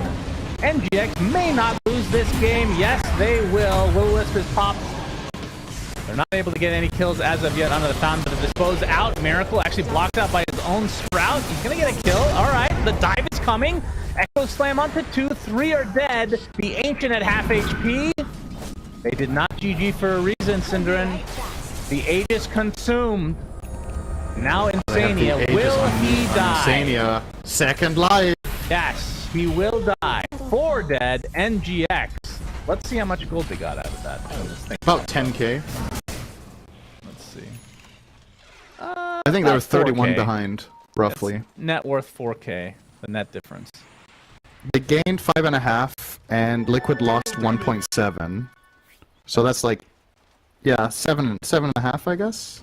Wait, weren't they 30k ahead? Anyway. We were too busy talking about dinosaurs. Zai 1v5 will kill GH. Okay, that happens from time to time. He is Zai is a avoiding beast. every spell. He's gonna kill This is Koro. like a custom minigame here. What's happening? How many things can you dodge? Uh-oh, Boxy, wrong place, wrong time. He got his IO killed. Sumail, though. Ghost Scepter. Guy wants to kill him. He's Still in gonna that DD rune. Get to the high ground if he wants. Miracle. No rupture this time. Zai pops the BKB. Gets bashed, though. Going to the high ground. Illusion continuing to do damage to Sumail, and he finds the kill. They cannot deal with the dragon. Alright, I'll say one thing. This late game is delivering. This is actually really funny. Holy, that's a Giga Chad move. Right there.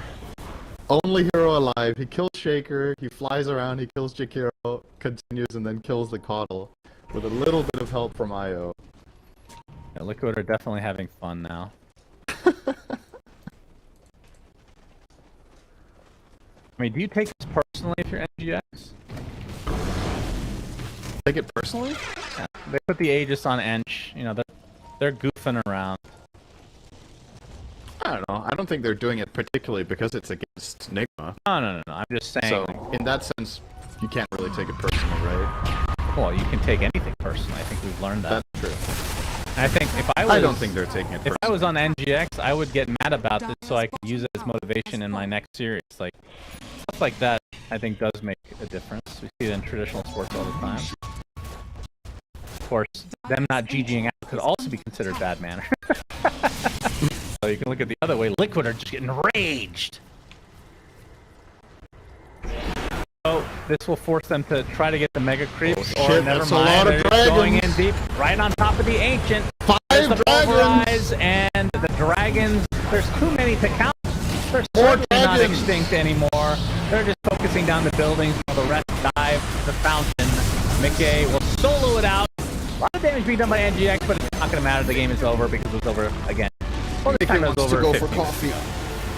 The entire GG's team was finally having come fun, out. but he's like, "Screw you guys, I want coffee." Maybe he wants a piece of cake too. With his, why not? With his afternoon coffee here. Sounds delicious. Yeah. That looks like boba he's having. Delicious boba. Lovely. Of course, we won't be getting him for an interview because I don't even know what he sounds like. He doesn't speak to anyone. He just drinks boba and shits all over everybody he plays against. That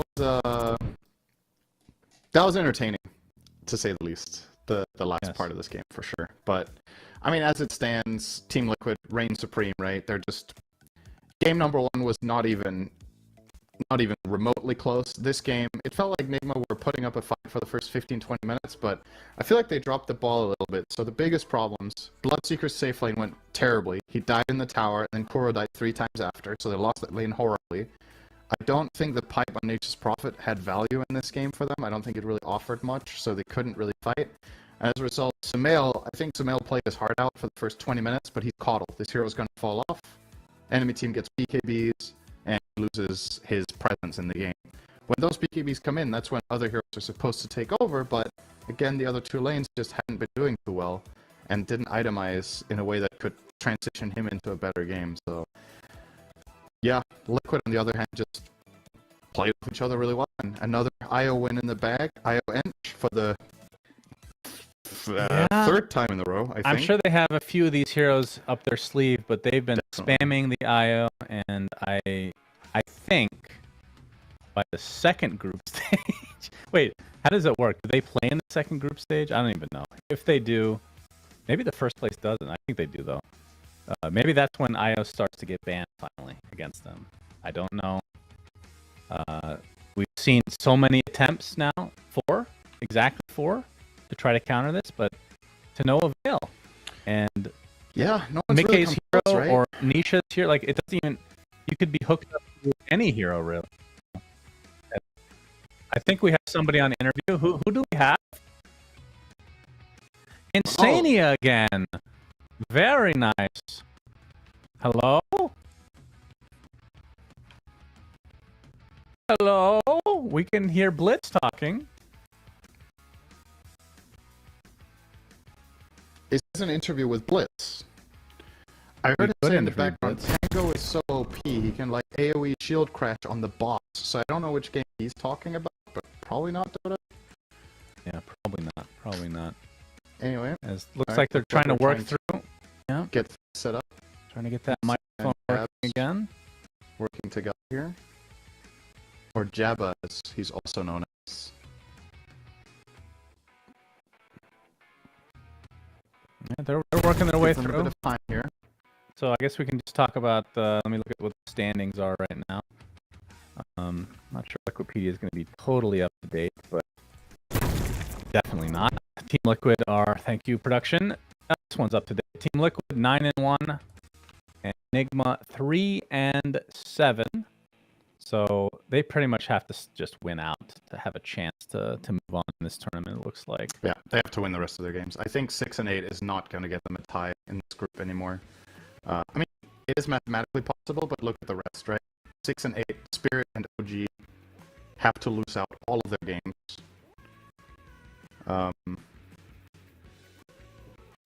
Yeah, wait, Enigma 3-7. Sorry. Yeah. So we can end 7-7. Okay, I mean, that might be. Hello? That's possible. Hello? Hello? Can you guys hear me? Yes, We can you do. hear us? I can hear you guys. Is that my webcam mic or is it?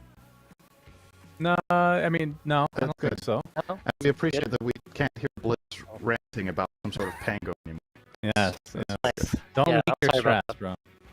Sorry about that. So, congrats on the win. Can you talk to us about IO? You guys have played at least the games that we've cast. It's been 4 games in a row, and it's been 3 different combos, in fact. And you guys have dumpstered pretty much every single game. Are you just gonna keep doing it until somebody bans this freaking thing, or what?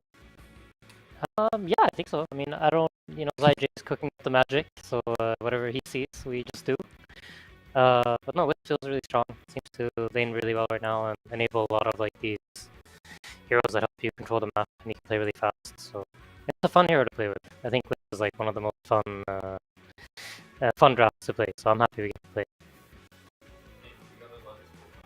Cinder, Yes. we'll Hello. go back and forth. Hello. One question each. We can take things. That's fine. Yeah. So this, I think I asked you last time after you played. There was the second game against OG yesterday. Where you kind of beat them down to this Iowa as well, and I was like, there wasn't really much that could have gone better. Was there? You were like, I died stupidly a couple of times, but other than that, it was pretty clean. Yeah. This felt similar today. Like the games were, for the most part, very one-sided. How do you guys, how do you look to improve when things are going this easily? I mean, obviously it feels great to win easily, right? But are you still dissecting these games to find better things to look at, or are you just like, all right, we're at a really good level right now, and you don't spend too much energy on it? No, I think usually we're pretty good about looking at our wins and being like, where did we kind of lose tempo, or what did we do to slow down the game? What did we do that like kind of, threw us off, or where were we slow to react to what they're about to do? So I think we actually analyze our wins quite a bit. I think it's really good about, keeping on top of always getting better. I think that's like one of his biggest strengths. All right, since we'll keep it short, I'll ask my last question. Moonshard, Enchantress, you take the Aegis. Take me through the conversation. I mean, is that just one of those things? The game is over, you know it's over, but Enigma refuses to GG out as always. So you just take it. Take me through all that. I mean, I bought the Moonshard because, I wanted to kill people. And then my carry player clicked on me while we were killing Rogue. She's like, where are all these inputs coming from? And he's like, oh, I guess you're the carry. I just take the Aegis stuff too, I don't care. And then Boxy feathers me and overcharges me, and I'm like, alright, I guess I take the Aegis. And then we go Fountain. First time, doesn't go so successful. And then second time, we go Fountain. My carry sits throne, so game ends.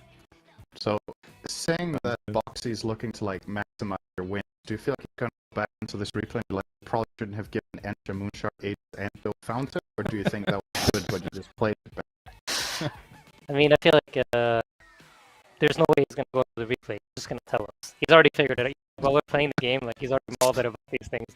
Like, guys, that one time you TP'd bottom and then make it TP mid, top was really bad. And then, he doesn't play. He's Simba. He already knows. It looked like Mickey just wanted the game to end. He could go for a coffee or something, but it was actually Boxy telling Mickey, you're going to hit the throne now or else. That was basically where we were at. No, I think Mickey wanted out. He clicked the engine, he's like, I don't want to see this anymore.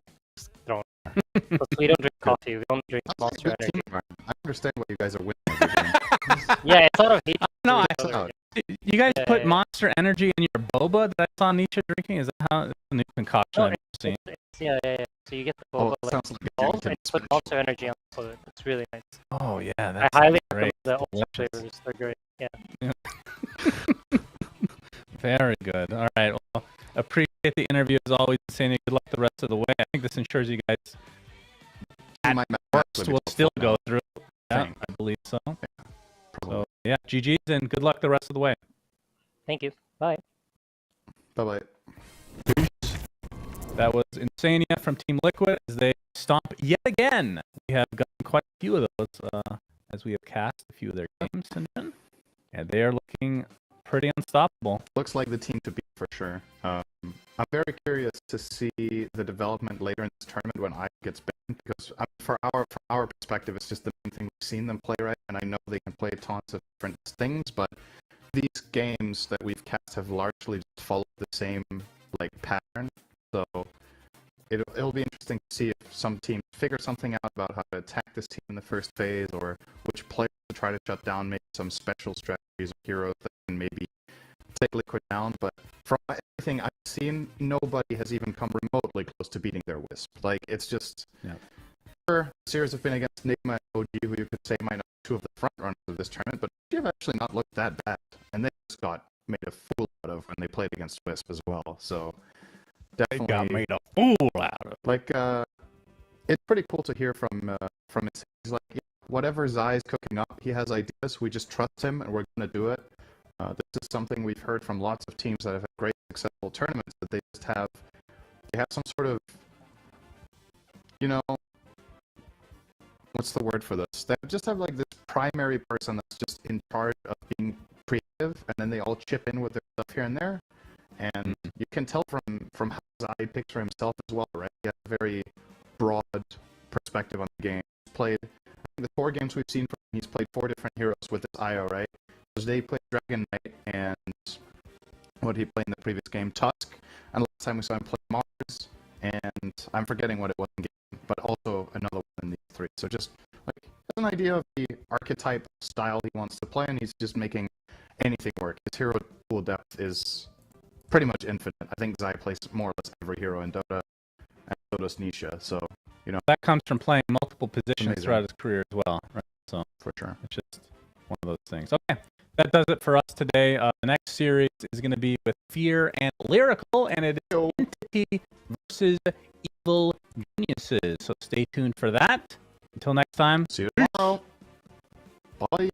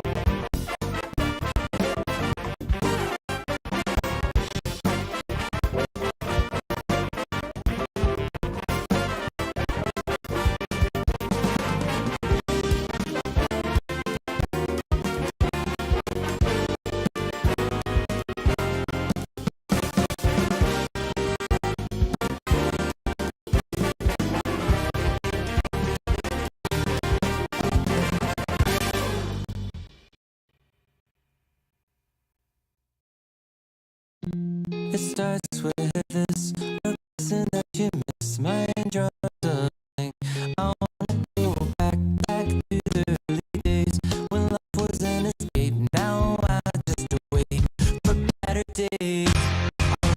I lost myself in your reality. I lost myself. I lost myself in your reality. I lost myself. I feel that life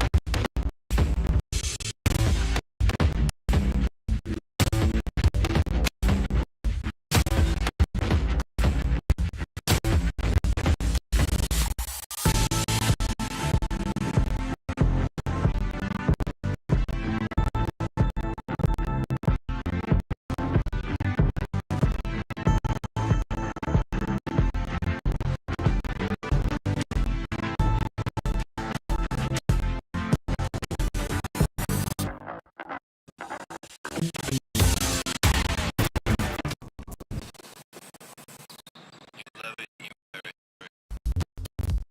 your passion. Share your passion. Wherever, whenever. Gaming is a lifestyle. Get your merch at shop.elgaming.com.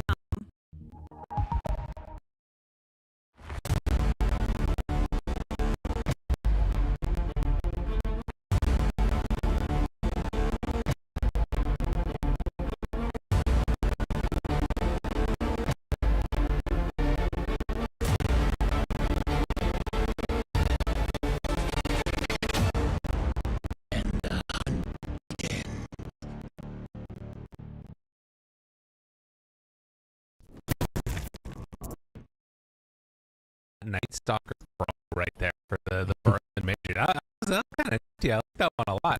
Fear, hello, how you doing, sir? Good morning. Looking forward to some more amazing Dota, or hopefully amazing Dota.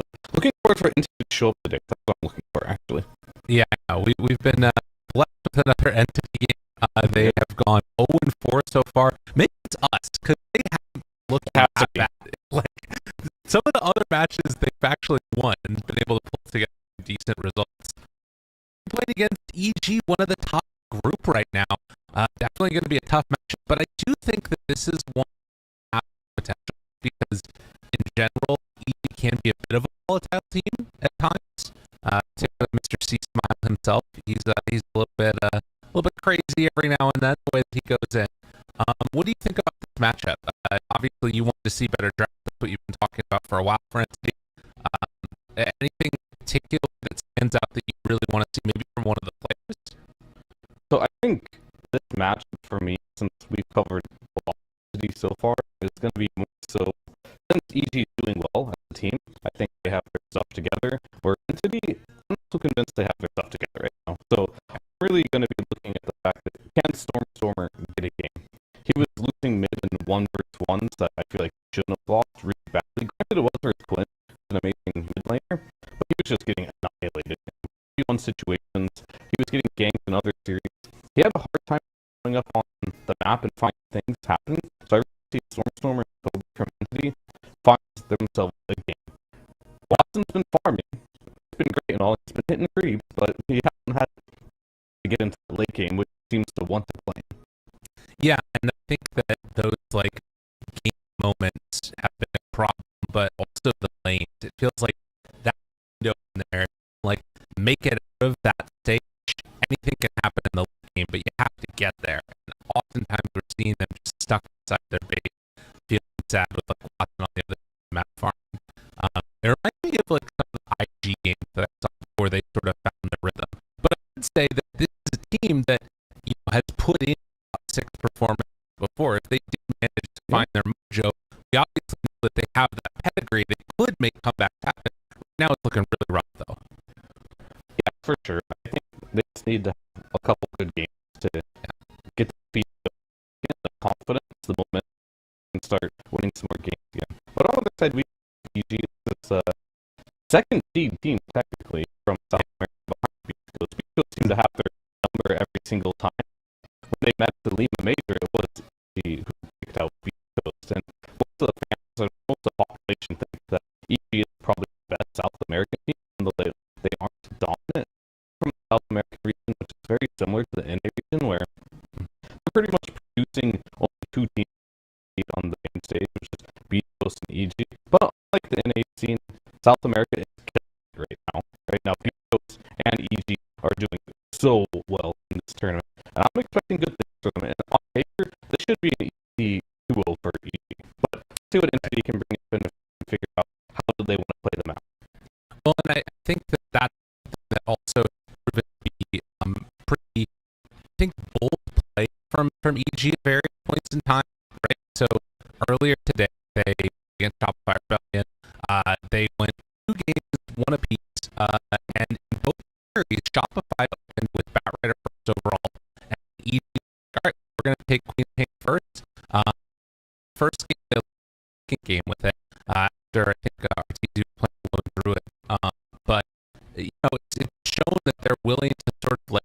the opponent teams, their best heroes, or some of the best combos that they have, and just say, all right, we're going to counter pick you pretty freaking hard.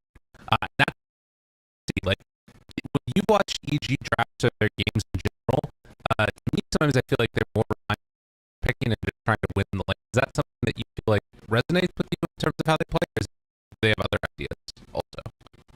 So, from what I've seen from them, they draft a lot differently than like East Coast, for example. East Coast is a team that will heroes that they see they want to counter pick, but let's say the League Maker, for example, Whisper was so like Timbersaw, they would just first pick it. And it seems like that's the case with like Left Track right now. It's in the pool, they'll seem to want to just first pick it overall. So like ideas, and they're more like your traditional teams that with a few set of ideas and want to run them over. And you are a team, like let's say Rebellion, where they will first pick that right because they have the comfort, and you know that's coming. They'll have a plan ready against that instead of just going with their own open. Team drafting wise is pretty difficult because they have their own ideas, but they have adaptability as well. They want to do something new counter, which okay.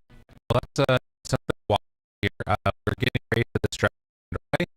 There is already chosen second pick for Entity, Dire.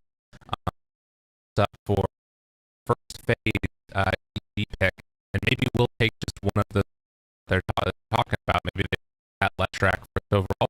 Maybe they go back to the old Timbersaw stuff. Probably not. But to say, yeah, that's going to be interesting to watch. I think that the other thing that sort of stands out to me, like for Evil, is I didn't ever really pick them to be top of the stage. Sometimes I think that they're going to go really deep in a tournament, like potentially even win it, because they seem to drop games here and there. I think that there could be one of those that they drop, or do you think that they've been able to like knock that bugbear off the back? I mean, obviously putting together really good results so far in the league. I think consistency matters. It's going to be really hard to get behind a team that doesn't have consistency. EG is a team that hasn't proven that. Right. They can hang with the best, beat the best. They potentially can go far in a tournament. They haven't won a tournament. They haven't been in a situation that ran through the group stage, clean run. You're not really surprised that they're in a clean run here. Can really impress. Where EG at any moment you're kind of like, is this going to be stuff? Are they going to start doing that? You don't know yet. I want to see them continue to do it. This is a team that has a lot of all-star play. It comes from a region better to do well. So I'm hoping.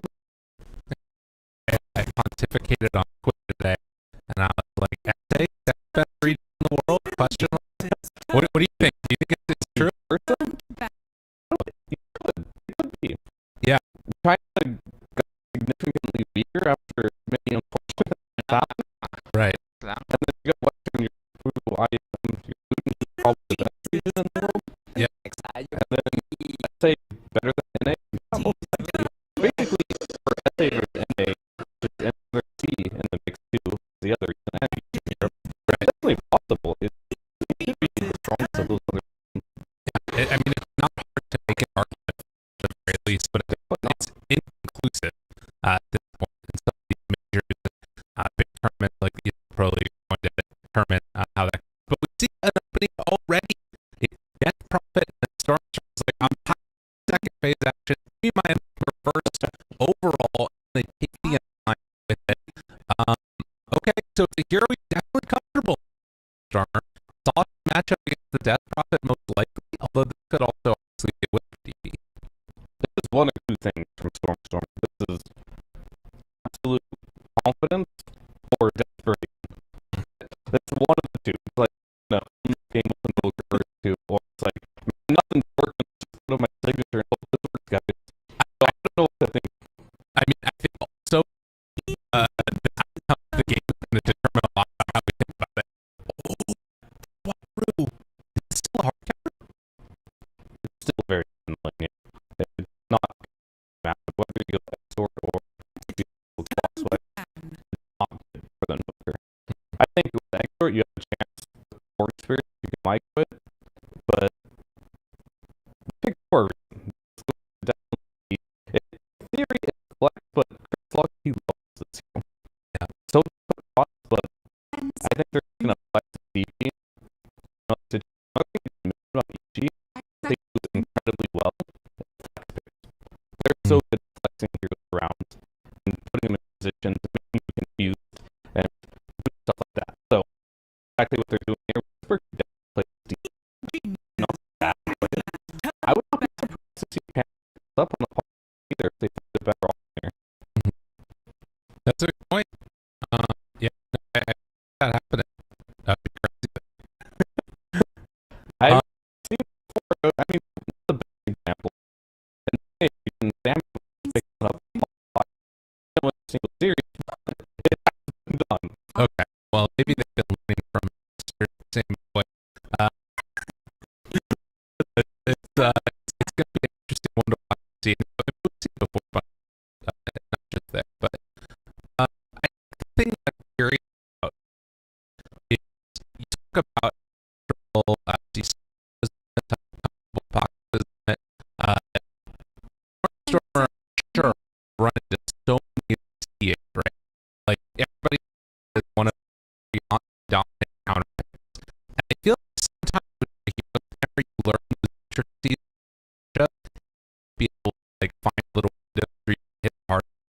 I don't know if that's like completely how strong the counter pick is, how rough it is, or if it's just not really much. Do you think it's going to be a point, or would you be leaning different direction? For sure. So I'm gonna put the let something weird happen where it's like back, right? What happens, not go. But it's just gonna be TA. Storm down to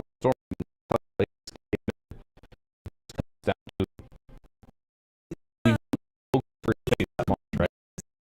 If you that playing any for face,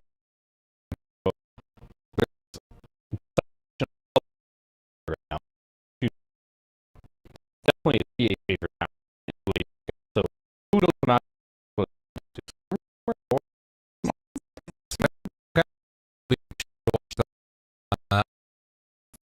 Other than EA, but